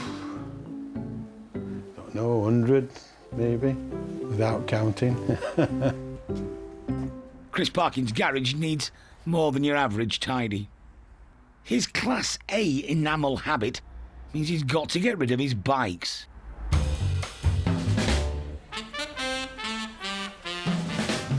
This is a 1959 NSU Prima 3. It's quite rare, you don't see them for sale at all. The gear change on this is on the floor. Press the front pedal to go up and the back one to change down. I think it's the only scooter that has that facility. Part Italian Lambretta, part German VW. The NSU has style and engineering. And in 1957, it would have cost £199 and 19 shillings. I think I put a realistic reserve of 1,000 on it. It should fetch more. If you get two people who really want it, when the bidding wars start, you can go mad.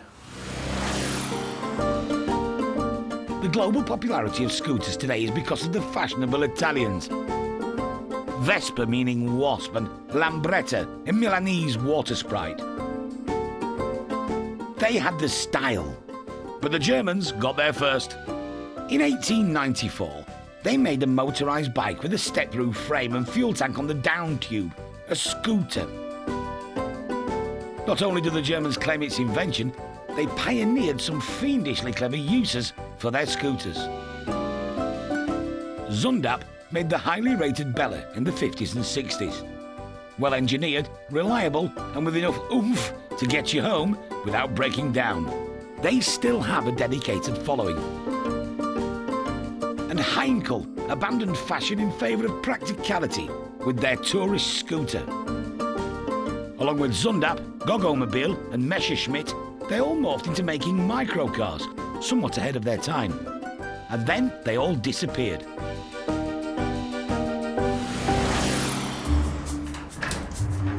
It's clear-out time for Chris. Derek, his grandson Jack, and Jack's mate Jordan are working as a highly tuned team today. And at least two of them are on time. Went to Halifax to get 2 barn finds. We got there first and got them ready for Grandad to sort of almost go straight on the trailer. And on his way there, picked up an MG TF, I think it was, to then come to here, to then go to the Humber Bridge to get 2 more motorbikes. I haven't had lunch yet, and it's 4:30. NSU had licence from Lambretta, so basically it's a Lambretta. I've seen plenty of scooters, but I've never seen one like this before. It's a fairing. And with the hard work done, Yeah, okay. Sorry I'm late. the Matthewson's art critic has finally shown up. So that's a Picasso, isn't it, really? Oh, he right, couldn't it paint that, could he? He couldn't, did he? He couldn't have painted that Picasso. No doubt about that. That's quite rare, this one. Yeah, The, yeah, that's nice. Ground trees. I think he's gone a bit like me, really. You know, when I first started collecting them, I like what I see, and I see what I like. It's as simple as that. And you know, I'm not keen on plainish signs, although they might be more rare and valuable. I just like something to look at, like that Dominion. It's just beautiful, isn't it? This is what you call a man cave. Chris must have, without a shadow of a doubt, some of the best signs in the country today.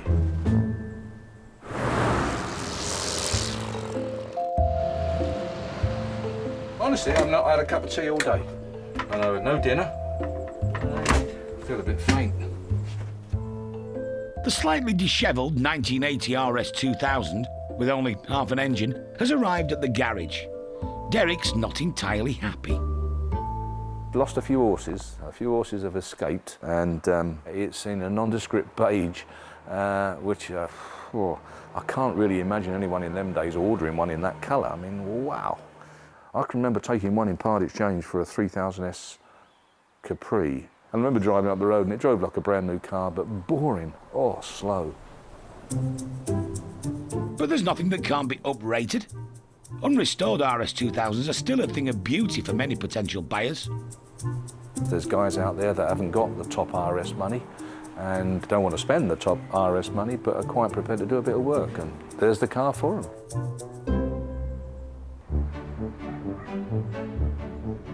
It's auction day. The interior's good, needs a bit of work still doing on it. Visitors from far and wide. Paul Dorset. How far is that? Like 360 miles yesterday. Each way? Yeah. 2 crash helmets and a pair of vintage goggles. The whole box was £40. I've only paid £50 with all my charges. Hello. Oh, yes. So excited. 1 cylinder head short of a full engine, the RS 2000 is being weighed up. Cosmetically, there's a lot of money to be put in there, but and it might not have a flaw in, you know, who knows. But they are very collectible, mega money. A real nice one, 50 grand, isn't it? They're just classic vehicles, classics. I've drove down from Scotland, staying over night in Harrogate to come here. Look at this example again. Lot number 126, 1980, Ford Escort RS 2000. Now, for the observant members of the buying public here today, you might have noticed there's something missing off the engine. So don't come back and say, someone's nicked me cylinder head, because it's off now. Anyway, very genuine. There it is. Start me on it. Where are you going to be? Everyone wants to give 5, don't they? 5, 6, 5, 7, 5. 7,508. 8,000 submitted. 8,000 right at the back. You two are out. 8,000, 8,5. 9,000 right at the back. 9,5. 9,500 on the phone. Are you sure? 9,005. You look unsure. I'm worried about you driving home and having an accident thinking about it. Last time looking round, provisionally 9, 10. 10, I'm worried about him as well. Very worried about him. £10,000. Does he want 5? 10.5. 10.5. Are you sure? 10.5. You said that just now and you come back. 10,005. I'm going to sell it provisionally. You sure? 10.5. Well done, sir. Thanks for your bidding. The lucky winner, Wayne Hickman from Warrington, here to collect the car. He couldn't make the auction because he was watching the horses at Goodwood. His mate Eddie did the phone bidding from outside the hall. He was living the high life, and I was sat in the office. That's all I could say. Is he all like his butler? Gopher, more the words. He hasn't paid for it yet. I'll have a good day when I get paid back. He's won multiple concourse competitions at the Ford RS Owners Club. Why did you want this particular one? Because I'm RS 2000 mad. Grown up with them.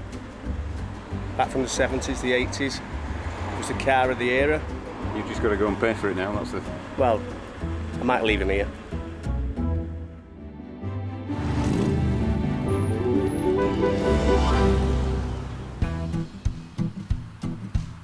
Dave's heading out to do a quick local collection of 3 unusual machines.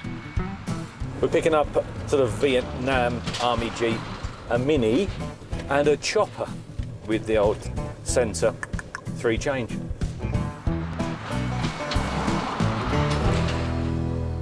The owner couldn't be here, so he's left his son Will in charge, with his 2 mates, Gus and Tom, to help load. That's it. This renovated, no expense spared 1963 Mini was built to win races. Most of the money went on the front end. £20,000 worth of engine in there. Serious bit of money, that, isn't it? Can't remember, one of them's a hand throttle. The second vehicle is a Willys M38 A1 Jeep from 1955. Oh, with 3 speed. It was widely used in the Korean and Vietnam Wars. But in this household, the teenage car wranglers found a different use for it. We learnt to drive in it when we were younger and we got it. It's cool because you can, like, when it's driving along, you can jump into it and jump out of it in the field and act like an army man. I had exactly the same thing. I sold it a few years ago. You know, real nice, no surface rust, no nothing. A real level one. Never been restored. This one's obviously had a heavy restoration. Should have kept it really, but you can't keep them all, can you? Oh, unless you're named Derek, and then you keep them all. But if you're named David, you sell them and buy something else. Loaded in the Jeep's trailer, the Rally Chopper. For many children in the 1970s, it was difficult to imagine a more desirable bike.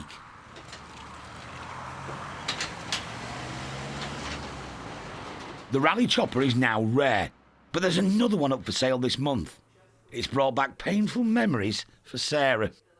I had an older brother who was very fortunate to get one of these, and I did put on my list at Christmas that I wanted a chopper, but unfortunately either Santa is dyslexic or my mum was just mean, because I actually got a Rally Shopper, brown one with a basket on the front, and I wasn't happy really.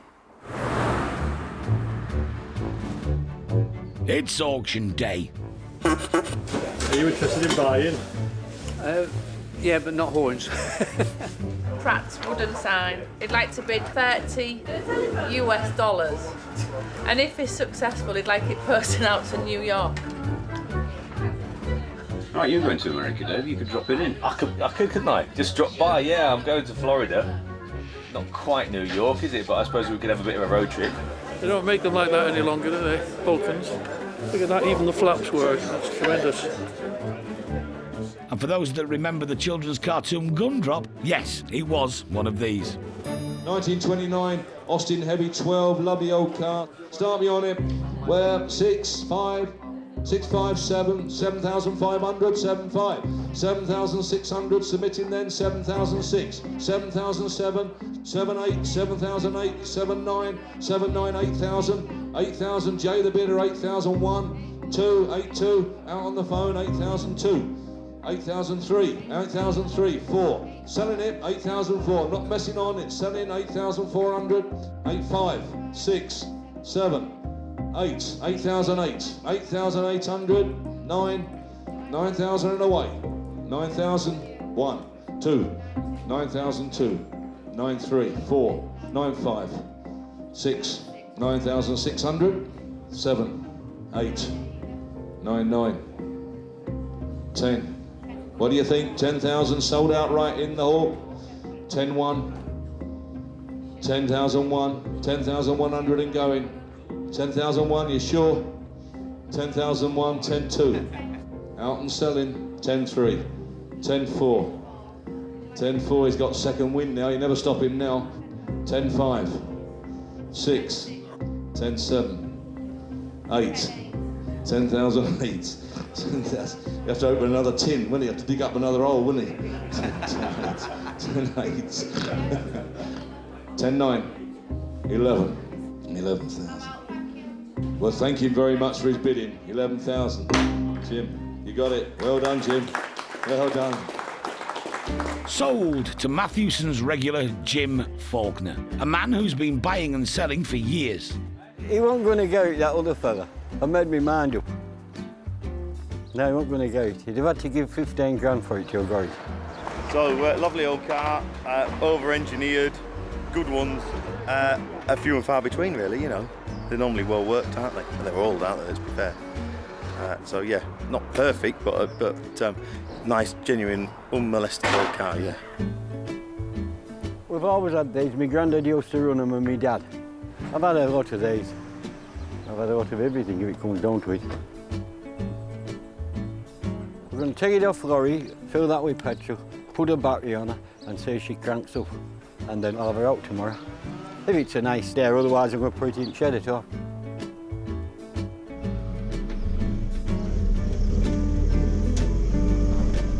I got a new, what you call a lease of life. I wanted and I got it, didn't I? And there she blows.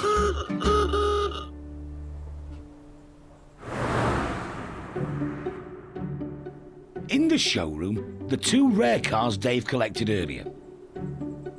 The Willys Jeep from '55 and the '63 Mini. A veteran of Snetterton and a class winner at Brands Hatch. It's a specialist, track-focused machine.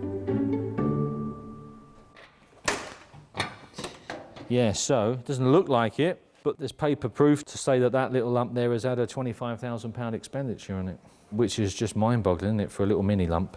Apparently there's some racing fuel in it at the moment that's got to be drained out before it can be started, and then it's started on normal fuel, and then it goes on to race fuel later on. But anyhow, there you go. It's a race engine really for that. Yeah, so the only time you take it out is when you're going to go around a racetrack, that one. I wouldn't have thought it'd be much fun to drive on a normal road. It would be all or nothing, I would think.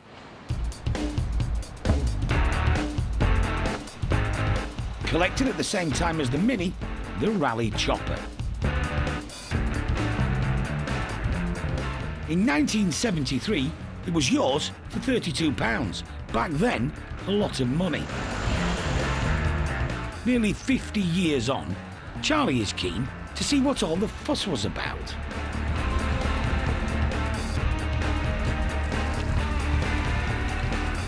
I like the look of them with the high back seat and stuff. I do like them, yeah.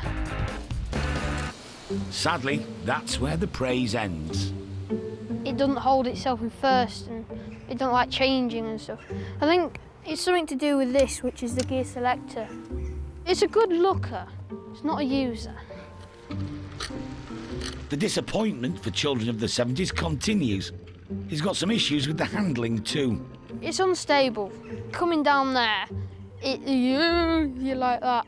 It is pretty ancient, to be honest. Marks out of 10? A 5 or a 6. 7 to be generous. A brutal review of one of the most fondly remembered icons of the glam rock era. As for the Jeep, Derek knows one potential market. He has some thoughts. I don't think they'd mind me saying that they're pretty unusual guys, a little bit odd.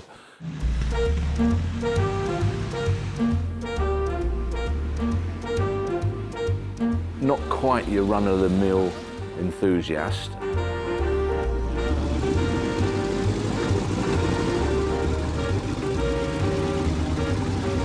If you've got a collection of military vehicles, I think you almost start with a Jeep and you build on that, I would think. And if you have got a collection of military vehicles and for some reason a Willys or a Ford Second World War Jeep has escaped you, then you know you're out on the hunt. You've got to have one, obviously. I mean, every collection's got to have a Jeep, hasn't it? The buyer won't necessarily be a reconstructionist, but if they are, Derek knows what to expect. We call them the guys that have swallowed the book, you know, because they've read everything about from back to front books, and they're read it again in case they've missed something. And they come in and they'll tell you if it's got the wrong bolt and nut and bolt in the slam platform or something like that, you know, or that battery clamp isn't right. That's not right at all. They didn't send them out like that. So they're a bit of a nightmare, really. Lot number 11, 1955, Willys Jeep. Start me on that. Where? £6,000 in the back. 6,000 out in the front. Right at the back, I've got 6,200, 6,002, 4, 6,400. Right at the back, out this side, 6,600, 6,006 on my right, 6,800, 6,008. Right at the very back, 7,000 on my right, 7,200, 7,400, 7,600, 7,006, 7,800. 8,000 back in, 8,000, 8,002, 8,200 this side. Are you all done? You sure? 8,200, 8,400, 8,004 he says, 8,400, 8,400, 8,600, 8,600 and in. 8,000, you sure? 8,600, I'm selling. 8,600, thanks for your bidding. 1,100 above reserve. Someone else nabbed the army trailer. £800. Neither disclosed to Derek whether they were military vehicle buffs or not. Probably best.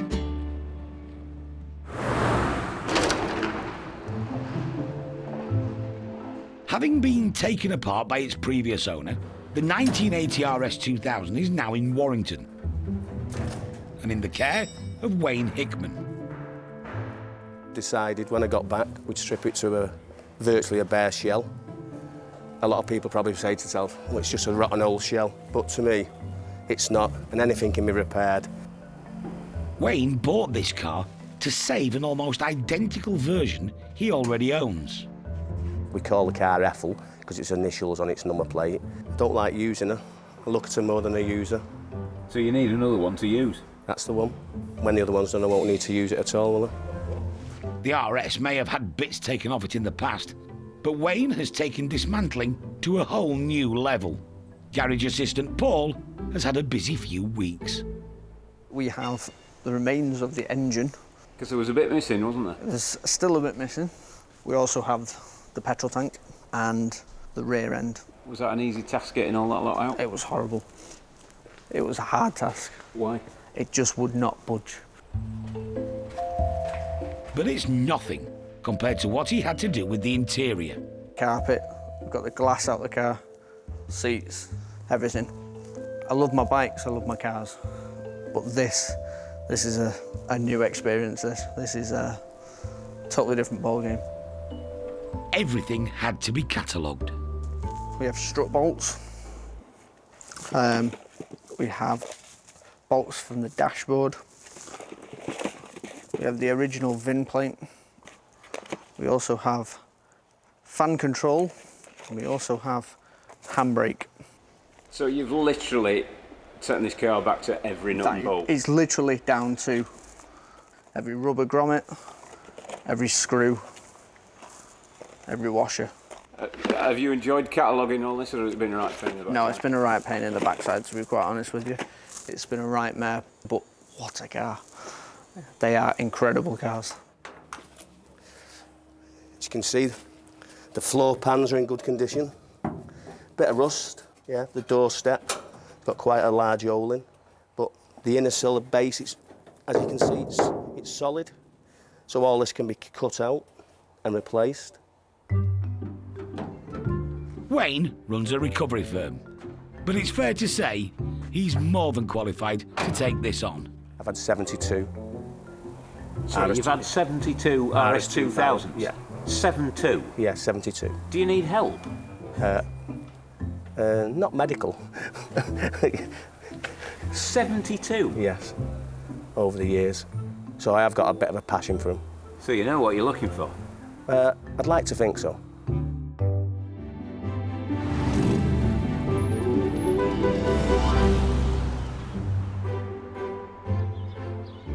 It's auction day. Oh, it's just manic. It's absolutely manic. It just doesn't stop. Hello. So I bought this. I don't know where I'm going to put it down. Derek's in full mod mode with a load of scooter memorabilia. The large frame picture Lambretta, £60. Rob, £60. Sold a bike and bought a poster. That's ideal. Don't have to insure an MOT a poster. I'll put any fuel in it. Going in the right direction, downsizing and everything. That's perfect. Time for the real thing. The rare Lambretta-inspired NSU scooter. NSU Prima, 1959, a cracking little bit of kit. Absolutely lovely. Whereabouts of that?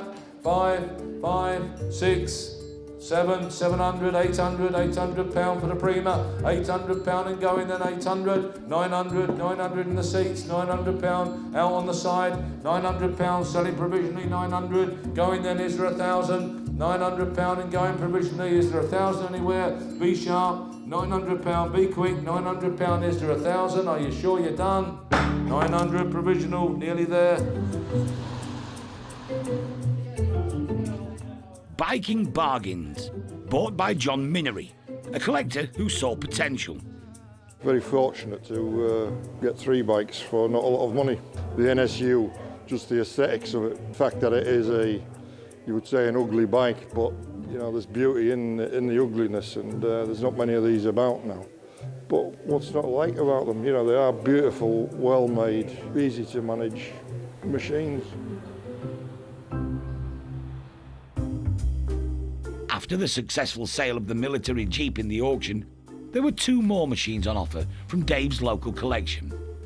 It was bad news for the 1963 race-prepared Mini. Is the 5 anywhere? Be sharp, 15, I might as well submit it. 15, I will. £5,000 below the 20 grand reserve, so no sale. We've struggled with this car, very difficult to sell, being very individual to the guy, the owner, the vendor, the specification that he wants. Lots and lots of people out there admire it and very often in awe of what the owners and the vendors have done, but it still might not suit them. But it was better news for the rally choppers. The one that gave Sarah Christmas flashbacks was the first under the hammer.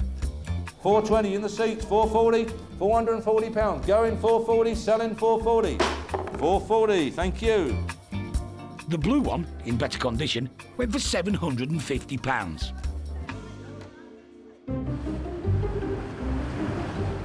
It was bought by Brian Woodcock of Bridlington. He has an impressive collection of motoring memorabilia. I started with the enamel signs, then one thing led to another. I got a petrol globe, then I got the pedal cars, then the penny arcade games, and this is what it's ended up like. In the next 2 to 3 weeks, I'll be putting a shelving up for the rally chopper, the 2 bikes and the 2 pedal bikes and car to go along the bottom. But Brian has made a schoolboy error with the chopper. thought it was a Mark 1, and my friend said, I don't want to upset you, but it was a Mark 2. The Mark II had non-shifting welded handlebars and a less croggy-friendly seat. And Brian paid a hefty premium to correct another upgrade. I bought the Mark II gear lever and I've made it back into a Mark II, £170. But for Brian and those of similar vintage, the chopper is a priceless piece of nostalgia. It was what I had when I was a child, riding around Bridlington with my friends. I think it's middle-aged gentlemen trying to relive the youth.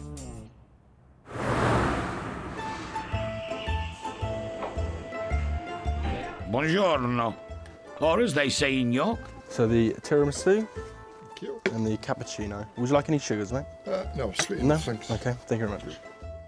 Embracing his finest Italian style and getting into the swing of cafe culture is bike collector and NSU scooter buyer John Minery, who's planning an adventurous Roman holiday. I've never actually owned a scooter before and admire them from afar. And just the look of this, yeah, I either love it or loathe it. Personally, I absolutely love the lines of it. You know, it's from an era, it's from the 1950s, but yet it will still get me to Rome. It will break down, I have absolutely no doubt about that. But it's a very, very sound machine. It will do the job. But before it does the job, it needs a little work. There is an issue. The bike won't start. Yeah, it's the ignition coil either needs replacing or rewiring.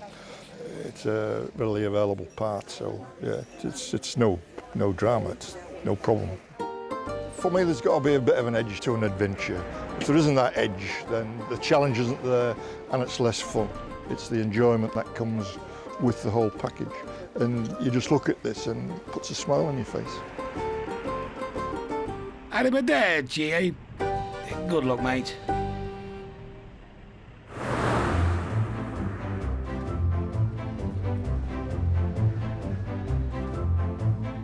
We are today at the Thornton le Dale Gala, our annual car show, and we enjoy it ever so much. It's a brilliant turnout to get a hardcore of maybe 200 exhibitors every year. There's an Elf with its owner Sue. It's a 1969 Riley Elf Mark III. We've had it about a year, and we don't just bring the cars. I like to dress up. We put props in the car of the right sort of era, so some ladies' magazines and some vanity cases. I normally have a baby doll night dress, but I forgot to bring it today. And star of the show, it's Robert Bedford with his partner Janet. I've had him about 14 years, but he's only been in this state for about 2 years because we've spent 5 years restoring him. He's not a show vehicle. Bob's in daily use and he gets taken on holiday and everything. Owning a classic isn't about having the shiniest car. It's about meeting like-minded friends. And Jim clearly knew what he was doing when he bought his Austin 12. It's a good old car, it runs well. He wanted days like this. I've had a lot of these old cars though, in my time, a lot of them. My granddad used to run them, we had them all the time. They're good old cars, strong old chassis. Used to use them like lorries. No, it's a good little show, this. Nice, isn't it? Nice food, isn't it? Nice setting. That's a grand effort job, isn't it? And in first place was the Healy 3000.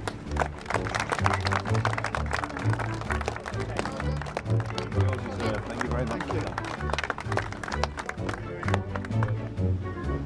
Cracking truck. Thank you. They're now going home, and I like to see a good few of them go and thank them and just say bye-bye, safe journey and what have you, and look forward to seeing them next year.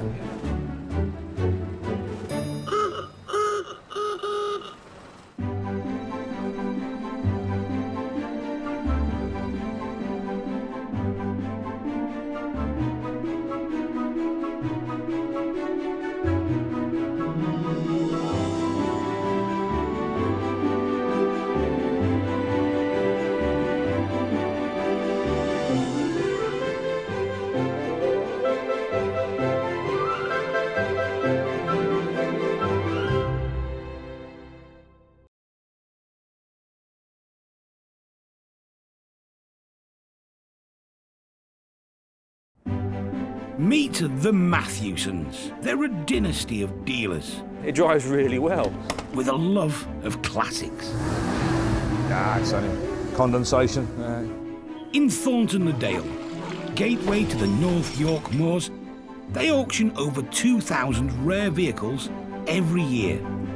42,000, the ready type, the stunning car. All walks of life. The cars fetch people together. I'm ecstatic. Head of the family, Derek. It's got to be the best job ever, isn't it? We're sort of living a dream. Trusted lieutenants, sons Paul. Not everybody's cup of tea. And Dave. There's Dad's way. And there's Dad's way. Keeping them all in check and dealing with the punters, Sarah. Somebody could ring today with some fabulous vehicle that's been sat in a barn for 50 years. You have no clue. It's the chase, it's finding it. So you get up every morning thinking, what am I going to find today? This is a family's love affair with cars that have lived a life. Someone's cherished a car and loved it, and I think it's just great. I think it's absolutely superb. A passion that can be turned into brass.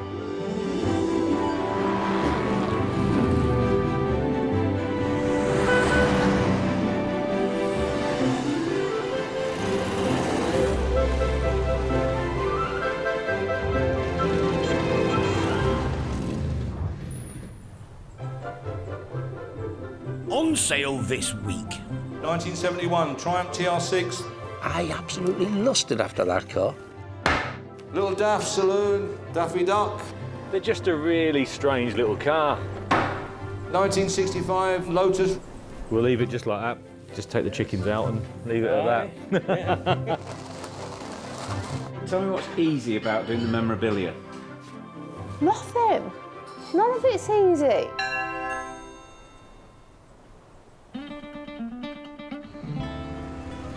It's the start of another day at Matthewson's, and it looks like it's going to be a busy one. I always kept a shaver at work. Hello, Matthewson's. Good looks can be a curse, I've always heard. You're right, and I feel sorry for the ugly guys. Got it? Okay, steady. Delivering a 1935 Austin 10-4 open road tourer is the first job on Dave's extensive list. Right, try and get away in good time. Get ahead of the game a bit. We've got quite a lot of deliveries, collections to make all in one day today. See how many we can do.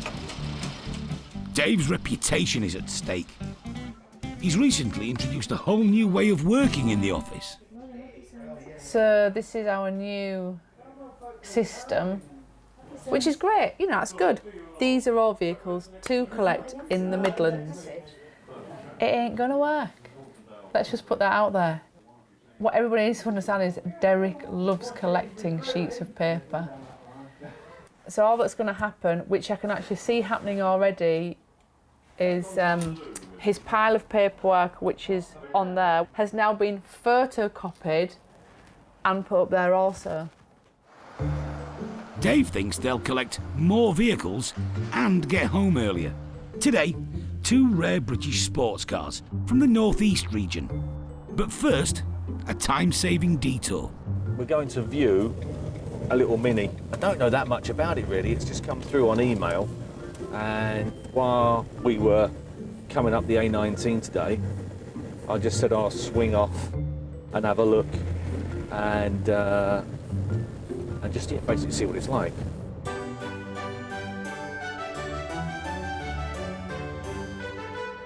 This 1991 Mini Mayfair Auto has been punching above its weight, thanks to owner Craig Heaney. I am selling my Mini Mayfair, a classic one, that I bought at the end of last year to use for my wedding as a wedding car. Bought it last year. Okay. Sills are good, Yeah. subframe's good. Yep. Do you want to take it out or? No. Sure. We're up to our eyes in it today. I want to try and tick 6 boxes today. Yeah, old carpet. Looks like it wants Hoover. I know, yeah. But the tiny wedding car is in good shape and excelled itself on the big day. We actually only drove round the corner. From the church to our house is not very far, so we got waved off, drove off, drove round the corner, got out and got changed. My wife is 6'2". No, my missus always looks down on me, but yours is definitely going to look down on you, isn't she? Oh man, you have to get some high heels out, okay, don't you? My personal life doesn't have to be advertised on here. What's he got to do, Craig, money-wise? I want a reserve of £4,000. Right. I think it's realistic. We'll take it and try for 4 then, eh? Do you reckon? Is that right? I think we might have a crack with it. Yeah, that's fine. The deal is done, but it's left Craig in a reflective mood.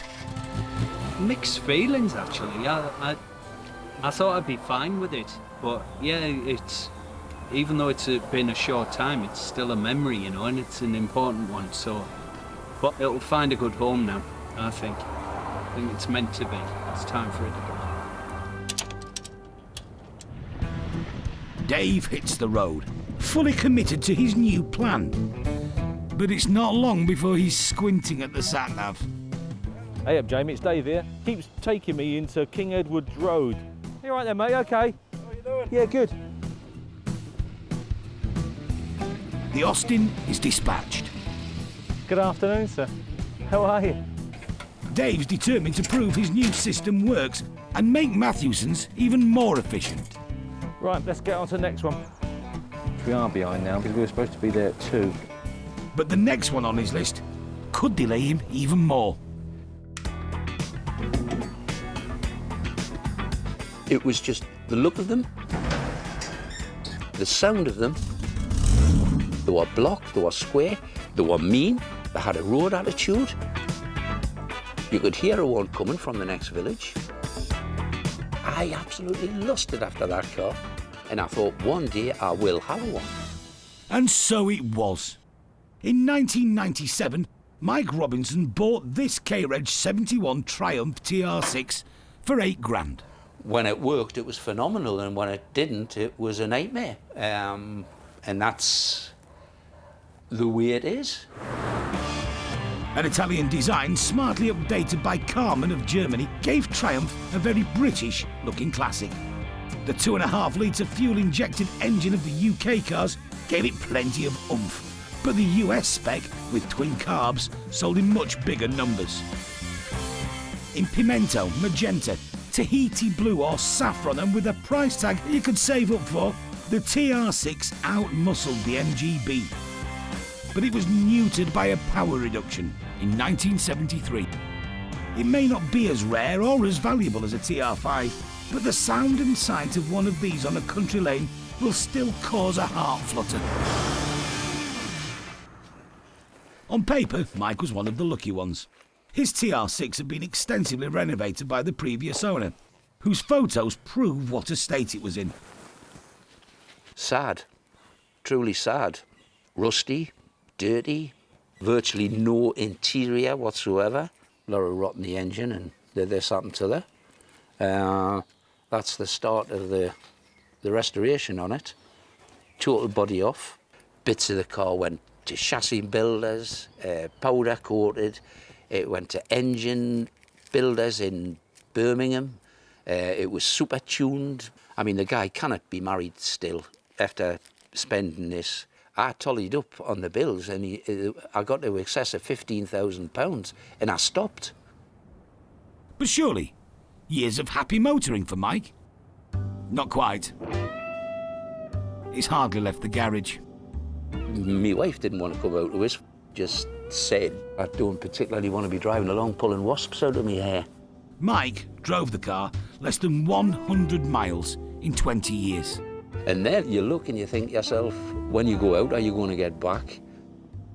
The reality of classic car ownership on a budget has spoiled his dream. When you talk to these guys who are right into them, I mean, if they've got a problem with a job, I mean, they go to the back of the garage and they put it on a lathe and they make it out of a lathe and you say, oh, you're an engineer? No, I just picked it up as I went. Well, I wouldn't know how to start a lathe. I wouldn't even know how to put a bolt in a chuck. I'm sure the back of it's been painted in blackboard paint, I'm sure of it. That's an afternoon's job, isn't it? What's the important thing? As you well know, Well, it's these seams and the arches shuts and all the rest of it, which more than makes up for that. More than makes up for that. Yeah. I think that you could spend 2,000 or 3,000 on this and get it up to speed. Yeah. Yeah, you would. She won't run away too far. She's a bit bindy, isn't she? Dave's worried the whole car might get up to speed. The brakes haven't been touched since the 90s. Will it stop? Would help if I had the steering lock off. Do you want to push down? Please. This TR6 may need a bit of fettling, but it has all the makings of a great car. Grill. Super.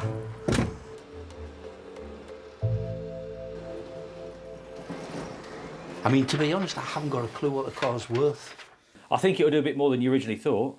I think the conversation you and I had, I think 13.5 was mentioned at some point. I think that is going to be achievable.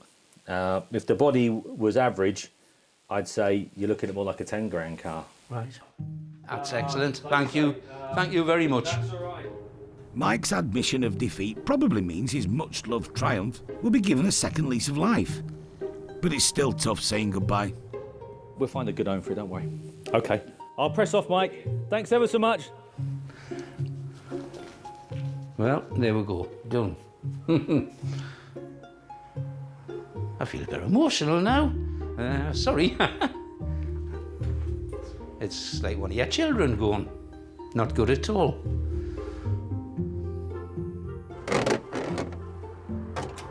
There's likely to be a lot of interest in the TR6, a popular classic in a good colour. But it won't be the rarest on the trailer today. Dave has one more to collect. Another iconic British sports car that he won't mind messing up his schedule for.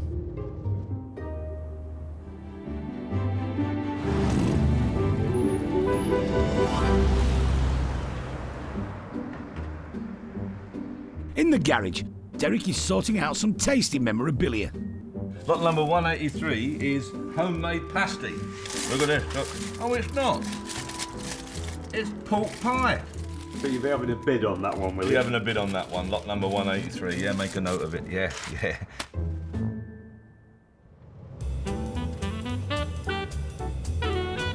Meanwhile, Dave is still in the northeast, behind schedule. That nav has taken us the long way round. Hey, Terry, it's Dave here. You okay? His new plan for multiple pickups from the same region is looking shaky. Can I just double check your postcode? It's a joy, in it. It's the trouble when you try and tackle too much, I think, mate. But a consolation prize awaits. Bought the car in 1990, £1,800. Canny man is the phrase that comes to mind for owner Tom Cotterill. I mean, a Lotus Cortina is not something you say every day. When you mention the word Lotus, a lot of people's ears prick up, you know. When Ford put a Lotus twin cam into 1,000 family saloons and sold them to the man in the street, they changed motoring. A Cortina with aluminium panels, a Lotus badge in the middle of the steering wheel, and a green flash down the side that could do 128 miles an hour. Jim Clark won the Saloon Car Championship in one, Roger Clark the Welsh Rally, and Bengt Söderström the RAC. Its place in history was sealed. A good one is worth £50,000, a great one, 75. John Whitmore's car in this picture, with its race pedigree, sold for £191,000. Tom's son, Terry, was in his 20s when they bought the car.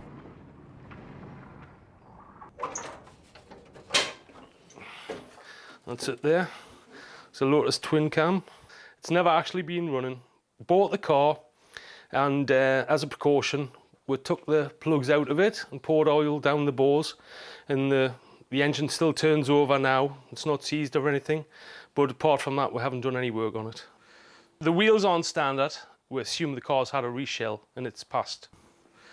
So it's not moved for 29?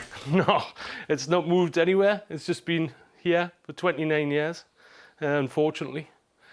This is here. It was always on the back burner to do, but just never seemed to get done. Right. going to have a look and see what crack is. With 2 good cars loaded, this is already a decent haul. And with Dave's love of Fords and rallying... Cracking, isn't it? He saved the best till last. Oh. Cracking. That's a good workshop for you as well, isn't it? Look at that whole thing there, look at that. It's had no work to on it. We'll leave it just like that, exactly like that. You know, dust and crap and dirt and all the rest of it. Yeah. Just take the chickens out and leave it at that. Mint job. Yeah. Spot on. Sorry to see it go for the fact that it didn't get around to putting it right. I realised that if we started the Lotus, it would be a big job. You know, pulling it to bits and building it up. And I wouldn't like to see it not being put back the way it should. If you're going to do the job, you've got to do it right. I just haven't got the strength now to get on with it. That'll do. Turn her off. Tom's Lotus Cortina could sell for 20 grand.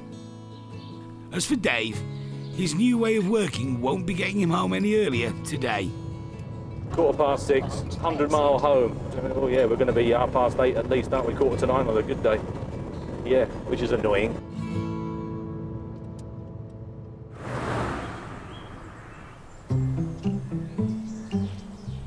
Where's that Swan Vesta thermometer? Is it still in the window?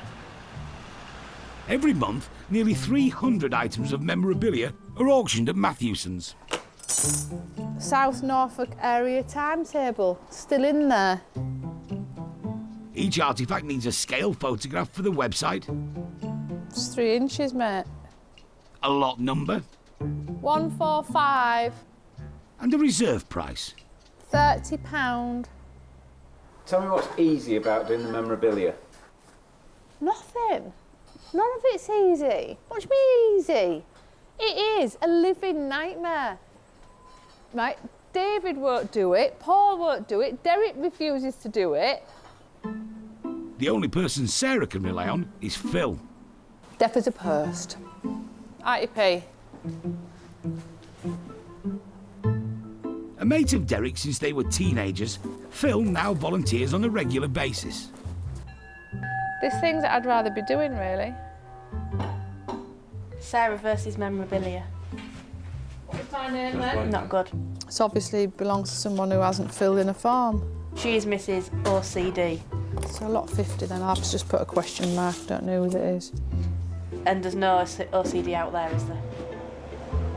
Where's the other two? Where's the other 2 of those? See what I'm saying? Ask the man. What are you doing? Do as you tell. Where are the other 2 of those? Where's what? Where's the other 2? Why? It's 3 together.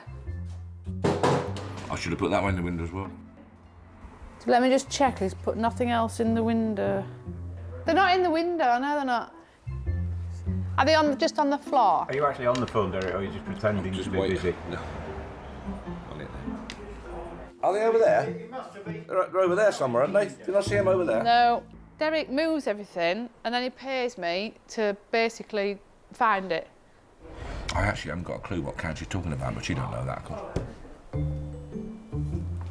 Did you find them? Did you find them, Austin? What? What were Yeah, them down there. Ah, right, yeah. How cute is he? That's going to be 165. It's a lovely box full of old joiner's tools. Isn't that lovely? Someone's cherished those items and they've been his livelihood. And now they're here at Matthewson's, getting shoved around. Frustrating as it is, auto memorabilia is still an important part of the business. I know we all take the mickey and we roll our eyes and we're like, ugh, this is just rubbish. But every sale we sell 80% of automobilia. At every sale. So we're doing something right, aren't we? You know. 22 cast Michelin men on a money box, £28. 2 Tryon, 1950s. Grand Burn hunt were.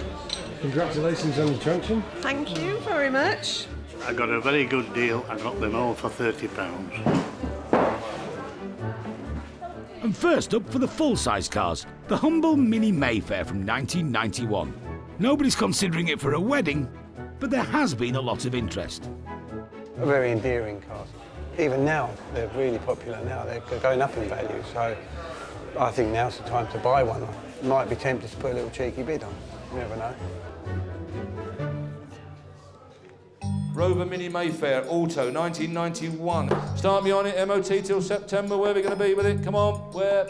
222, 22, 24, 2,400. Got you, 2,400. 26, 28, 2008, 3,000, 32, 32 this side. Gentlemen this side, you're both out that side, chaps. 32, 34, 3,004 in the seats in the blue. 36, 3,006 standing. 38, 4, 4,001, 4,001 in the blue. 4,001, you're outstanding. 42, back in.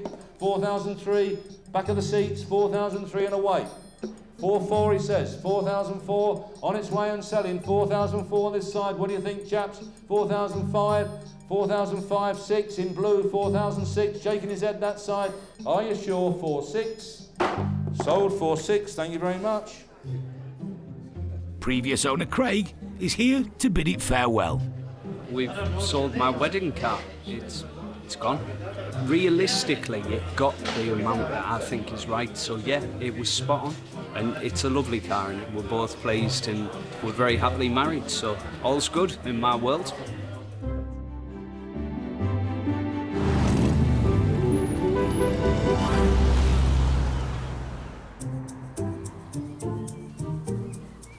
You never really know what you're getting when you buy a vehicle at auction. But a good, honest description is what potential buyers rely on. Derek's grandson, Charlie, is getting a lesson in the rules of the business. Now this here Cortina, or Cortina as we say in London, it's a Cortina. What do we know about this Cortina, Charlie? It's been reshelled, so technically it's not a Lotus Cortina. It's just got engine and gearbox. Been modified. Yeah. But there's the most important thing, isn't it? There is 5,000 quid there, yeah? There you go, exactly right. So it's not an original Lotus body shell, but it's someone's way into the Lotus Cortina market, which most people will find very difficult to get into because of the cost and the money. And let's face it, you can pay £45,000, £50,000 for a Mark 1 Lotus Cortina, and it could still be wonky. So I think the car is probably as much as 20 grand, and you're buying a 20 grand Mark 1 Cortina with a Lotus twin cam engine, plus whatever else. Bit of common sense in that, really. Also readying itself for sale is the TR6 PI. This one, with its reserve of £13,500, is a less complicated affair. They've increased in value quite a bit over the last 4 or 5 years, but they're still affordable, in my opinion. I think so. They're a funny car, of course, in as much as they got a bad name. Well, the injection system, obviously, that's the first thing that goes wrong. But you get used to them and you improve on them, and consequently they become a little bit easier to run. Agreeing wholeheartedly with that are 4 members of the multinational TR Register, a huge club devoted to this single make of car. The TR Register, nowhere's far in a TR. They'll always get you there, they'll always get you back. You can build these vehicles back up to a tremendous specification, with like modern electronic ignition units, Bosch fuel pump conversions, which this car has. You get a reliable vehicle. Well, my midlife crisis started fairly young. I had a couple of Triumph Spitfires, and I thought, they're nice, but I want the big boys toy. We're all slightly eccentric in our own little way, because on a purely practical basis, that is not the best car in the world. Like bees to nectar, they're drawn to Matthewson's to check out the latest TR6 to go on the market. Roughly 6. It's over here. It's been dressed hard, hasn't it?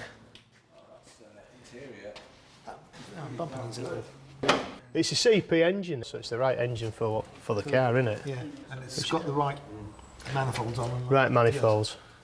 One of the group, Simon, seems particularly interested. What do you reckon, Rog? Is it worth a punt? It certainly is.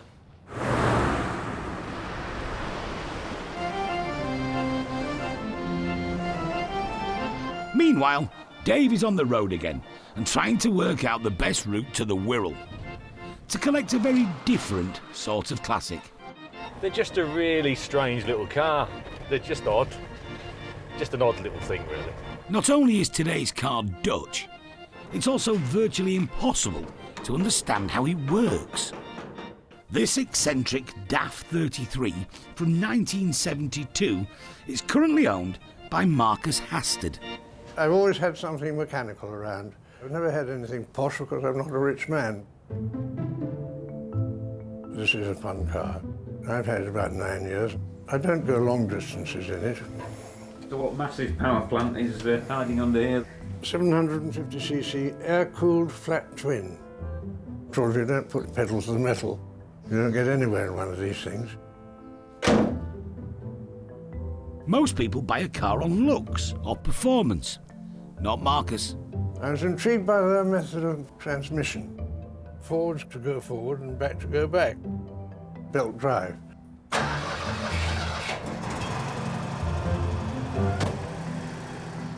It produced power exactly what you wanted, when you wanted it. Changes down automatically, infinitely variable. But you just didn't have to worry about anything at all, really. All you had is a stop and go. It's rather like driving an electric car, I suppose, although I've never done that. It's called Continuously Variable Transmission, CVT.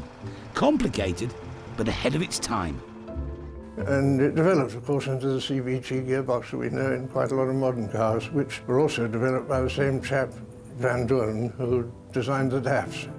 Marcus believes that there are only 9 of these left running in the UK, and rarity means value, sometimes. All the joys. We don't get involved with that many DAFs. I can only count 3 or 4, I think, that we've ever got involved with.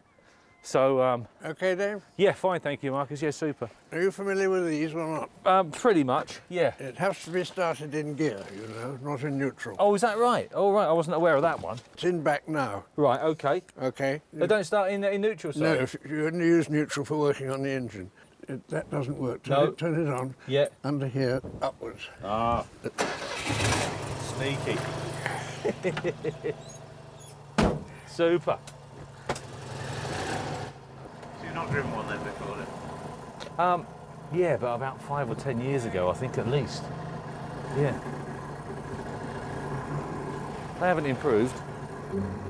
Super.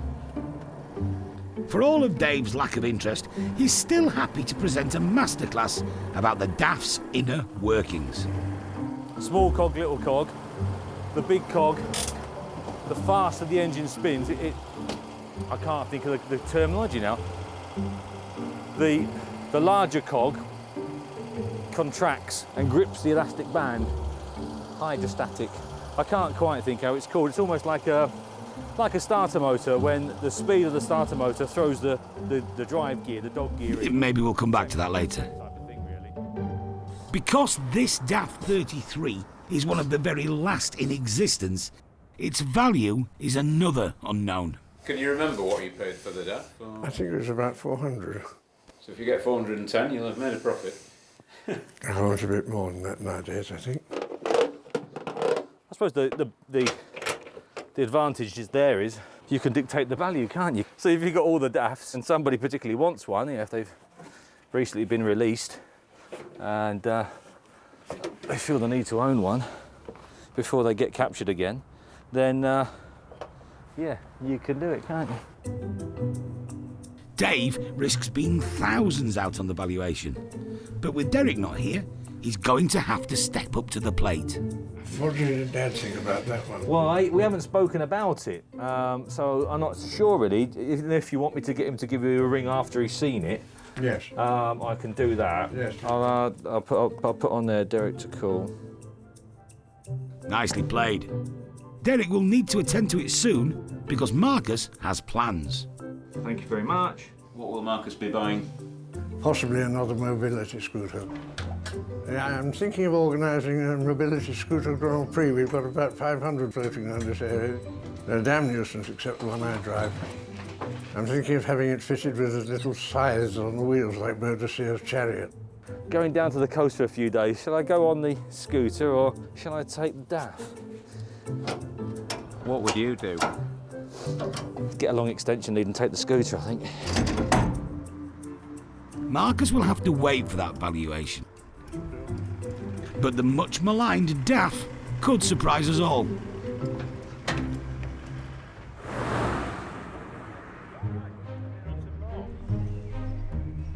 Back at base, Mike's TR6 is about to be auctioned. The adulation continues. It's the bodywork, isn't it, really? The bodywork's a critical bit. Yeah. The engine, you can mess around with. The body is the most important. And this is a tidy example. I've always been after a classic car, and I've looked at several different types, and this one's just stood out for me. It's a very vibrant colour, nice and bright. Didn't want anything too dull, really, anything dark. I think the guide price is about 13. I might go up to 15. Right, here we go. Lot number 34, 1971, Triumph TR6, red one. Very, very straight car. Put a bid with me. Start me where we're going to be. Where? 12, 11, 11,000, we're off. 11,000, 11,500, 11,500, 11,500, 12. 12,000 pounds, 12,000, 12,500, 12,500. Standard in green, 12,500, 12,500, 12,500. 13, 13, down the middle, 13, you're out this side, 13,500, 13,500, standing, 13,500, 13,500, submitting for the first, second, third and last time, 13,500. Simon Stock followed the TR expert's advice, took a punt and won. He's also very pleased with his memorabilia buys. Nuts and bolts, obviously this is the lot we went for. And the best sign in the sale. Totally. Why did you buy them? We need them for a restoration we're doing. We need that because we just like it.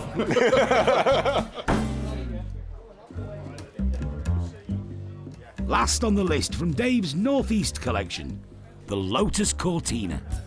Just the rarity of them, and in this condition, it's unbelievable. It's a complex car to value. Lotus engine, Cortina body, rare, but not the real deal. What's it worth in Australia then? Heaps. I couldn't tell you. It's a car I've always wanted, but never really been in a position to afford to buy one. And after a lifetime of scrimping and saving, I'm maybe in with a chance. It's got the Lotus engine, which is that's what you're looking for, isn't it? I think there'll be a lot of interest in this car. Someone will snap it up very quickly. Cortina, lot number 183. 1965 Cortina Mark 1 Lotus recreation. Obviously been reshelled at some stage. Could have been a long time ago by the looks of it. Wants a little bit of work. Start me on it. Where are we going to be with it? Got a bid with me in now. 10. Got a bid here on my books. Cheeky one, I know. 10, 11, 12, 13, 14. 14,000. 14. 14,000 and going then. 14. 14,500. 15. 15,000. 15. Going then. 15,000. Going to submit it. 15,000. Is the 5 anywhere? 15,000. We're going to submit. 15,000. Is the 5 anywhere? 15,000. Last time looking round, we're going to submit 15,000 pounds. 15,000. Below reserve. But one-off cars like this are only worth what someone else will pay. The Cortina will get the renovation it deserves. And that's enough for previous owner Tom. It was a bit apprehensive coming up to when this came on the market, but quite happy with the sale. Thought it was good. It went right. So Dave's marathon trip north was well worth the effort. Nearly £32,000 of sales. Not a bad day out.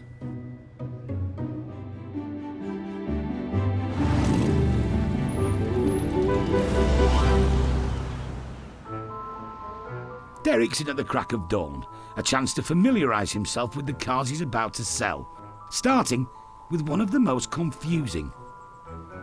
Here it is. Your little DAF, she's a 33, isn't she? Little 33 Variamatic.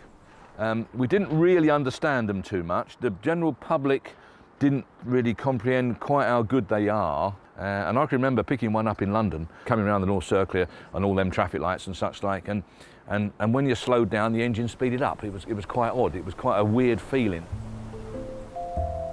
They were probably the first automatic, small automatic, marketed in this country that actually probably worked or was any good. Derek thinks it's worth between 2,000 and 3,000, but it needs the right buyer. The only people that really wanted a small automatic car were the elderly people, which explains why it was only the elderly people that bought one. I wouldn't mind betting it will sell to somebody whose dad had one. I wouldn't mind betting that was it. We'll soon find out. But before that, Dave wants another go at explaining how it works. One big rubber, like alternator belt, like drive belt, and a couple of spinning wheels, yeah. So as the engine spins, the cones, which are shaped into a V, contract, and the belt rides up and away you go in the drive you get, yeah. So it is very much elastic band, yeah. It's just one great big elastic band, yeah.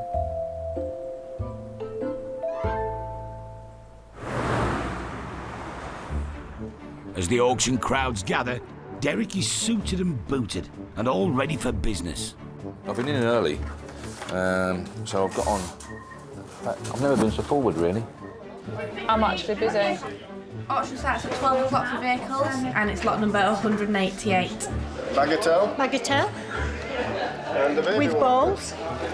Well, this is my first time at an auction, believe it or not. And my other half decided that this was really good for our new kitchen.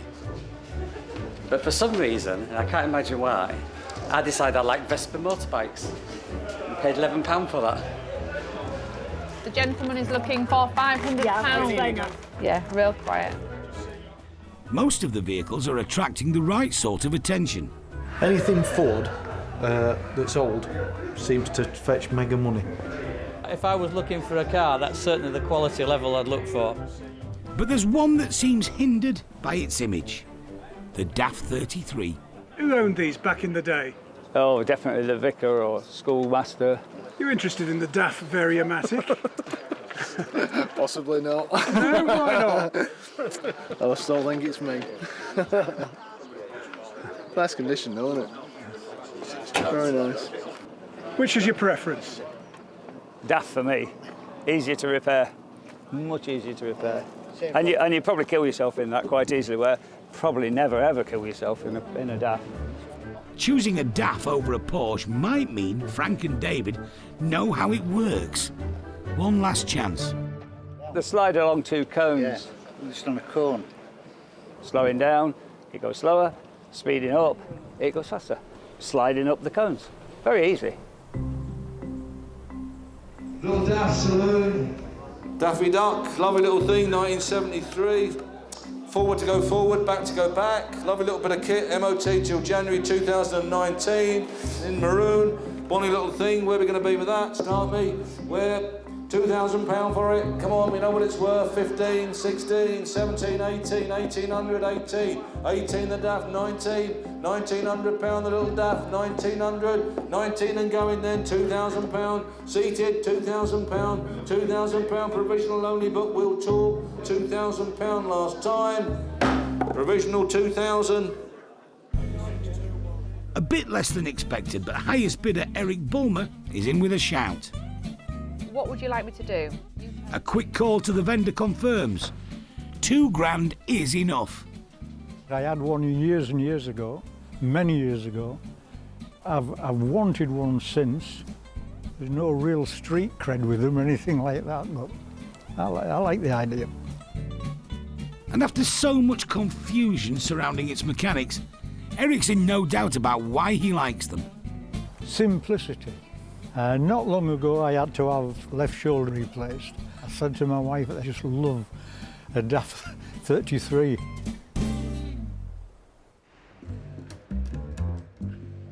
As for the TR6, it's now rubbing shoulders with some giants. At a newly opened showroom, store and garage for some very nice classics. We're actually at phase 1 of our project, where we've opened the restoration workshop, whereby we'll be able to do all of the engine building, powder coating, all the little bits and pieces you need to do for restoration of classic and vintage cars. Manager Simon Stock has bought the TR6 as the garage runabout. It's just such a lovely vehicle that we just have to have it. But this car has been driven less than 100 miles in 20 years. It hasn't been started for the last 10. Junk leads, right? Today, Simon's chief mechanic, Roger, will be attempting the impossible. Check the ignition system, go through, check all the gaps on the plugs, the points, make sure we've got sparks, and then hopefully she'll fire up. I know she'll fire up. Right, do you want to grab them too, Si? It could be Roger's finest hour. A clear head and military precision is what's needed. Okay, pull enrichment out, Si. Enrichment locked. Ready, just turn the ignition on. On. Spin her over. Come on. Woo. Whoa. So we've got some fuel up. Whoa. See. Enrichment out, still full. Yeah, leave it pulled out. Yeah.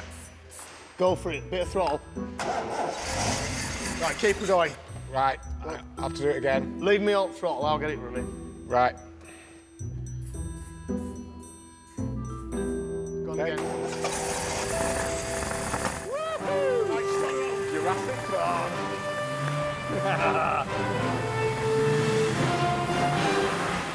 Yeah, all right. Oh, turn it off. Not fuel leak. Turn it off. Off. The TR6's corroded plumbing has let go. But the signs of life from the original engine are good news. The engine were free, we're rolling round, got a spark on it. It's like Sleeping Beauty, just needed that little bit of a kiss there. It's come back alive again and it sort of grows on you. It's just an inanimate object when it isn't running, but when it's running, it's alive and it kind of like tempts people. People like you. Definitely people like me.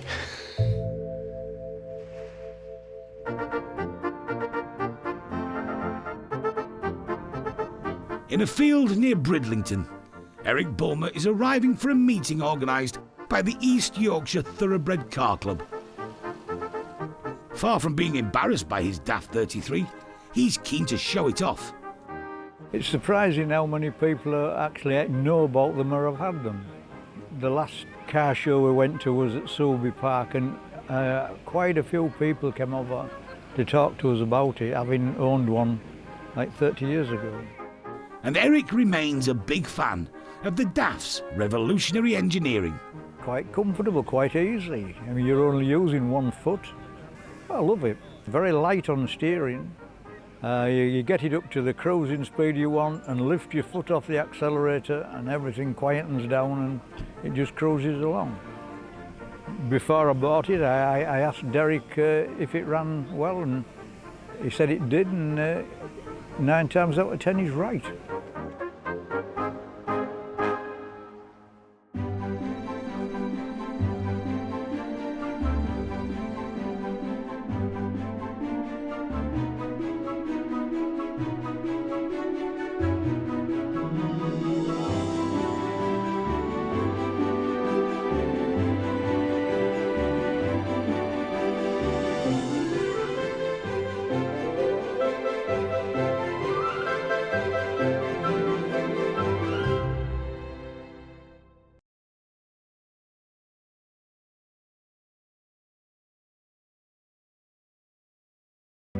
Meet the Matthewsons. They're a dynasty of dealers. It drives really well.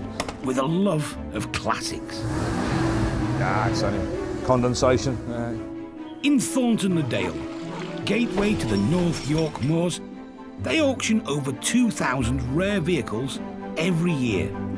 42,000, the ready type, the stunning car.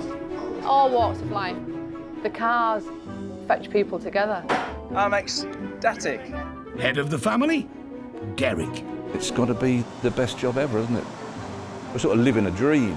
Trusted lieutenants, sons Paul. Not everybody's cup of tea. And Dave. There's Dad's way. And there's Dad's way. Keeping them all in check and dealing with the punters, Sarah. Somebody could ring today with some fabulous vehicle that's been sat in a barn for 50 years. You have no clue. It's the chase, it's finding it. So you get up every morning thinking, what am I going to find today?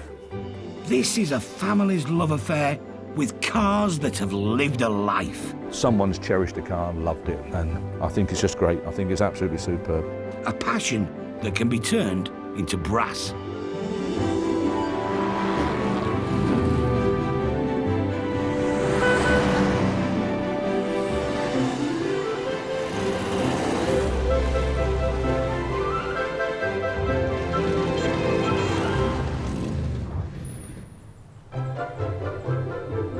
On sale this week.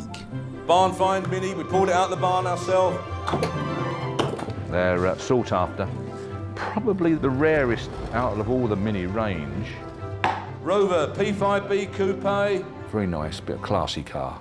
Poor man's Rolls Royce, no doubt about that. The Douglas Mark V. Yeah, a little bit of oil in the cylinder. That's lovely.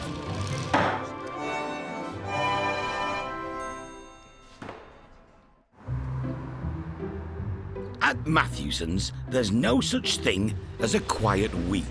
We've got people ringing every day, emailing with photographs of vehicles.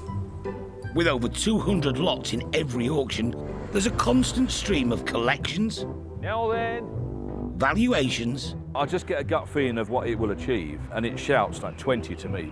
cataloguing, Trying to get stuff on the website, there's a lot of work to be done. and schmoozing of potential buyers. I'm losing interest now, so I'm going to be gone. Who sorts out sort of logistics of who goes where and how do you sort of plan all What you this? need to understand, you're saying who sorts out logistics, right? You don't put sorts out and logistics in the same sentence at Matthewson's. It's like pinning a tail on the donkey. They blindfold each other and they go, where are we going to go today? Let's go there.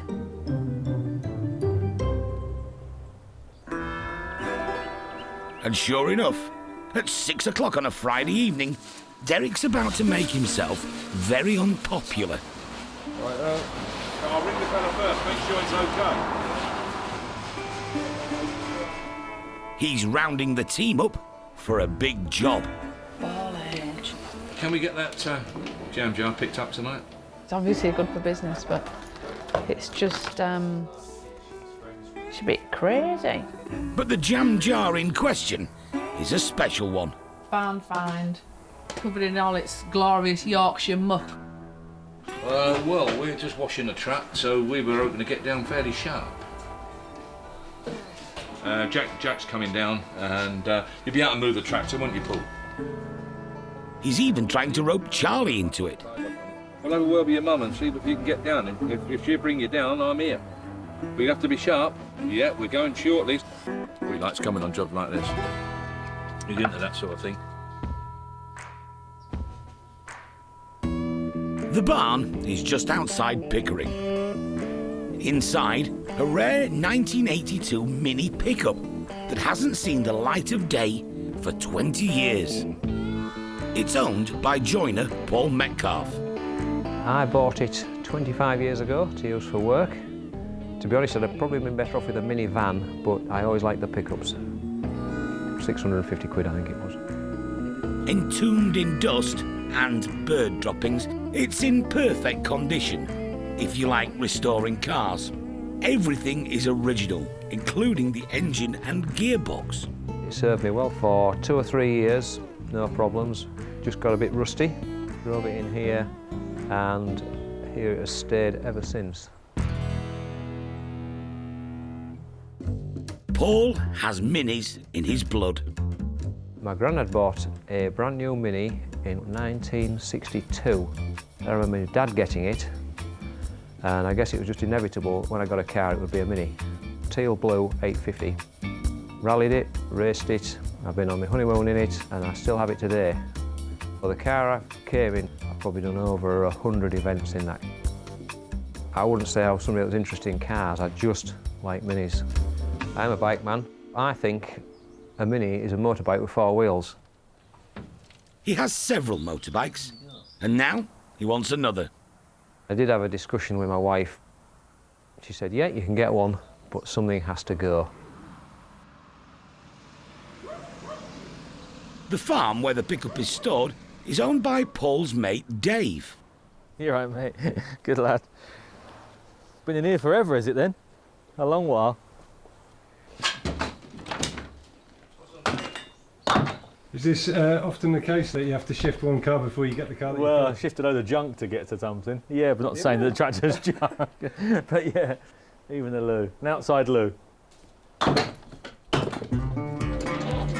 Hey, hey. Basically sound and solid, not so bad, but a poor looking thing that's had a massive life before it, and then it's been just resting in this old farm shed for years and years, and now it's coming out to have another new life. I mean, the car should be very, very pleased with us, really, because I mean, 2 lives in a car. There's not many cars out there you can say of having 2 lives, and only the classic stuff. It is tight. You know, we're preserving them, aren't we? They're sought after.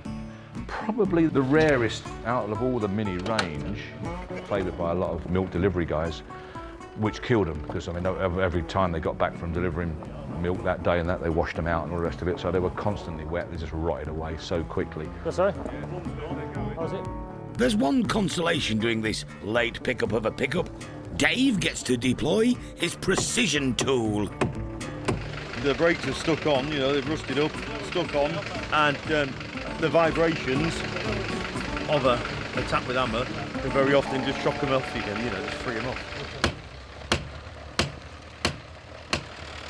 And after a successful extraction, a welcome surprise for Derek.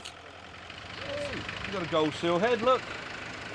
It has the optional higher quality engine. Tell you what, have a good check round, flick the points, a little bit of petrol, boom. I bet we could have that going in 20 minutes. Dave's slightly less enthusiastic. We're looking at a lot of work for someone. Not me. But someone will get all excited about it, won't they? But someone's going to want to pick up the start from scratch, and I would hope. We hope so. It's how people want to find them. You know, they want to see what they've got to start with, don't they? And I mean, the Mini guys, keen, aren't they? They're loopy, really, you know, but let's be fair, they're keen lads. I think the newspapers have been going on a little bit about this so-called terminology barn find, you know, in other words, been in a shed for 2 years and all that sort of thing, but, you know, they couldn't argue with this one, could they? It is 100%, no doubt about that. Minis from the 60s have been going for decent money at recent auctions. This one might be a bit younger, but there should still be a lot of interest.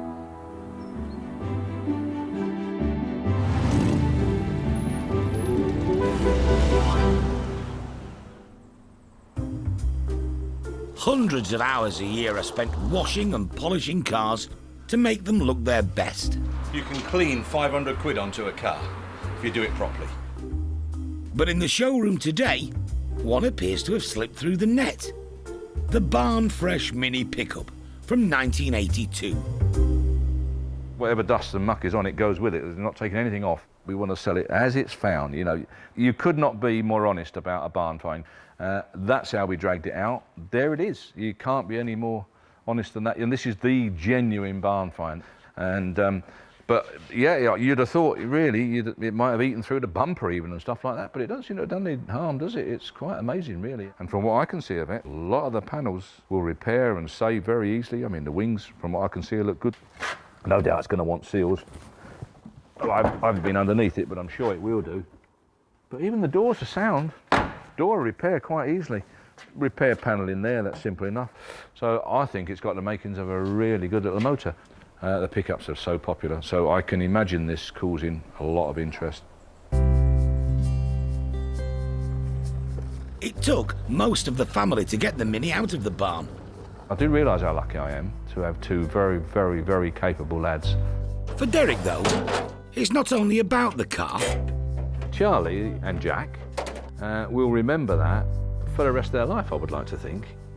Like I remember things that I took part in when I was a lad, But my dad was like that. He involved us kids in whatever he was doing, and it does form your character a bit, really. And you can't forget them things, because they were lovely days, and you always think about them. Well, I think about them on a regular basis. I'll see something that makes me think. I'll see an old caravan being towed down the road, and it reminds me of us picking up one from Hertfordshire and taking it all the way down to St Osyth in Essex and had a day off school, and it was the most fantastic occasion. And it'll always stay with me, and I think it's character building, things like that. I think it's very important, yeah.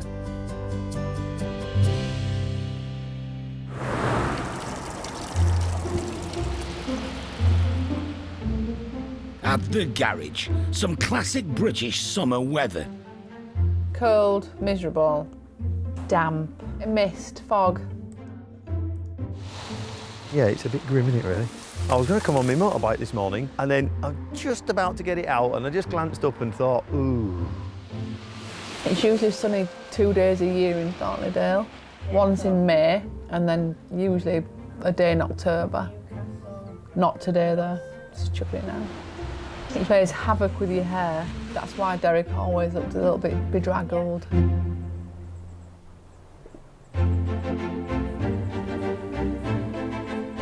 And, perfect for a day like today, a car that embodies stiff upper lip resolve.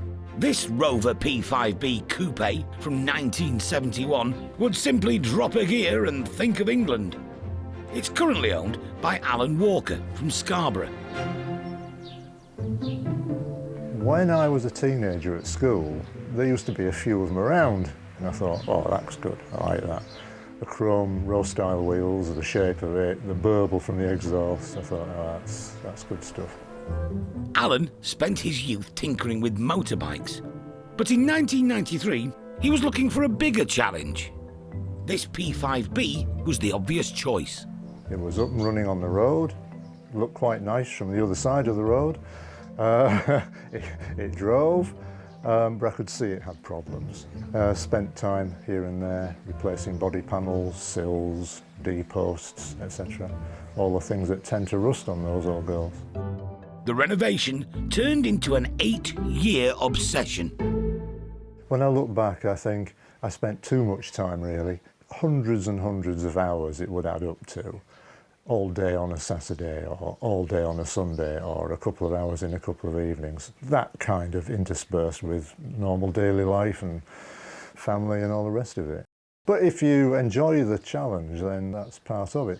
Some people just like to go and buy a vehicle and drive it, and great. Others like to build them up and, do it that way. Today, Alan is delivering his car to Matthewson's.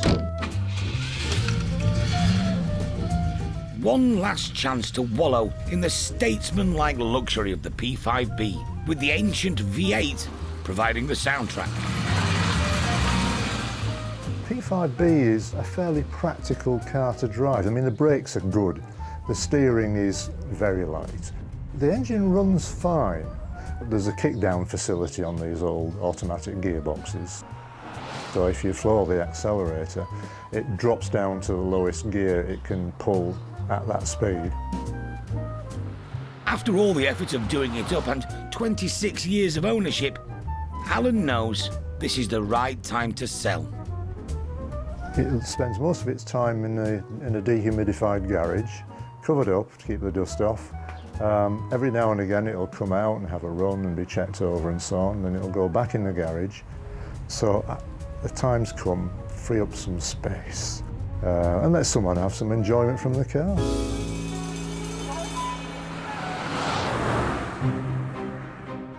Favoured by prime ministers and gangsters, the P5 looks good with a chauffeur up front, whilst being chased by the Met. The heavy car needed a new, bigger engine to pull its weighted leather and wood package through Middle England and into high society. Rover left it late, but when it came, what an engine! A Buick V8 put the B into the P5. The old car lived on, and the engine never died. But after the 70s fuel crisis, plenty ended up banger racing. Now, P5 coupes are hard to find. They're a hipster hit and fetch a decent price. Right, here we have then, your Admiralty Blue Coupe.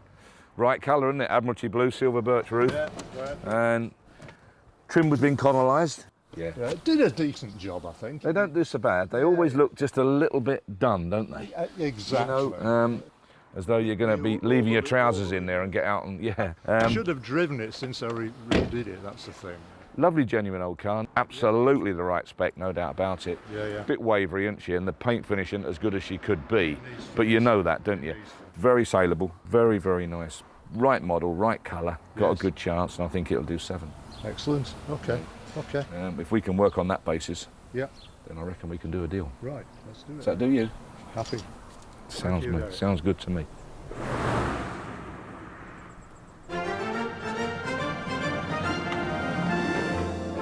It's the early morning of the day of the auction, and vital preparations are underway.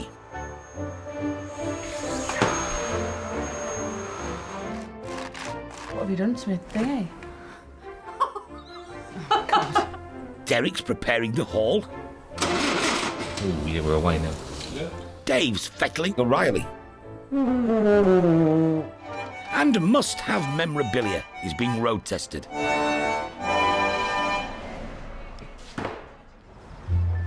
But as the crowds gather, the serious business of picking up a bargain begins. And there's been a lot of calls about the Mini pickup. I know. Yeah, wasn't it? Wasn't it good? Yeah. No, that's the thing. If you if you do want to know if you've been successful, then I suggest you give us a ring either sort of after 5 o'clock. All right. Thank you. Bye-bye.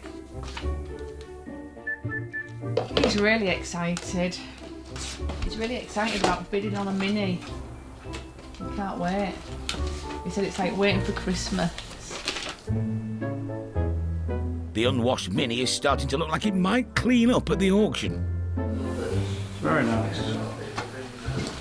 Someone's found a good one there. I've always loved Minis, always have. Well, it's in bad condition, but you can actually see that it's totally original, rather than being done up to sell. It's an amazing find, to be honest. I haven't seen a Mini pickup for years, and to see one with all this muck on it and everything is amazing, just to see how it was found. I'm just looking for rat damage. I know where it's been. It's perfectly restorable, it's a good car overall.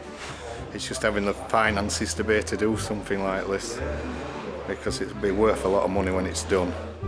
It'll be auctioned today without a reserve. It's anyone's guess how much it will go for. It'll make good money today, won't it? I'd say 10 grand plus. I would love to do it myself, but I don't think I'll have the money for this one. 2 grand, 3 grand? Yeah, I wouldn't be surprised if it fetched 3 or 4 grand. It's really strange because people turn up to look at things, but they keep it they play their cards close to the chest.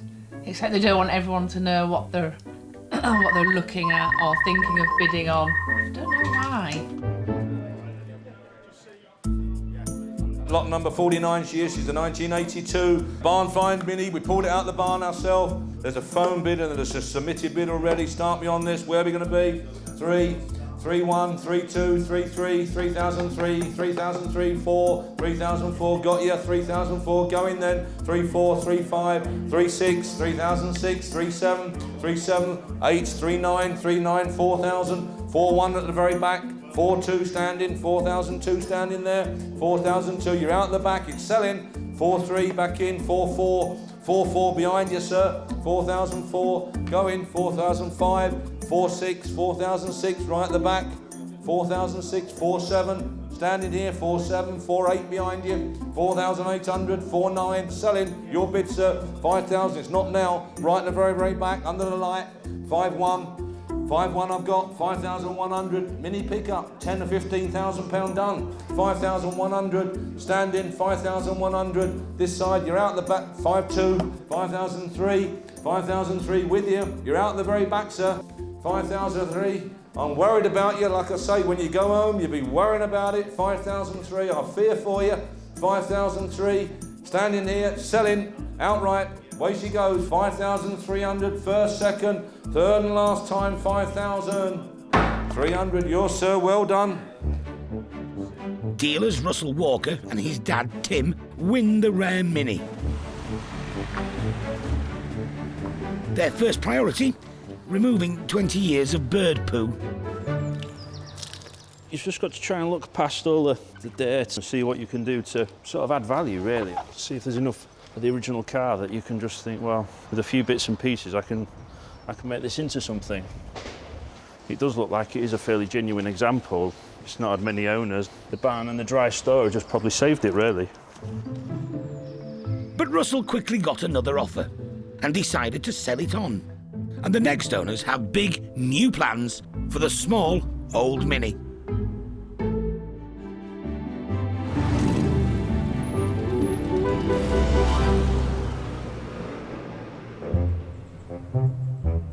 Today, a rare motorbike has arrived at the garage, courtesy of owner David Walker.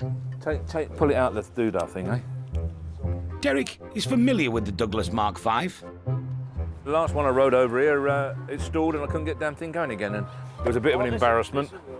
But was it rider error, didn't it? Well, I think it was newness on the bike's part, to be honest, John. It was just a little bit new, a little bit tight. It was in 1963, wasn't it? It hadn't been used much. And it was just a little bit tight. Someone got hold of it. This one, in polychromatic blue from 1950, is putting up a bit of a fight. Oh, we're all right here. But we want to pull this one through. Can we pull it through? Oh, you're all right. Don't panic. We got it here. Yeah. You got hold of it, Jack? I've got hold of the back. If you get hold of the front, and I'll watch the back here. Yeah, I see it. Yeah. Yeah. Right. Steady. Yeah. Put her on a stand or something, or whatever you're going to do. Well inside.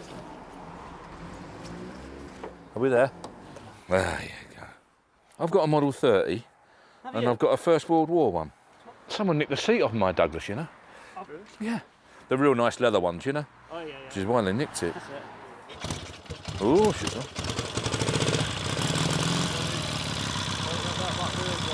All right. Sounds sweet enough, doesn't it?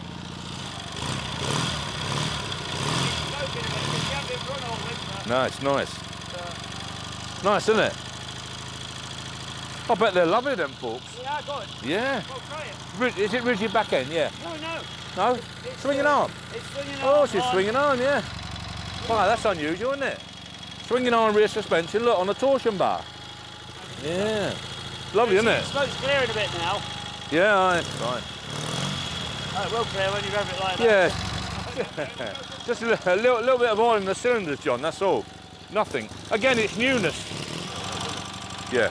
That's lovely. Switch her off, eh? Yeah. Yes, you're smashing. But no, it's lovely. And I'm pleased that we got the money right. It struck me as like £4 bike. Yeah.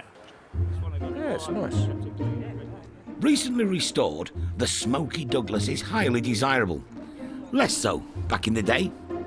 Just regarded as a little bit sort of old-fashioned, old fellas' bikes. And right to work? Yeah, right-to-work type bikes. And, you know... You've got a couple of them? Oh, no, earlier ones. No, they were different then. They had a lot more street cred when they were early. You know, 1920s and 30s Douglas. Good bike. Oh, that's all right then. Oh, that's all right. Didn't want you not to have any street cred. Super. Let's get it in out the wet. See you later, pal.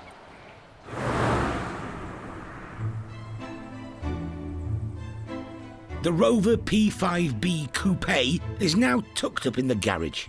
Very nice, bit of classy car. And poor man's Rolls Royce, no doubt about that. Its dignified presence has prompted a question. What defines a British car? I don't know. Well, a British car should really be gentlemanly, shouldn't it? For the English gent, don't you think? First and foremost, it can't be reliable. Very desirable, very comfy. It's got to break down on a regular basis. It's got to fail to start on a cold morning. Very user-friendly, even by today's standards, you know, they're still comfortable. You can hold a conversation in them. Yeah, it's got to leak. There's just something special about them, isn't there? Just lovely. After its extensive renovation, the Rover is in fairly good shape. But there's still some work that could be done on it. You had a repaint done some years ago, and to be fair, they haven't finished it off properly. It doesn't want doing again, but it wants a really good flat and polish. and it just takes the paint off beautifully. It just takes a thin layer of paint off down to smooth paint. In other words, it smooths it out. It takes your orange peel out, simple as that. We now actually flat using a DA with 1500 and a soft pad DA, and obviously a machine mop. For those not fluent in restoration, this involves a power tool with some fine sandpaper on it, followed by a good polish. Be warned, it can go wrong. Very carefully done, you have to do it extremely carefully, and you only do your main bit of your panel down, inch above that, inch below that, with a machine. Other than that, you do the rest of it by hand. I've done it on a car fairly recently, and you wouldn't believe how even the worst paint finish in the world can come up if you're careful with it, and as long as you've got enough paint on it. So I might just do a little corner on this, just to say to people, look, if you do it properly, that's how it's going to come up. Auction day. Visitors from far and wide descend on Thornton le Dale. Many hoping to satisfy their specialist interests with some rare memorabilia. Trucks, just come for anything truck related, made in Great Britain. Wouldn't have said that, like, would you? Nice and relaxed, nice people. It's always a bargain. This is all old spotlights, and it's got an old horn in there as well, like, so old klaxon. That really does make some noise. The oh-so-British Rover P5B is ready for inspection. I'm looking for what repairs have been done on the bodywork. I've already got one of these cars, so I know where to look, really. With the heady mix of a good solid restoration behind it, but with some satisfying jobs still to be done, it makes this car an enticing project. Looks okay, very original. A few little minor things that might need attending to. The estimate on this car is 8 to 10,000. If you could get it for that price, that would be good value. Rover P5B Coupe, 1971. Start me on it. Whereabouts? No, I want 6. 6 to start. 6 I've got. 6 250, 6 5, 6,750, 7, 7,000 on my left, 7 250, 7 5, 7 750 on my right, 7 750, 8.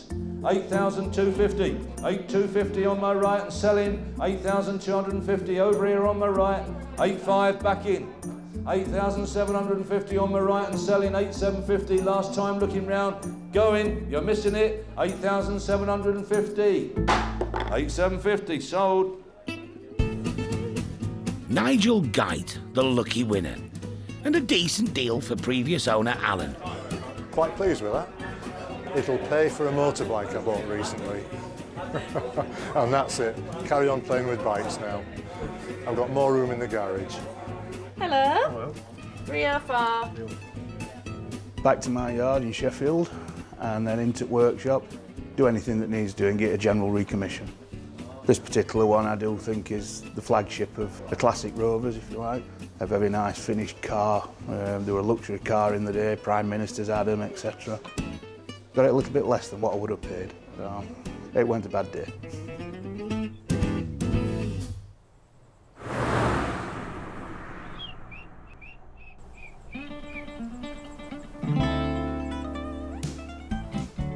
It's 8 o'clock, Sunday morning, the day after the auction. Which rally was it? We'll just have to scroll through the website. Everyone put in about 15 hours yesterday, but today is also looking like a long one. No, they mate, all right. Yeah, we're still waiting to hear from the vendors. I think you're a long, long way away on the Fiesta, and the gentleman's looking for 1,500 on the Scimitar. This is when many provisional offers are converted to sales through negotiation. And he originally said that he would like £1,600 returning. If you can go another 150 quid, he'll let you have it. Derek would have liked to have stayed to help, but he has a pressing engagement. Well, it looks as though the deal's done. Yeah.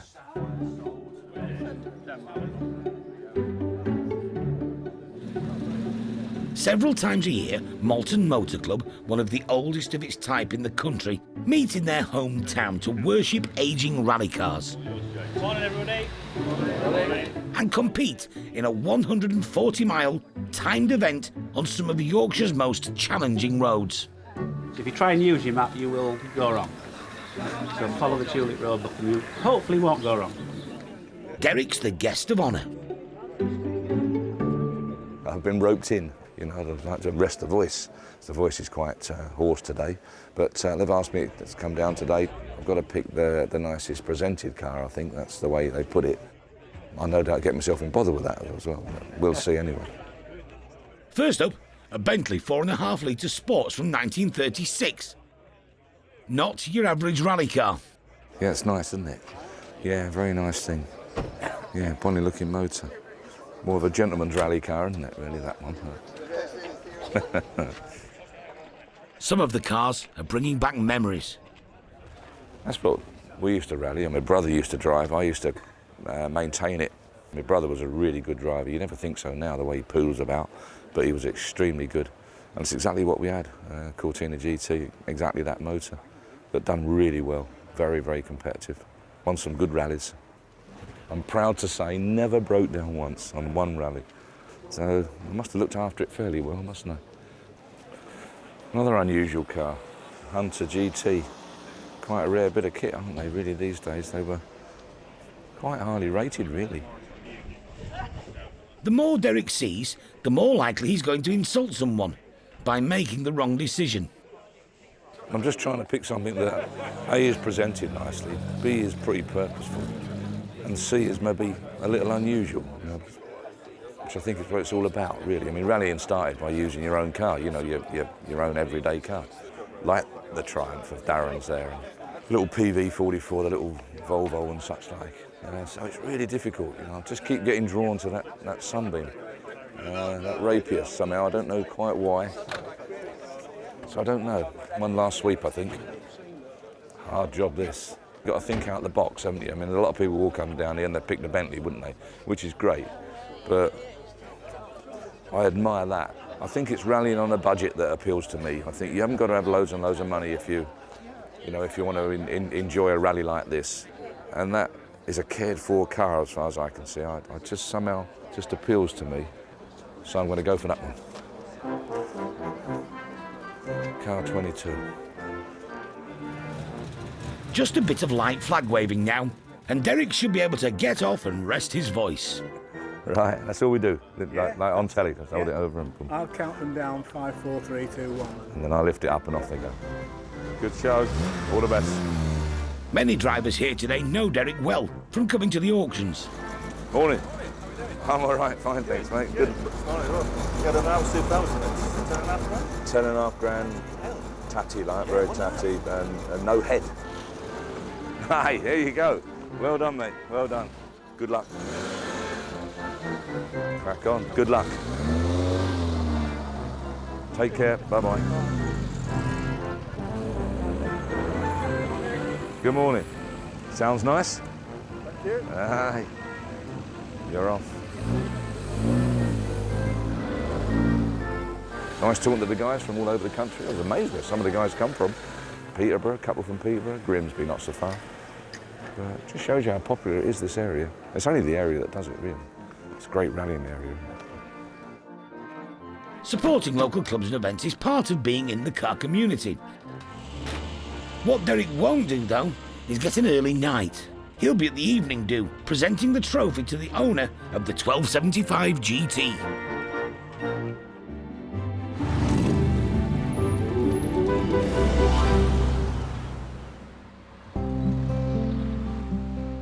After a busy weekend at the garage, there's now a few hours spare for some stock taking, and amongst the new memorabilia, a rare scrapbook. It's obviously from a guy that's extremely keen on Coventry Eagle motorcycles, starting from very early years, 1925, on through to 1950s. Absolutely amazing, an incredible bit of motorcycling history. All these little adverts he's cut out, some of them from overseas newspapers, advertising the Coventry Eagle. Can't even begin to read that. Looks like Russia or Poland or somewhere. Obviously a total fanatic, wasn't he? And you got to admire guys like that, haven't you, really? I mean, we look at them as being a bit odd, but they're great, aren't they? It's unclear who compiled the scrapbook, but there's a clue. It was found at an old bicycle factory in Birmingham. The Silent Superb, it's a 147, this one. A weight carrier par excellence. Luxuriously equipped and costing only £23, 10 shillings. Now, when they say only £23, 10 shillings. In 1932, remember now, when most working men, like my dad on the railway in 1932, would have probably been on £4 a week maybe, and possibly not even that. I love the scrapbook because it's so inclusive. It's an important part of motorcycle history, and on top of that, it's also a very important part of social history. And I think the two combined make very interesting reading. I think it's a wonderful lot that will be coming up at auction.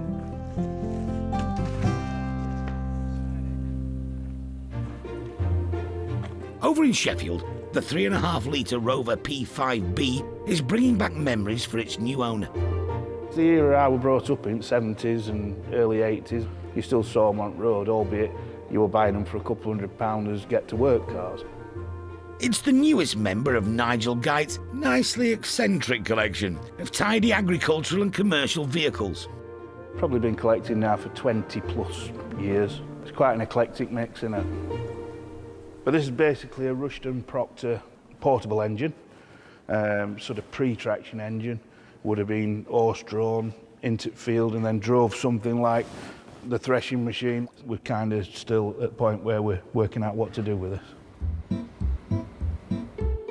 Nigel is in the right place to breathe life back into any classic.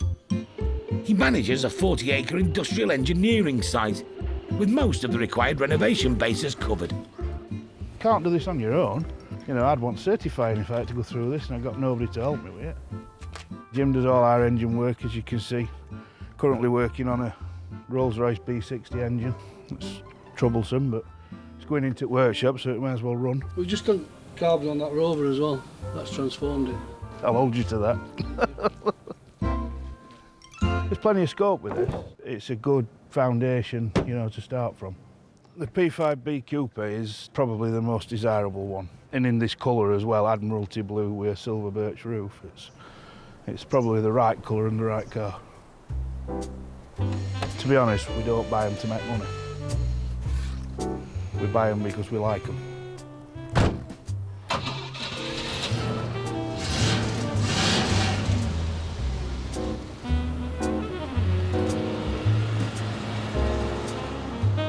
Oh, it drives really well. Really well. It does now, better than it was. It's quite responsive now. Previous owners obviously cared for it, and he's done a lot to it. The car is 80%. What I'd like to do is lift it that other 20%. So we'll look at panel gaps, a decent paint job, mechanicals, any structural issues, that kind of thing. Any chroming work will be done. Just make it better than what it is. The passion is British engineering. We used to make things like this, we don't anymore. So keeping them around and preserving them, looking after them best you can. There's not like seeing one drive down the road. If you physically see what it were meant to do, it's far better than seeing it tucked away in a museum. As for the Coventry Eagle scrapbook, at the auction, Derek paid the ultimate compliment to its very dedicated curator. He's a proper anorak, but a lovely man, I would think. He's got every bit of information about Coventry Eagle motorbikes. It saw some healthy bidding.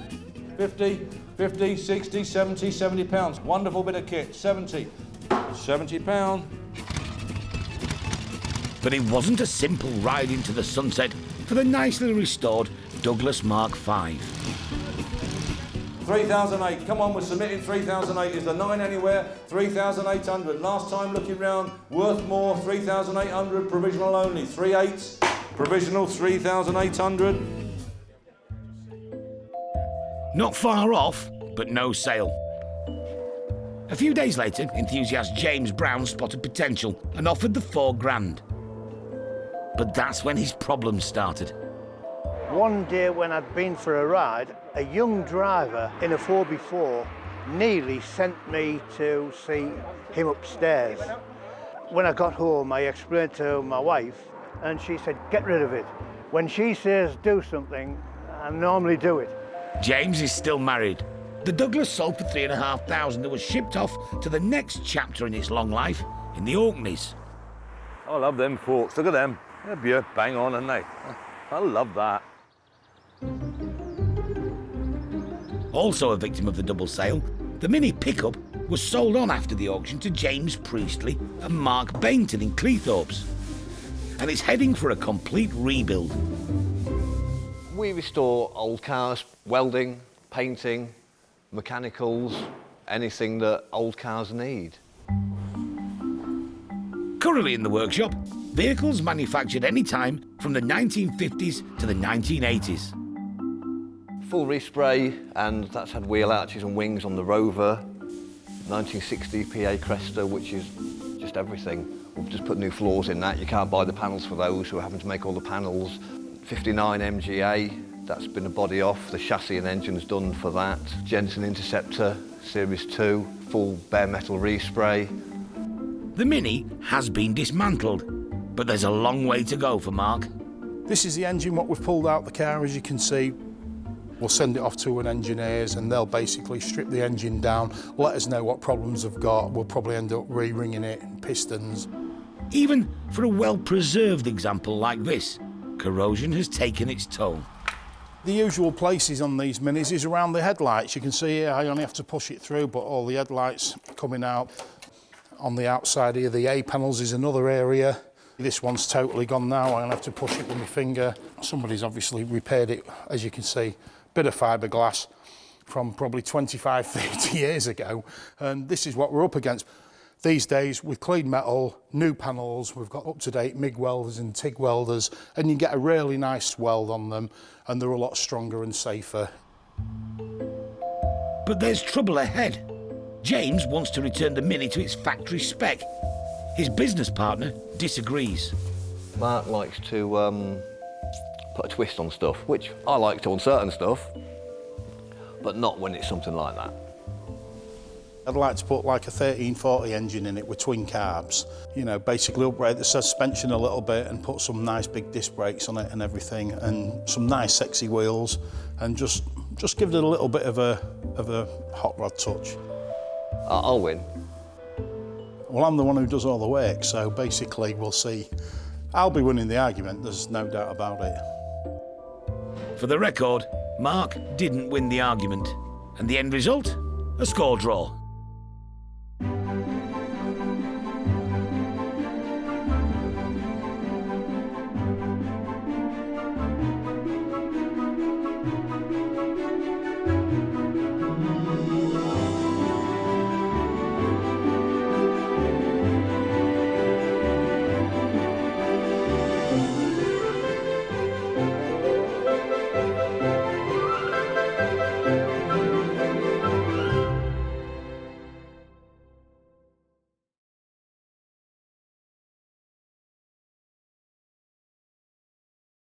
Meet the Matthewsons. They're a dynasty of dealers. It drives really well. With a love of classics. It's only condensation. In Thornton le Dale, gateway to the North York Moors, they auction over 2,000 rare vehicles every year. 42,000, the ready type, the stunning car. All walks of life. The cars fetch people together. I'm ecstatic. Head of the family, Derek. It's got to be the best job ever, isn't it? We're sort of living a dream. Trusted lieutenants, sons Paul. Not everybody's cup of tea. And Dave. There's Dad's way. And there's Dad's way. Keeping them all in check and dealing with the punters, Sarah. Somebody could ring today with some fabulous vehicle that's been sat in a barn for 50 years. You have no clue. It's the chase, it's finding it. So you get up every morning thinking, what am I going to find today? This is a family's love affair with cars that have lived a life. Someone's cherished a car and loved it, and I think it's just great. I think it's absolutely superb. A passion that can be turned into brass.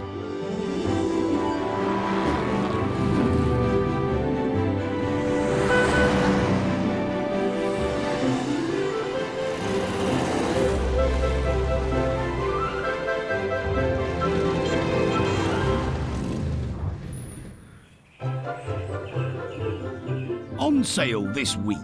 Bentley S3, 1964. Picked it up myself, went over to France with a lorry. A very nice car. I asked a friend to contact a possible seller. Matthewson's. Bonjour, monsieur. It's not a practical vehicle. Mini Moke.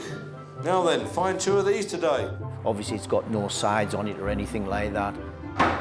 Ford Fiesta XR2. Beautiful, isn't it? This car has been like a wife. It's given me many headaches and many frustration and many issues and problems, but you work through them.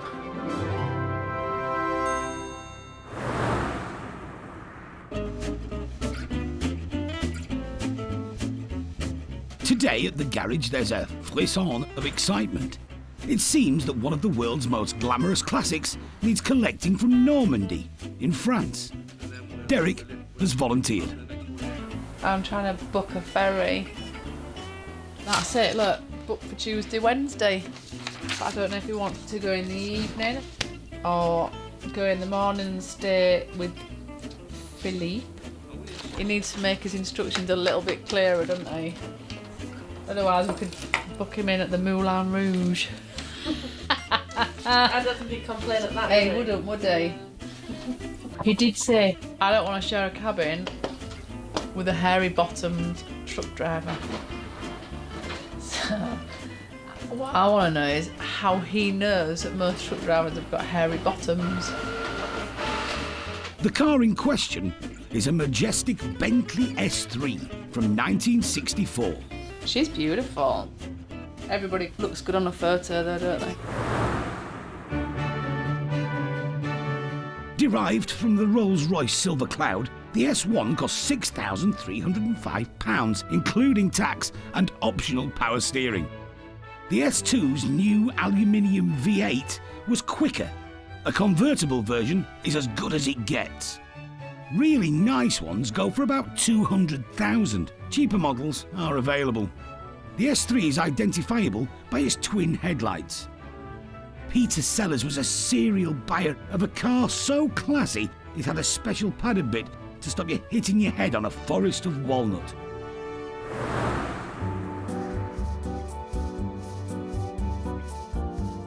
In a cellar in Normandy, a very glamorous British car. The S3 has had a comfortable life, preened and pampered by current owner Philippe Clan. I bought the car 27 years ago. It was a very nice car. Philippe has tried to sell the Bentley in France, but there's a problem. Paris Drive is right hand, and the French don't like it. I asked a friend to contact a possible seller. Matthewson's.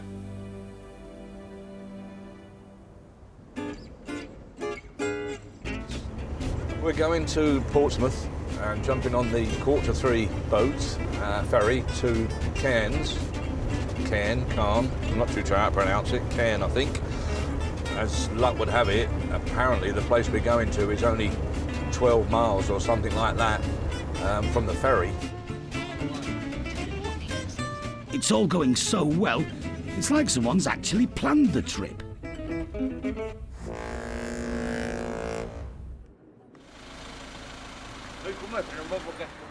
A few hours later, and Derek arrives at his hotel in Cairns. Or is it Con? Prenez-vous le petit déjeuner? Pardon? Vas-y. Are you going to have breakfast tomorrow? English breakfast. No. No. Yeah. Sausages, bacon, eggs, tomatoes, fried bread. Les 2 jours? For the both 2 days? 2 eggs. Two, yeah. It's gonna be like boiled, right? Boiled eggs? Yeah. Yeah. Thank you. Bonsoir. Bonsoir. Thank you very much. Good night. I will see you tomorrow. Yeah. Right. See you tomorrow. Bonsoir, bonjour, I get mixed up.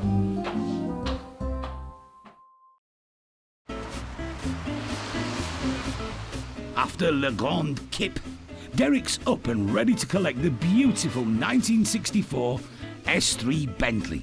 But first, a hearty French breakfast. Do you think that could be butter? And an extra gift from the management. Bonjour, monsieur. Or bonsoir, as it was last night. He's humouring us, isn't he, really? That's what he's doing.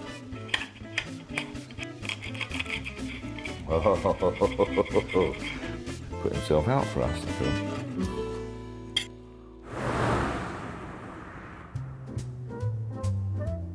Back in Yorkshire, and Derek's Kingdom of Classics has a new head of cars. Younger, dynamic, Dave.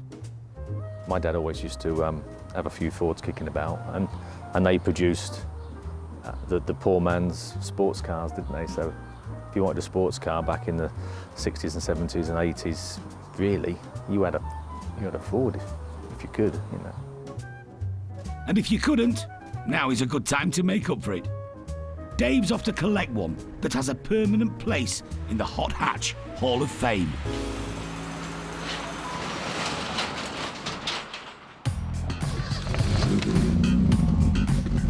The sound of 1982 can often be heard in this part of Wakefield. Rob Thackeray has a special bond with his Mark I XR2, or as he affectionately refers to it, Deggy. You look at new cars now, and it doesn't matter if it's the base model or the sports model or the executive model. They all look the same. Oh, you're a pleasure to drive, Deggy. Back in the 80s and 90s, when they did a hot hatch or a sports car, they got better paint jobs, they got different wheels, different body kits. It was so striking, and that's what makes the difference. If I didn't know you, Deggy, I'd believe you're enjoying this photo shoot. Aren't you?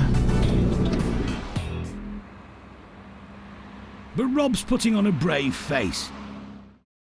He was responsible for bringing Deggy back from the dead. It's lightened, it's balanced, it's got bigger pistons, it's got an eye-lift cam, it's got your 4-branch manifold. But soon they must be parted. And he's not taking it well. Nervous, sad, lots of mixed emotions really. I've owned her for nearly 9 years. This car has been like a wife. It's given me many headaches and many frustrations and many issues and problems, but you work through them. Spent many a loving hour with her. You become one with a car and you can't really describe it. But there are others in the marriage. In fact, there's a whole harem. 13, 14. I'm paying £300 a month for storage for cars. So some have got to go. Little car looks clean. Rob? Yeah, she's not bad. It's all right, isn't it? Yeah. She's an honest example. Yeah. What you don't find much nowadays. No, you don't, mate, you're right. Now, you told me on the phone that the blue ones have a different trim. Yeah. All the other colours have red and blue. The blue one has the white and blue. Gotcha. That's why this was a dearer optional extra. Is that right? So this was the most expensive one you got? Yeah. There's the original sales brochure in the glove box. The Ford guys like all that, don't they? Yeah. But hardcore Ford fans are also sticklers for originality. All my friends have ribbed me. They said, put it back to original, you'll get more money for it. I've been ribbed because it's got a sports exhaust. Yeah. I didn't have the original centres in the pepper pots. It's not so much the money, it's I want it to go like this. To be fair, I agree with you. I think it'll probably drive and sound a lot better than it did before. We're on the same page, mate, so don't worry. Yeah. Dave's also taking this 1990 Escort bonus, a basic beauty with only 30,000 miles on the clock. Rob's been holding it together. But seeing Deggy drive off to the transporter has set him off again. How you doing? How's it feel? Not good. Not good, actually. I suppose it feels like when your child moves out or gets married. Yeah, that wasn't a good minute just then, watching that go.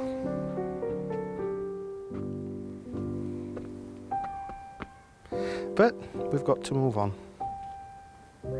If I keep telling myself that, I might believe it, might I? Hopefully, a good sale price will cheer him up. Rob's agreed a healthy reserve for Deggy. He's been real sensible on this, 10 or 11,000 quid, a real sensible buy.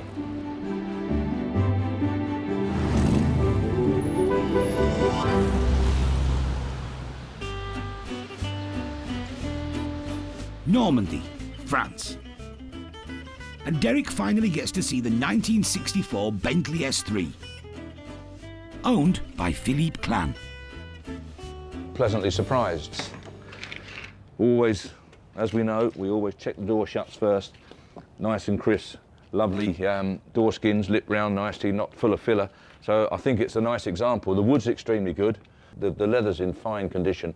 It's very original. It's obviously had paintwork, it's been painted, but a long while back. So it's nice in as much as that what you see is what you get with this car. It smells right, it feels right. I think it's going to prove a very, very good buy for somebody. Daylight usually shows up any flaws. A nice colour scheme, I like it very much. I'm not over keen on the very wide coach line. I like the more pinstriping like this one, but it suits it. It doesn't detract from its appearance. I think it looks extremely nice. Very, very genuine original condition.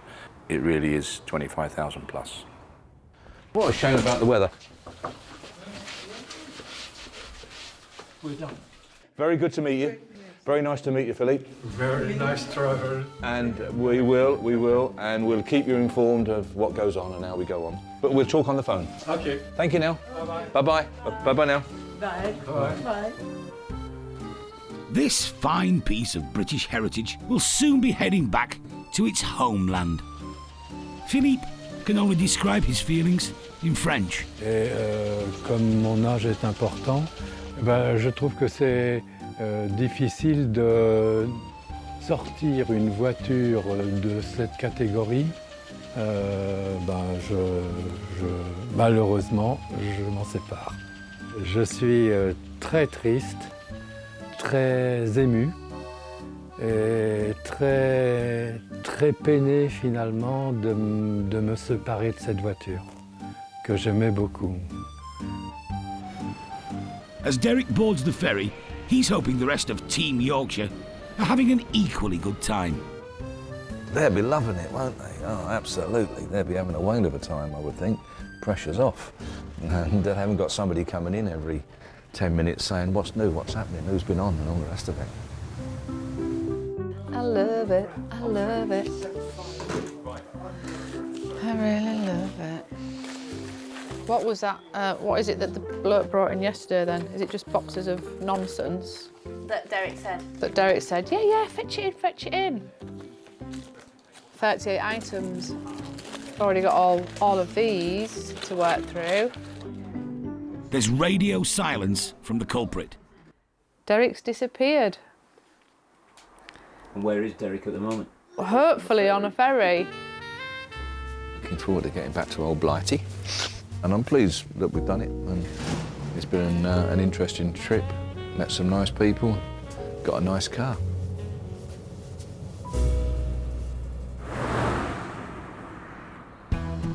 Today, Paul has got an unusual collection booked in.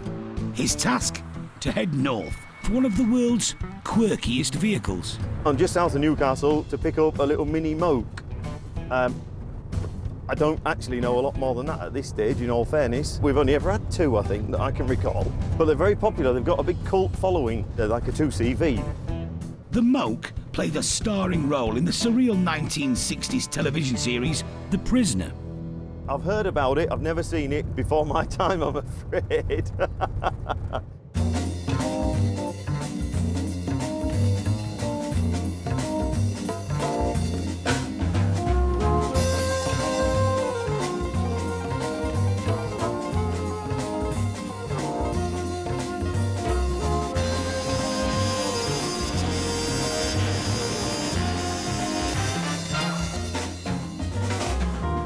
It's not a practical vehicle. Obviously it's got no sides on it or anything like that. Other than putting a cruise lock on the steering wheel, there's nothing much more you can do. Mike Hutchinson bought the Moke just 6 weeks ago. He doesn't sound like a fan, but he is. It's not the fastest car in the world. You couldn't go up and down the motorway on it, that's for sure. But if you've got a car like this, you could park it next to a Ferrari. They wouldn't take pictures of the Ferrari. You would have a crowd round you within 5 minutes. You could probably buy 4 of these for what you could buy an E-Type Jag, and it would probably give you just as much pleasure. First produced in 1964 and named after a dialect term for a donkey, the Moke was designed by Sir Alec Isigonis, just like the Mini. The thought was the army could chuck it out of planes on a parachute, but its poor ground clearance made it a total disappointment when it landed. The flimsy ute fared better as a beach buggy. Of the 40,000 produced, only 10% stayed in the UK, and they were still made in Portugal until 1993.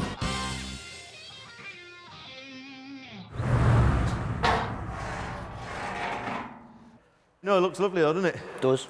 Yeah, well, they're a great little thing, aren't they? You don't see them, do you? You don't. You know, no, the guys that follow them, of course, they'll see them, won't they? Yeah. But the rest of us, you know, you just see them once in a blue moon, don't you? Yeah. Before it leaves, a quick modification to prevent the roof ending up in the Tyne.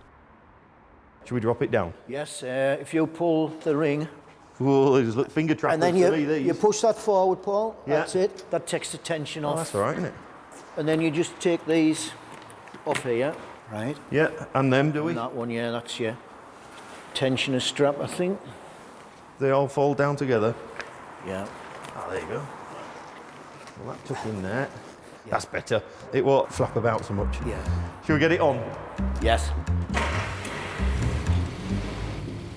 Right.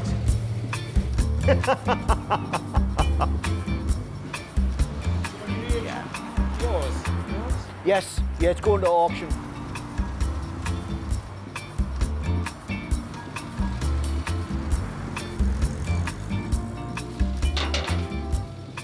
Mike's Moke could net him 15 grand, but he plans to use the money wisely by renovating another one for summer. The other one that's getting done up, that one did have a heater in, but I've decided not to put one in because I think it spoils them.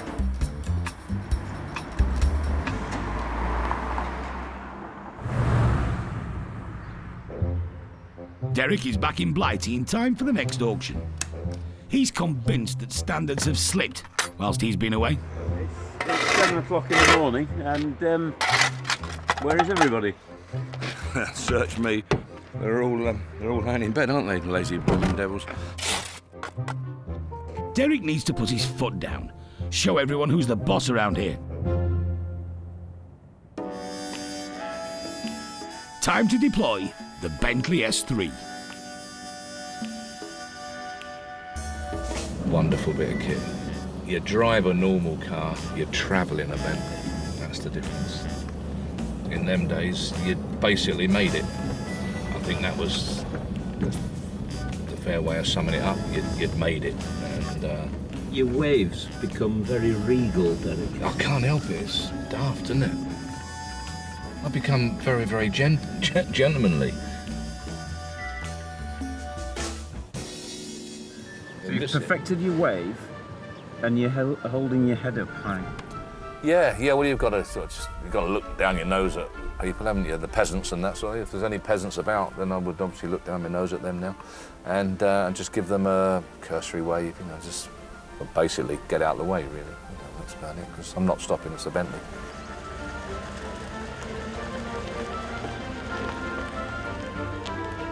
There's just something very, very special about the Bentley. I think it's probably the size and the build quality and the power, comfort.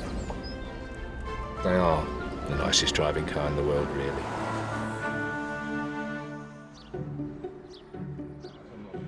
As auction day begins, prospective buyers weigh up what's on offer.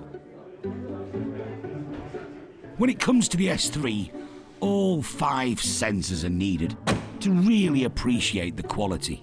When you smell new leather, it has a distinct smell, but when you smell inside this car, it has an old leather smell, which is absolutely lovely. It also shows that the car's been well kept. You know, you can't smell any moisture or anything like that, so definitely a car worth looking at, this one. Owner Philippe's friends, Alf and Linda, are here. They've been driven in this Bentley many times. Philippe, who owns the car, has kept it polished, so it's in #1 condition from a shiny point of view, you know. Hopefully as soon as it's sold and we get a price on it, I'm going to ring him and say, there you are. Bentley S3, 1964. Picked it up myself, went over to France with a lorry. Lovely, lovely people. So your chance to buy it today. We've got some interest on the books, start me on it. I want 20, 20, whereabouts? 18 then, 18, we're away. 18.5, 19, 19.5, 20, 20, 25, 20,500, 21, 21,000, 21, 21,500 down the middle, 22, 22 on the phone. 22,500, absolutely genuine. 22,500, 23, 23, I should think so, it's an S3. 23,000 submitting it, 23.5, 23,500 submitting it, 23.4, 24, 24,000 pounds. Submitting it then, 24, is the 24.5, 24.5. Let's not forget it's an S3, 24.5. It's a Bentley, not a Rolls, the one we want. 24.5. 24.5, 25, 25,000, 25,000, I dare sell it. I've got discretion, I dare sell it. 25,000, 25,000 pound, going. 25.5, 25,500, sold. 25.5, thank you very much for your bidding. Lovely car, lovely. Ah, bonjour Philippe, ça va? Bien, nous avons 25 500. Ah oui? Ah oui, très content, très content. Ok, au revoir Philippe. Au revoir. Bye bye. Au revoir. He said he'd hoped to get more, but that's the way it is, isn't it, you know? I thought, ideally, if it had got to the 30, it'd have been okay, but 25,500 is okay. On the day, it's okay, you know.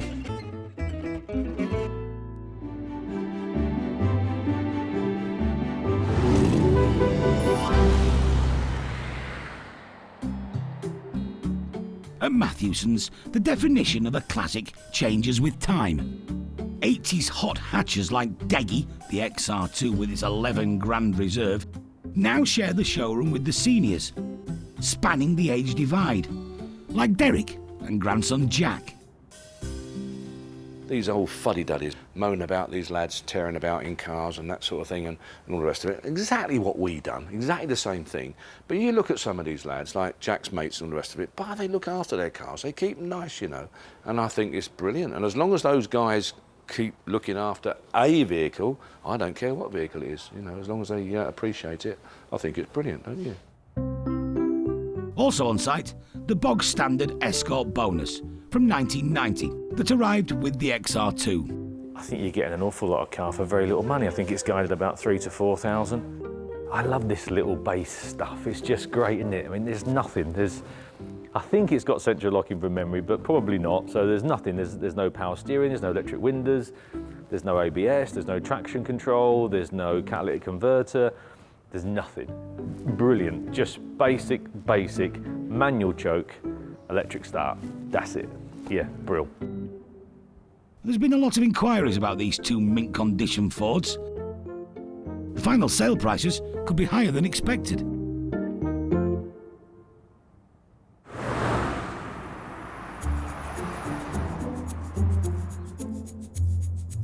In the showroom, there's a small window of opportunity for Dave and Paul to catch up with some jobs. Yeah, go on like that. Go on. Go on. Other way. Yeah, round, round, round. Well, he's getting there, isn't he? Trouble is, he don't know his left from his right. But there's one chore they've been putting off for years. Replacing the gates of the backyard. The old ones have been in 25 years, something like that. They've had it, and we're all fed up with lifting the gates every day. We're going to put some new gate posts in and then make some new gates.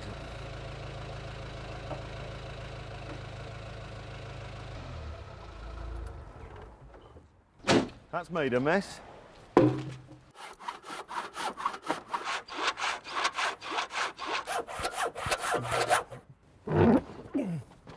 You pig. Got your finger? Tasks like this are nothing new for Paul and Dave.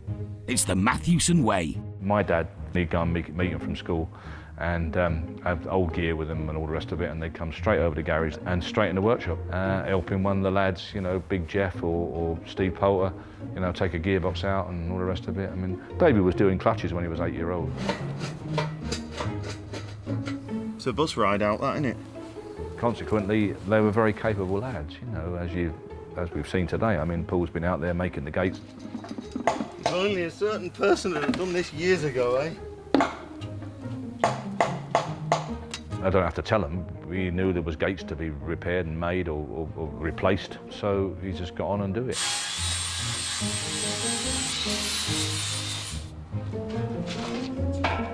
If ever gets fed up with cars, he can do this for a living. Yeah. I wish I'd have done years ago. Good job David ain't doing it. He'd be taking all his nail varnish off, wouldn't it? And we'll have to advertise. The site's having a massive revamp. Reminds me of those nightclub refurbs. They used to have it in Scarborough, didn't they? And they have a bit of black emulsion and a new carpet and they have a £1 million refit, don't they? You know, we love it. We've never got to rely on anybody very much to do anything. And it's a big plus, I think, in life, not only this job, in life. Paul's probably saved about £5 grand doing the gates himself. First to go through them, a beautiful 1936 Austin shooting brake.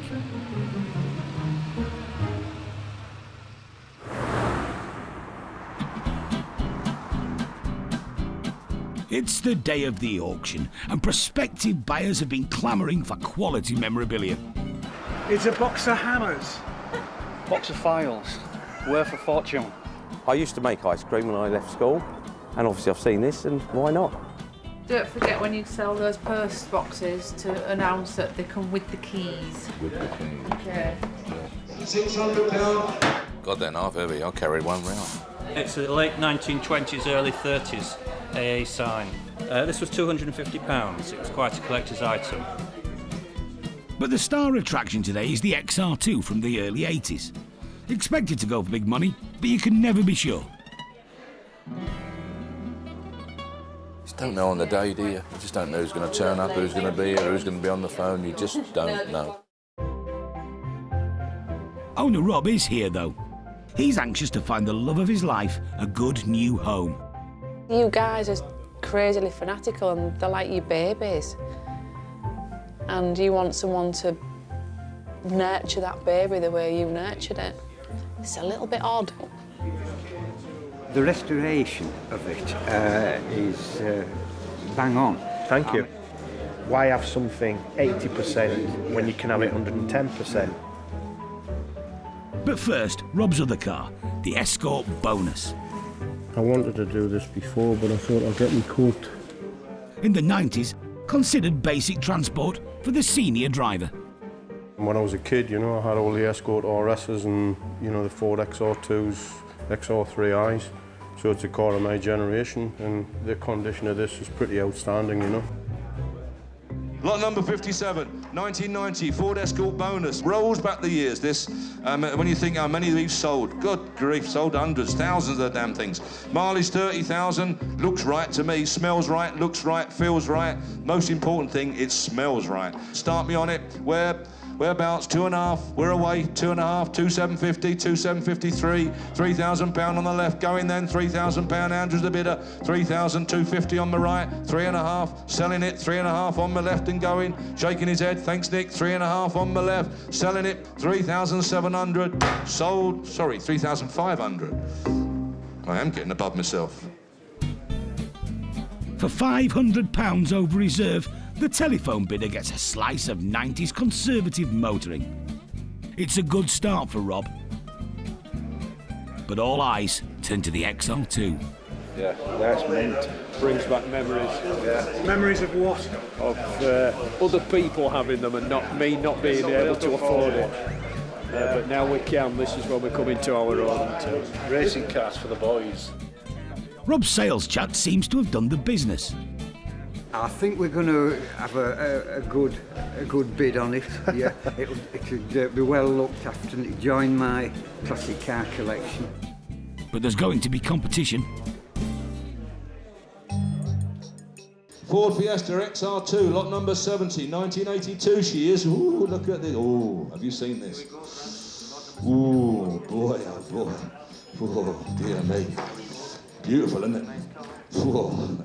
1982, Ford Fiesta XR2, start me on it. Where are we going to be? Where everyone wants to give 10, 10, 10, 10 1, 10 2, 10 2, 10 3, 10 4, 10 4, 10 5, 10 6, 10 7. There you go. 10,700 submitting then. 10,700. 10 8, 10 8 there. 10 8 out the back. 10 9, 10 9, 11. 11,000 on the left. 11 1, 11 1, 11 1. Come on, Stuart, you got loads. 11 1, 11 2, 11 2, 11 3, 11,003, 11,004, 11 4. I'm selling it. Make no mistake. 11 4, 11 5, 11,005, 6, 11,600, 7, 11 7, 8. 11 8, 11,800, 9. 12,000 is going, 12,001, 12,100, 12 1. 12 2, 12,002, 12 250, 12 5, 12 5, 12,500, 12,005, 12 6, 12 7, 12,700, 12 7, 12 7. He's got nearly as much money as you. 12,700, 12 7. There we are, 12 8. 12,009, 12,900. What do you think? It's going. 12,000, 13, 13, 13 1, 13 2, 13 2. Gentleman here is buying it. 13,200 and going. 13 3, 13 4, 13 5, 13 5, 13 6, 13 7, 13 7, 13 7. What do you think? 13 8, 9, 13 9, 14 1, 14 1, 14 1, 14 2, 14 3, 14 3, 14 3 on my right, 14 4, 5, 14 5, 14 6 he says, 14 7, 14,700, 14 8, 15, 15, 15 1, you'll give him the phone, 15 1. 15 1, 15 2, 15 3, 15 3, 15 4, 15 4, 5. 15 6, You can hear a pin drop, can't you? 15 5, 15 6, 7. 15 8, do you want it?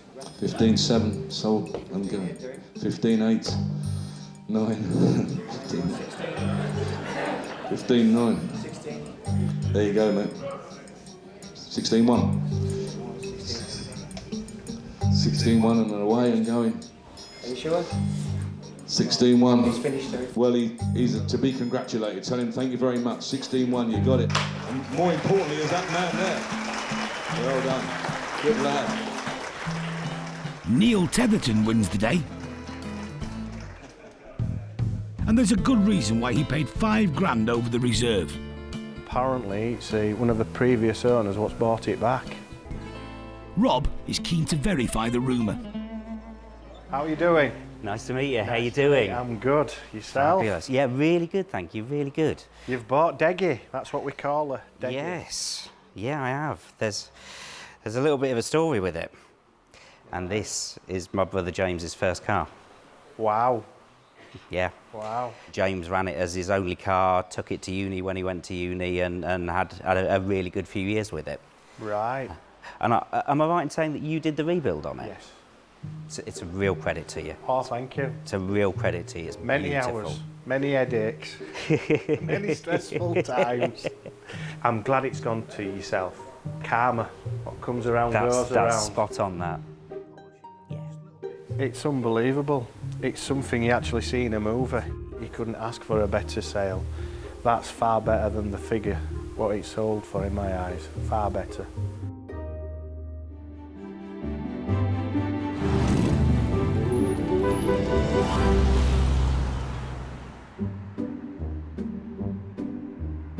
After a trip down from Newcastle, the Mini Moke is now safely in the showroom. Derek has never really understood them. Us in the trade couldn't see what would encourage someone to buy something like this new?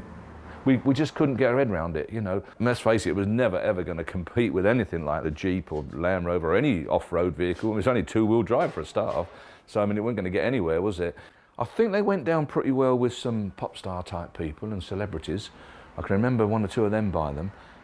Different today, isn't it, it seems? We collect cars now that in their day were the most horrible blooming thing to run and maintain. I mean, you can imagine how bad these things rust out, couldn't you? I mean, it's got seams everywhere to trap rust, hasn't it? I mean, again, if you were building one, you could hardly build it sort of worse, could you, really? It's all like bits and pieces, isn't it? All stuck together. But it survived beautifully. It's a lovely car, lovely condition. I think they're overvalued, where they should be 6,000, 7,000, 8,000 quid. All of a sudden they're creeping up to 11s, 12s, 13s, 15s and stuff like that. We'll see on the day.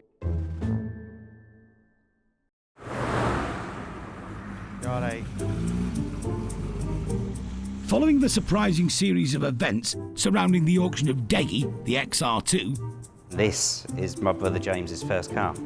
Wow. The Cherished hot hatch is now relaxing in a lockup near Epping. Very, very shiny paintwork. It is looking... It really is. Looking good, isn't it? Brothers Neil and James Tetherton are in apologetic mood. When they owned this car 20 years ago, they could have looked after it better. It was just the everyday car, so we went out in all weathers. It took me to school, it took me to university. I did a bit of rallying at university in it. It, you know, took me to my first job. It got broken into outside my first flat, so... I think we learned our lesson the first time, didn't we? Exactly. We are... No more big stereos. No. No more holes in the parcel shelf. None of that. No, So- it's going to get the respect that it deserves after this many years now, isn't Yeah, it? yeah, a little graceful retirement now, and Yeah. just enjoy the sunshine on it. It's earned an easy life.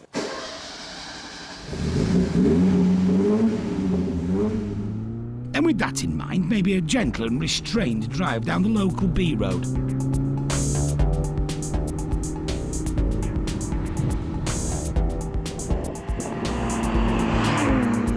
Sufficient, I think. Do you reckon? It seems the XR2 can still bring out the boy racer in anyone.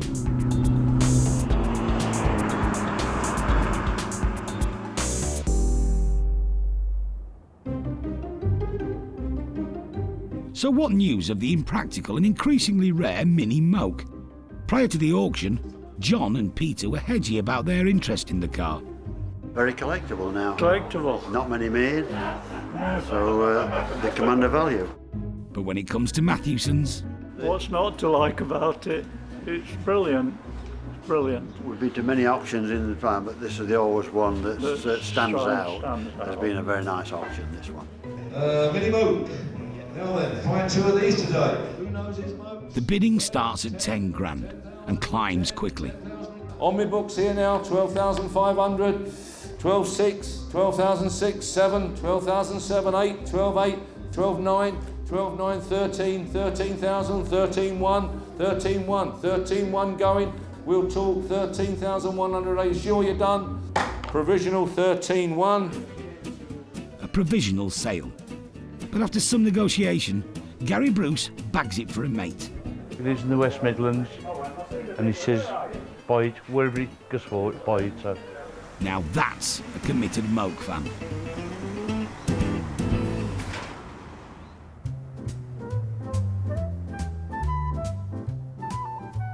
As for the Bentley S3, it's now owned by Ian Anderson, who heads up a multi-million-pound firm in Glasgow. He wasn't at the auction because he was too busy buying classic motorbikes. I was at the Stafford showground and I managed to buy 5 bikes on that day. So my bank balance took a bit of a pasting. Not for the first time. Ian has an impressive collection. So I'm a fair weather rider. So I'm not one for getting the oilskins and waterproofs on. Just when the sun shines, I'll take a bike out. When it's raining, I'll take the car. And because it's Scotland, Ian is using the Bentley. A lot.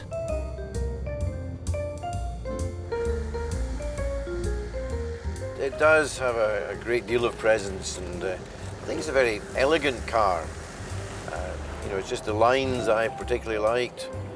I don't think it's overstated like, you know, some modern day cars. It just, it glides along the road the way it should have done when it was built in 1964.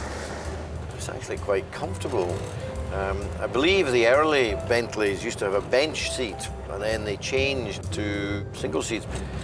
Accommodates my large bottom quite well. And it's beginning to have that Bentley effect. One feels a bit superior. Haven't given them the royal wave yet, but maybe I should do that. The only thing that's missing, John, is a flag. I think we have to get a little flag somewhere fluttering, you know, I'm not sure what flag, Union Jack, or maybe a St Andrew's flag would be better. Or, in honour of Philippe back in Normandy, maybe a French one. And he'd be very welcome to come and drive it any time he wants. Bon, merci.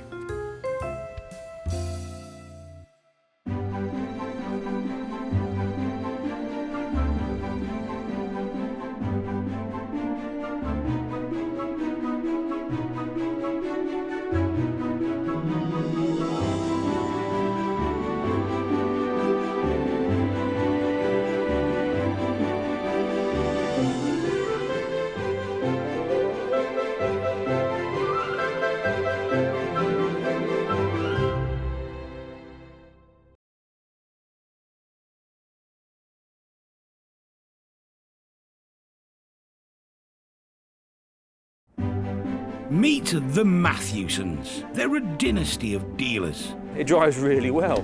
With a love of classics. It's only condensation. In Thornton le Dale, gateway to the North York Moors, they auction over 2,000 rare vehicles every year. 42,000, the red E-Type, the stunning car. All walks of life. The cars fetch people together. I'm ecstatic. Head of the family, Derek. It's got to be the best job ever, isn't it? We're sort of living a dream. Trusted lieutenants, sons Paul. Not everybody's cup of tea. And Dave. There's Dad's way. And there's Dad's way. Keeping them all in check and dealing with the punters, Sarah. Somebody could ring today with some fabulous vehicle that's been sat in a barn for 50 years. You have no clue. It's the chase, it's finding it. So you get up every morning thinking, what am I going to find today? This is a family's love affair with cars that have lived a life. Someone's cherished a car and loved it, and I think it's just great. I think it's absolutely superb. A passion that can be turned into brass.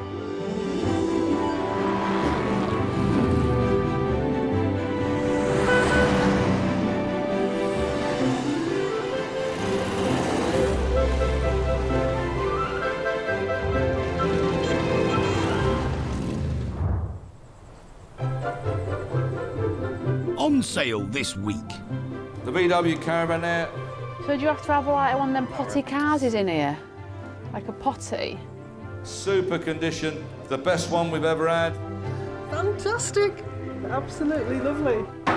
A Reliant Scimitar GTC. Gran Turismo convertible. She's just lovely. I think they're great, they're going to be rocketing in price. Austin 16. A lot of upgrades, which is a bit unusual. People expect it to be staid, and it isn't. It goes like stink.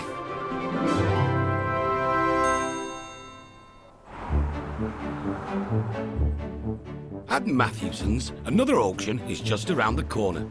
It's like a military operation today. Yeah, I know. And the workload has stepped up a gear. Deadlines to meet, and we're miles away as usual. What time were you here this morning, Derek? I know I was late, but you wait tomorrow. I'll be in at 4 o'clock. We're always here first. Would you like to say that in a higher pitched voice? No. It's the busiest month on record. Even Bubbles, head of cleaning and polishing, is overwhelmed. Too much stock, if some of us are real honest, with 280 some cars or vehicles. I think there's about 60 odd motorcycles. Derek has said yes too many times. And now there's no room left. It's one of them problems that you can't dwell on. And I don't believe that at all. You've become very much like me over the last couple of years. They're learning, definitely learning. There's always somewhere, isn't there? Bend over, Derek. At times like this, only the cream of the crop can be accepted.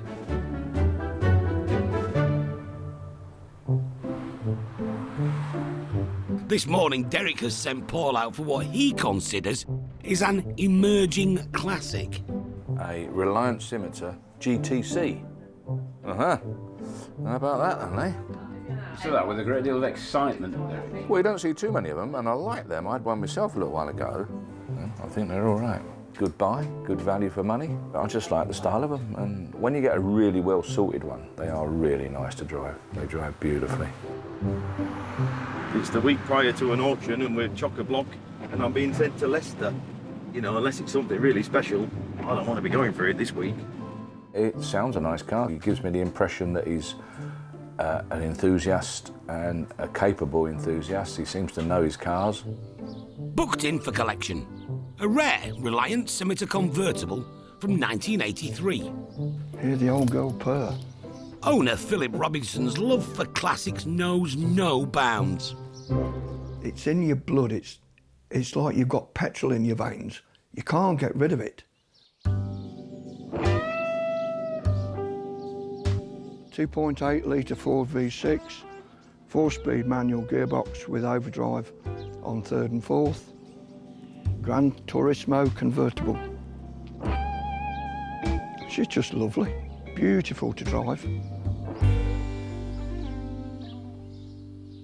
Even Paul's had time to reflect on their qualities.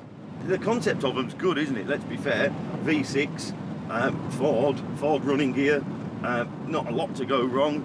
You know, they've got all the correct components to be a real good user-friendly car, haven't they? You know, fiberglass body obviously doesn't rot, does it? But what Paul doesn't know is that Philip has had a change of heart, prompted by his plans to move abroad. What I'm hoping to do is to sell here, get a long ferry to Bilbao, and then drive all the way down through Valencia and then down the coast road to Majorca, and then hopefully find a nice place to live. And possibly even a nice Spanish señorita. Wouldn't it be nice, going through Spain, roof down, sun shining? The desirable GTC that Derek was keen to auction is now not for sale. I've had such a ribbing off my friends saying, no, you mustn't let it go. Once it's gone, you'll never get it back. Think of the hours of work that you've put in, the money you've spent. And they're right. So this one's staying. This Series 6 Scimitar GTE is now the one on offer, along with a bog-standard Jeep. Paul is not going to be happy. We have ignition. It sounds quite good.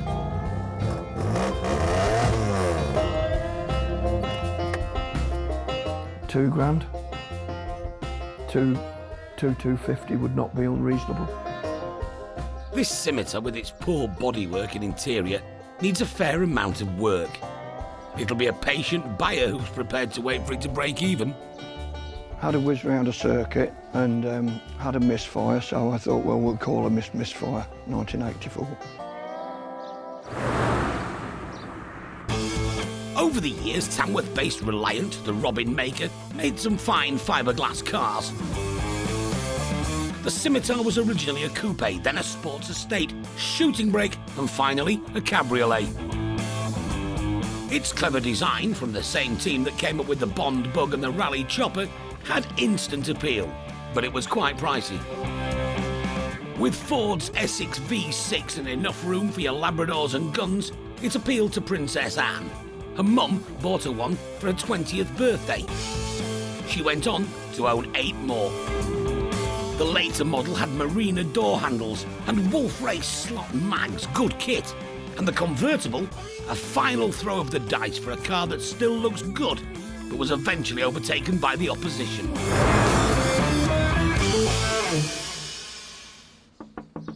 Paul's arrived after a long, wet journey. Come round this way, Paul. Oh, he's here. Now then, how are you? Come in, come in. Nice to meet you. He still thinks he's collecting the gold one. What are you replacing it with then? Or you're not bothering? Well, I'm letting the white one go, the estate, the GTE. Right. But I'm keeping the convertible. I wasn't going to do that. I see. So a slight change of plan. Yeah, yeah. Good girl. That was right.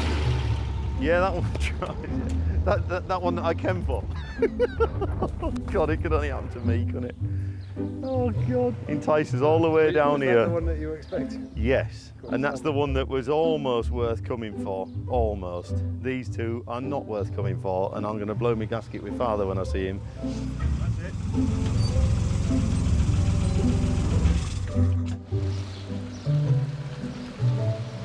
Unfortunately, the discussions that followed in the boardroom were for family only.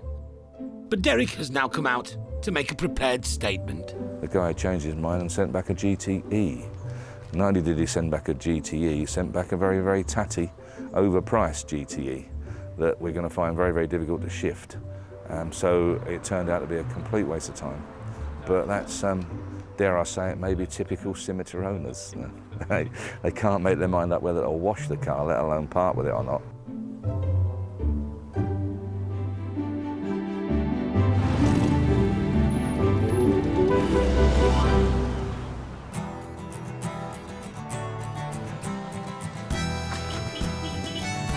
After a stressful time collecting vehicles, Paul has decided to join Sarah for a spot of light car reviewing.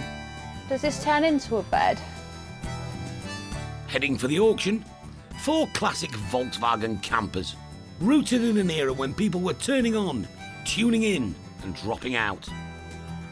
First up, a converted day van from 1979. I like this. I like this different. one. Yeah, Be a I bit really like claustrophobic it. in here though, isn't it? No. Isn't it? No, I like it. Yeah, although I do like to be able to see out, but no, I think this is great. What's the skylight in it, doesn't it? I don't know really. Oh, it does. You think? Yeah, let the heat out, let the steam out. Well, you can open that back window, can't you? Wouldn't be very private then, though, would it? Well, just park somewhere where it's a bit quieter. Yeah. It's on the V5 as a delivery van, isn't it, there? Yeah, no, it is an official van, but somebody's obviously put the rock and roll bed in. So, yeah, there's no reason why you couldn't have a weekend away in it, is there? Oh, easy peasy. Yeah. I do like somewhere to plug my hairdryer, though. That's the snag in it. Yeah, You have to take a yeah. Jenny. You have to take a Jenny. Or a big hat. Or a big hat. A big hat. Yeah. And you don't want to frighten the person you've just woken up next to, do you? Oh, yeah, I do like camping, though. And I'm nearly 6 foot, look, and you're all right there, look. Straight in, look. Straight in. Look at that. The VW van was born when Dutchman Ben Pon saw the potential of a Beetle with extra seats and load-carrying capabilities. The motorised caravan followed soon. The microbus, combi, splitty, hippie, different names for a worldwide hit. The T1 split screen became a worldwide bestseller. The 23-window Samba at the top end of the range. The T2 bay window took over from 67. With a larger, more reliable engine and a setup that lent itself to rooftop conversions, it offered affordable freedom for practical campers. 44 years of production for a van with a massive personality. A van with a happy attitude that spoke peace and love to generations. And in the eyes of its global fan base, it still does. Next in line for assessment, a Devon conversion from 1972 and a Caravanette from 73. Both have fewer than 30,000 miles on the clock. Out of these two, if I was going to have one of these, it'd be the mustard, because I'm partial to a bit of mustard. So have these got the elevating roof in them then? Yeah. Yeah. There's still no room in it. I prefer the van. I prefer the van. Smells a bit foisty, this one. It's been well used. Oh, this one's got a bench seat though, look, for the family, look. It's the family model, you see. It is, yeah. Is that the awning in the bag? Yeah. Get loads of it in there, couldn't you? It's a minibus. Yeah. Minibus through the week and a camper You've got a on lot the of weekend. faffing though, haven't you, to get it all sorted up, ready for the night to... Oof, I don't know Imagine if I'd trying to get dressed in there. Oh. No good for me, is it? No. Nah. No, you're... Sadly, no. No, you're too tall, aren't you? Yeah. Lastly, a T25 camper, a relative newcomer from 1989. This is my favourite one. Oh, now this is what you... Ah, now you're talking. Yeah, this is my favourite. Oh, yeah, this is comfy. It's roomy. You can stand up in it. It's a good van, this. That's a refrigerator. And it's got a fridge to keep your gin cool. Plush, isn't it? Best carpet on the ceiling. Best carpet on the ceiling, and I'll be able to plug my hairdryer in this There one. you go, you see. It's a winner, innit? This is the one. It's quite smart. It'll have a cooker in there for you, hasn't it? Excuse me, right. Let's get one thing straight. I'm on holiday. I ain't doing the cooking. You Why ain't would cooking? you presume the cooker's for me? Because I burn everything. I can only do beans on toast and I burn that. I did cook some eggs the other night. That didn't end well. When you're on holiday, you don't cook. So that cooker might as well come out and we'll get an extra TV in there. You never know. There might be a flat screen up there, look. Oh, should we have a look? If there is, do you? I doubt it. I'll be Oh. Look, there's room for one, though. There is room for one, isn't there? Look at that. Yeah. So do you have to have like one of them potty cars in here? Like a potty? Now you just jump behind the bush, don't you? Ooh, not into all that. I can't see a jacuzzi back here, go. That's We what could you're get getting one at. in there, couldn't we? Yeah. Oh, I like this. Steering wheel's massive, isn't it? Look at that size, that steering wheel. Feel like you're in a Winnebago. This fully loaded T25 with all the comforts of home will have a reserve of around £7,000. The others could go for as much as £14,000. Can I just say, love you. I knew you were going to say that.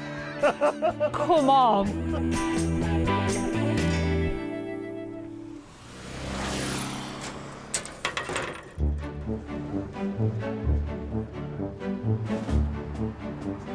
It's the day of the auction. Thornton le Dale busy with visitors from far and wide. 109. Aye. Here to peruse and buy some of the country's most desirable classics. An Austin Healey Sprite, 1958, Frog Eye. It's a real classic of the British motor industry, isn't it? Real collector's item. Cars from every era, along with bikes, powered or otherwise. Beautiful. We've already got a Triumph, so yeah, I just gave him permission to get another one if he wanted. With nearly 300 vehicles to get through, 18,000 provisionally down the middle. Derek is earning his money. 2,100 trailer and machine. It's a little bit crackers out there today. We knew it was going to be busy, but hey, it's really busy. Perplexing auto memorabilia, finding new homes. I got some cartoon mini pictures. I'll just put them up on the bedroom wall. I was on a few weeks ago for the RS Turbo. And now, what have you bought today? Just these Mr. and Mrs. Trips, just ornaments. Have you still got the RS Turbo? We are.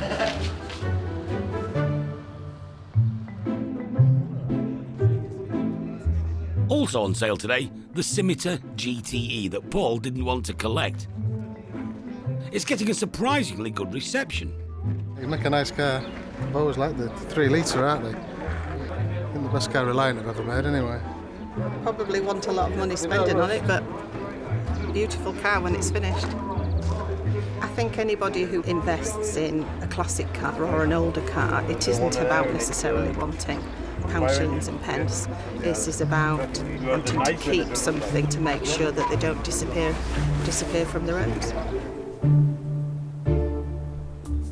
1984 Scimitar, it's MOT till May 2020.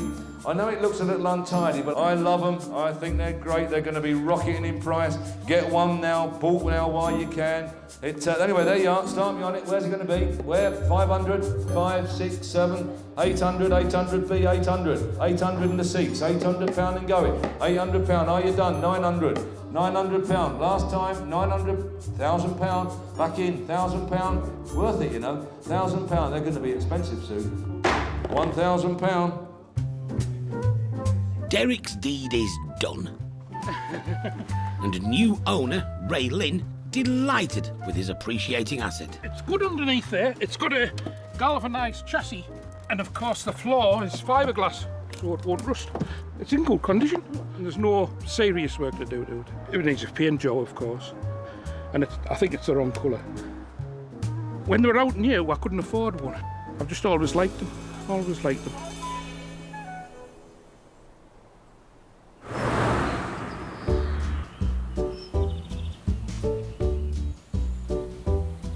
After a busy auction, Derek now has a bit of time to reflect on the Volkswagen campers. The four, reviewed by Paul and Sarah, have now been joined by a mint condition fifth. That goes by the name of Poppy. Are you a fan of camping? Oh, yeah, I love camping. Oh, yeah, I think it's great, yeah. Well, that's the only thing we can afford. When I was a kid, like, we couldn't go in hotels. Mum and Dad never had enough money to go into hotels. We'd have to go camping or caravan, of course. My old dad, oh, boy, did he love a caravanette. But he never liked these.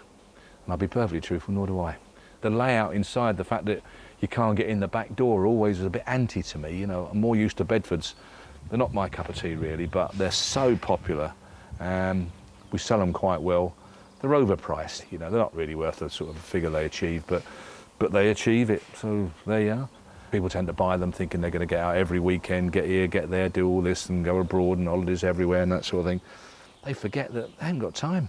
You know, it's the most elementary mistake that people make. You know, they didn't have enough time last month to do whatever they wanted to do, so why buying one of these is going to give them a load of time next month to go out, and I'll never know. But they're great, they're good fun. Camper vans don't always have stoves, so it's Bubbles' turn to road test a possible replacement that's tickled his fancy. Heading for the auction, a Sirim tea set.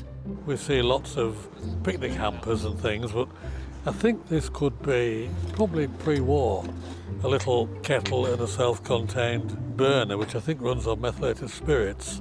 Obviously, they filled the kettle with water before they left home, built it up, set fire to it and made a cup of tea.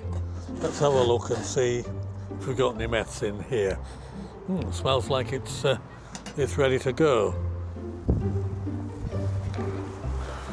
Right, we'll have to pop the kettle on, or else there could be a nasty explosion. I'm going to sit it on there, and hopefully it will start to boil. The manufacturers claimed this stove would work as well outside as in, and you could broil a chop to perfection.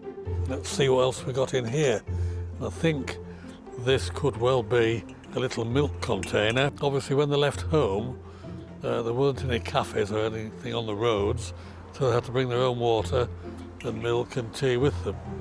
There we are, we're just about ready to boil, I think. Tip that in there.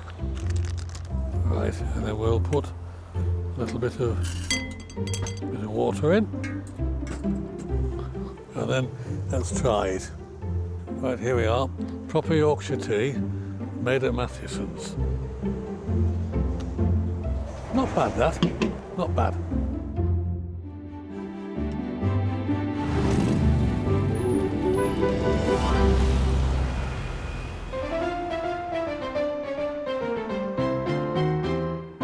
Mathewson's auction beautiful cars from every motoring era. That said, some of the more mature ones do require a patient owner. Wandery steering, brakes, or lack of, lack of synchromesh in the gears, and of course they're slow, you know, you're holding everybody up really. But today, Derek is travelling to Hartlepool to meet a couple who bucked the trend with their rare classic. It's a 1946 Austin 16 BS1, and I just think they're nice cars. They're a good solid car, designed for bank managers and things like that. bit of a quality car. Brian and Mary Sayers bought the Austin 10 years ago and decided to swap originality for usability. I've always modified cars. It has anti-roll bars front and rear.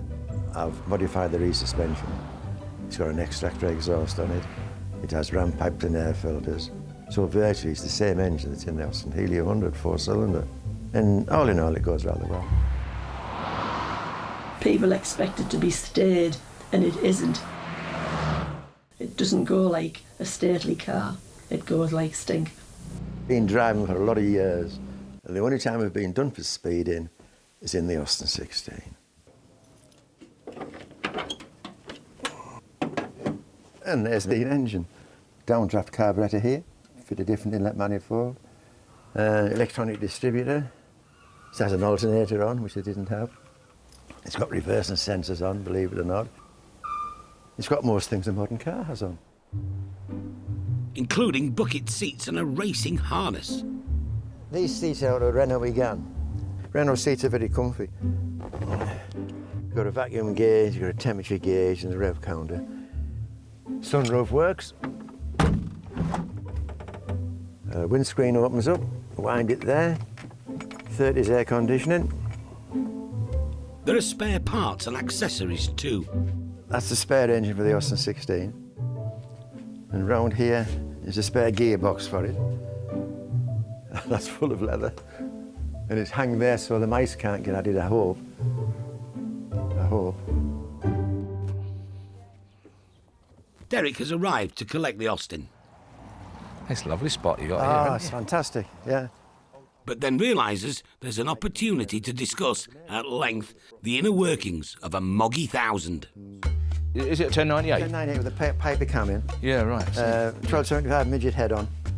I'll tell you what's the problem with my Morris 1000 van. It's got a 1275 midget engine and back axle, standard gearbox. They've retained the original front flange on the downpipe of the exhaust, which is like that bit smaller with a 1275 manifold. Is it just a single manifold? Yeah. I can't get it to marry up. Sometime later, the 16 is loaded up. Brian was thinking 9,000 for the unusually quick Austin. Yeah. We'll try. We'll do what we can, but it's going to be a lot less than that, Brian. Shall we see what feedback we get? That's fair enough. Yeah, let's see what we get.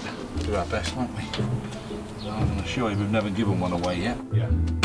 Right, I want to make tracks. All the best. Good to see you, mate. Lovely, just a job. We'll do the best we can. Oh, sure. We'll have a chat on the phone. I'll give you some feedback. Thanks for the tea. Bye, love. Ta-ra.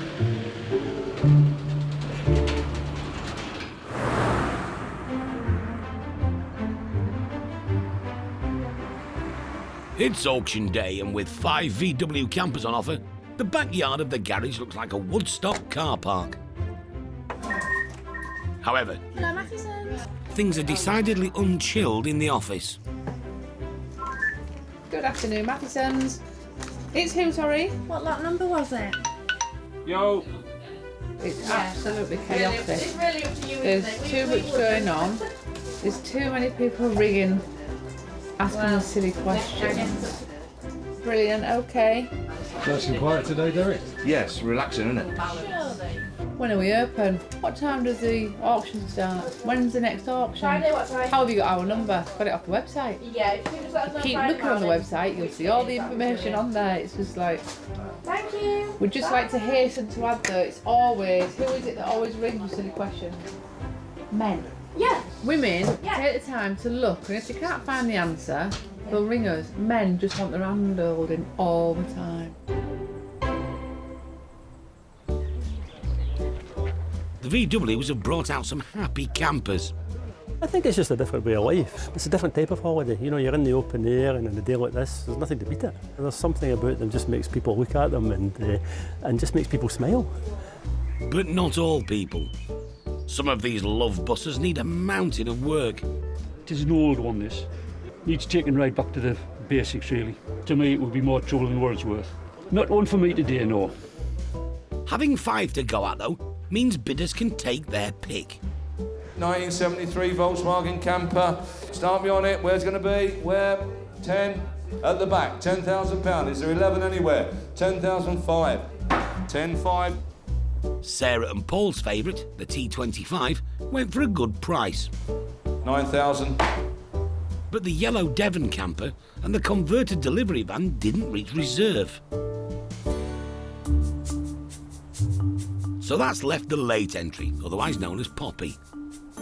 Produced in 1970, it's the oldest of the batch. Almost certainly and without doubt, the best one we've ever had. Stunning bit of kit, super condition. Start me on it. Where are we going to be with that? Where? 10 again. 10, 5, 11, 5, 12, 5, 12, 5, 13, 13,000, 13, 13,000 only, 5, 13, 5, 750, 13, 750, submitting, 13, 750, 13, 750, 14, 14,000, submitting, £14,000 on the left. You're out this side. 14, provisional, lovely machine. 1,000 below reserve.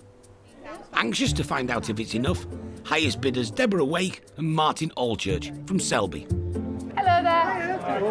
I think we bought a camper. Oh, let's have Poppy. a little look.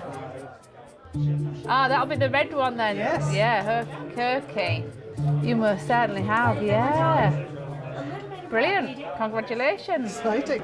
So what are your plans with Poppy anyway? Have you got a holiday booked with her?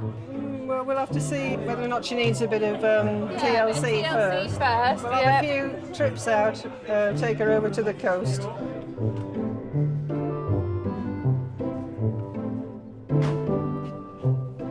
Fantastic! Absolutely lovely. She's gorgeous, isn't she? She's beautiful. I've never had a daughter, I've only had boys, so this is my little girl. What do you think? Lovely. We didn't get in last time when we came to Bentley. No, There's all these little... I think this must slide out so you could... yeah, it'll move it stow this little bit, somewhere. so- It'll stow somewhere. how big is it? Ooh, there's a letter. Oh, we got a letter. Who's this from? I don't know. I think it's it. Must have left something in. Hello to the new owners of Poppy. Oh, that's really sweet. Let's have a look. You can read it. Oh, wow, I think I'm going to cry. Hello, new owners of Poppy. The family that you bought this from loved and cared for this camper van. It was great for camping and made most of our memories. We hope you have great times in this camper van. Chugging away along the road, yours sincerely. Oh, isn't that sweet?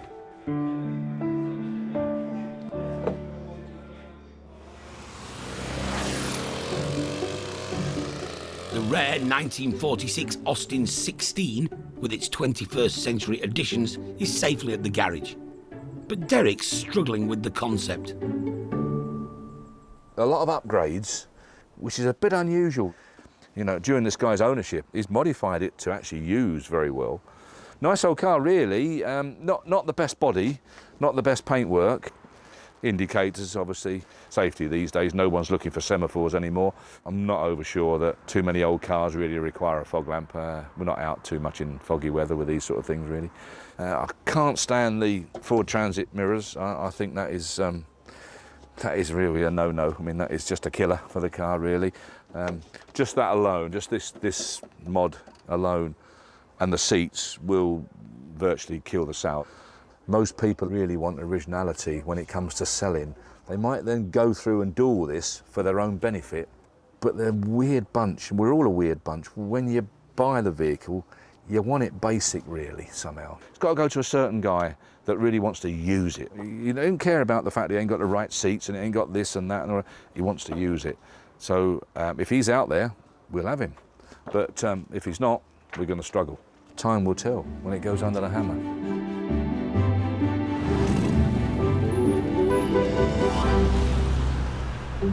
You remember the French cartoon print? Oh, that's right. Derek is busying himself with a new delivery of memorabilia. Yeah, that's all scratch built. Is it really? Isn't it lovely? There's some detail in that, isn't Yeah. What he should be doing is a rare and precious thing in Derek world, having a day off. Yeah, that's fantastic, that, isn't it? Brilliant. Absolutely brilliant. Well, they both are. He's supposed to be taking us out, me, Nan and my sister, which obviously ain't going to happen for a while. Okay, I'll ask the lads to get it out. Give them a couple of hours and I'll ask them to get it out. No. Even Kate rang him this morning and said, Grandad, are we going out today? Yes. Right, well, I think you and Nan should come here because if you go to the garage, then we all know what happens. That was Kate, so even she's worked it out. She's 7, isn't she? Only an hour and a half late, they're on the way to the coast and taking in the sights. See that there, Charlie? There used to be a car showroom, and that shed at the side there, look, that bit on the side, yeah, was full of motorbikes. You want to put me a sec? Straight in, straight out. Derek's spotted a car showroom. I mean, he's got a lovely little showroom, a lovely setup he's got there, but the price of them motors he's got up. Blimey heck, he's dreaming. The unscheduled stopovers continue. This time, a quick MG valuation, possibly for the auction. He can't bring himself to have a day off. He's just horrendous. Yeah, oh, where's the old MG? Yeah. Aye, she's lovely. Is that a full body off rebuild? I like it, the fact it ain't black. I mean, I like black, but it makes a nice change from black, doesn't it? Yeah, it'd do well, wouldn't it? Yeah, I think. Brand new cross-blast tyres all the way around, all new brake shoes, cylinders, steering. Yeah. I'm not 100% sure it'll hit 10, but I think it'll do 9. It's approaching midday and everyone's hungry. Time to sample one of Hornsey's famous tourist attractions. What's your fee?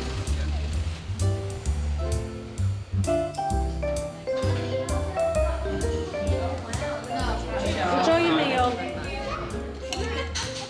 This is my holiday, and about a day off. This is it. This is my annual.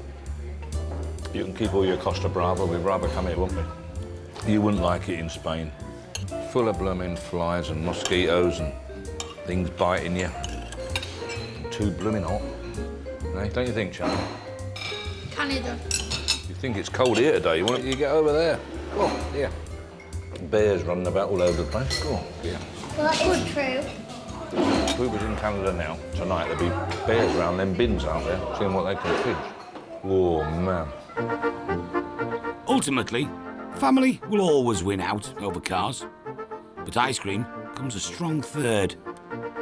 Well, what a shame. If it was nice and warm, we could be sat down there, couldn't we? There, man.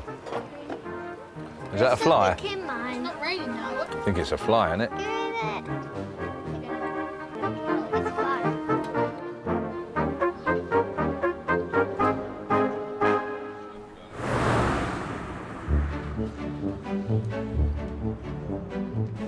In Thornton le Dale, it's the day of reckoning for the Austin 16. With its uprated engine, suspension and safety features, it's not one for the purists, but it will probably get you home. Amongst the piles of memorabilia, a man familiar with this make of car. I bought this to fit on an Austin 16. I think I paid £155 for it. Yeah, big money, but if it does the job, I'm happy. Nice old dinky milk float. They used to be electric because nobody wanted to wake people up on a morning. These are side lamps for an old vintage car. I'll have to be discreet with the bidding, won't I? Anything I like, other people might like. Austin 16, super bit of kit. Where are we going to be? Where? 5, 255, 756, £6,000. 6,250, 6,500, 6,500, 6,500, 6,600, 6,006, 6,700, 6,800, 6,800, 6,008, 6,008 and going then, 6,800. Are you all done? 6,800. Selling, 6,800. Last time looking round, 6,008. 6,008. A healthy £1,800 over reserve. The highest bidder, Paul Squire, who promptly dispatched it to his home in Hertfordshire. I've had classic cars forever, always Triumphs. It was time to move on to something a bit older, vintage, so I was guided towards an Austin 16. So the main reason for getting the Austin was I promised my daughter I would take her to her prom in that kind of car, and when I showed her the car she fell in love with it. She's already named the car, it's now called Elsie. It's really pretty, it makes a lovely noise, and I love the hooter. You don't get it on modern day cars. Purdy's prom is a few months away, but today there's going to be a trial run. Purdy, are you going in the front? With the help from her friends, Ava and Megan. Megan, if you come this side. It's going to sound really daft, but I've always wanted a car with suicide doors. Don't get your dress caught while you get in there, mind yourself. I love the lines, I love the whole old school feel of it. So what do you think, girls? I like it.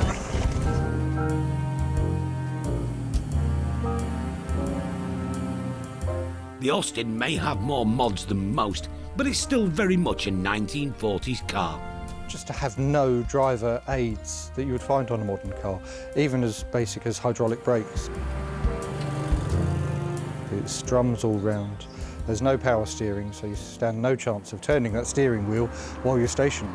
You have to go back to old school driving of move and then begin to turn the wheel. You'd have muscles like Popeye by the end of the day, that's for sure. It's a challenge. You're actually involved in driving again, rather than so far removed compared to the modern stuff. I quite fancy doing a little bit of wedding work with it to actually get it used, allow people to enjoy an almost 75-year-old car.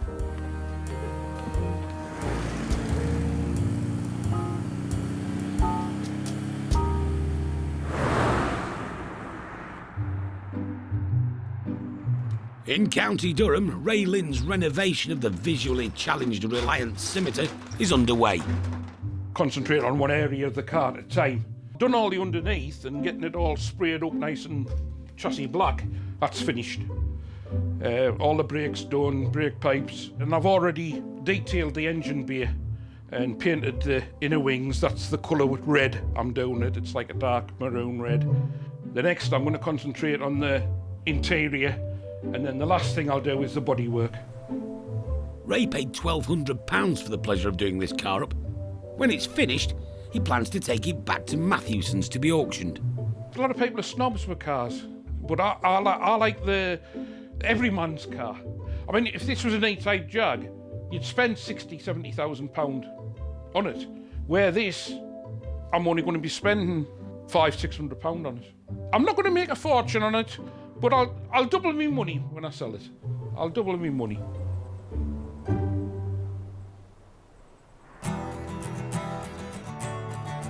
In other news, after Bubbles completed a tricky road test... Right, we'll have to pop the kettle on, or else there could be a nasty explosion. The serum tea-making kit caught Derek's eye at the auction. Oh, that's a nice one, Jim. There's some age about that. How old's that? Late 20s. Nice. That's a lovely thing, that. And it sold for a good price. 120, you'll kick yourself on the way home. 120 on my right. It's the way I'm going. 120, are you done? 120. Lovely bit of kit. Harewood House in Leeds. The venue for the country's largest annual Volkswagen festival. Rare original models mixing it up with modified monsters, tuned to within an inch of their lives.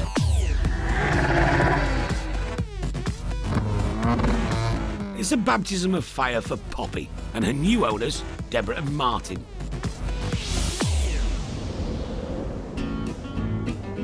First time we've ever been to a festival of any sort, really. Come along to have a nice day and listen to some music, but it's been absolutely throwing it down all day. My desire is to get her down to Saint-Tropez, but I think we might need a bit of time to get all the way down there. It's what, about 800 miles? 1,000, yeah. And probably wisely, Deborah has signed up for a motor vehicle maintenance course. I work in IT, so I don't really do anything useful with that, but I like making things. I do a lot of craft and upholstery, and I can do things like that, and I thought, well, I can give it a go, learn how to look after the engine as well. Ray! Plastic glasses, yeah, you know, needs must. Many more, chin chin.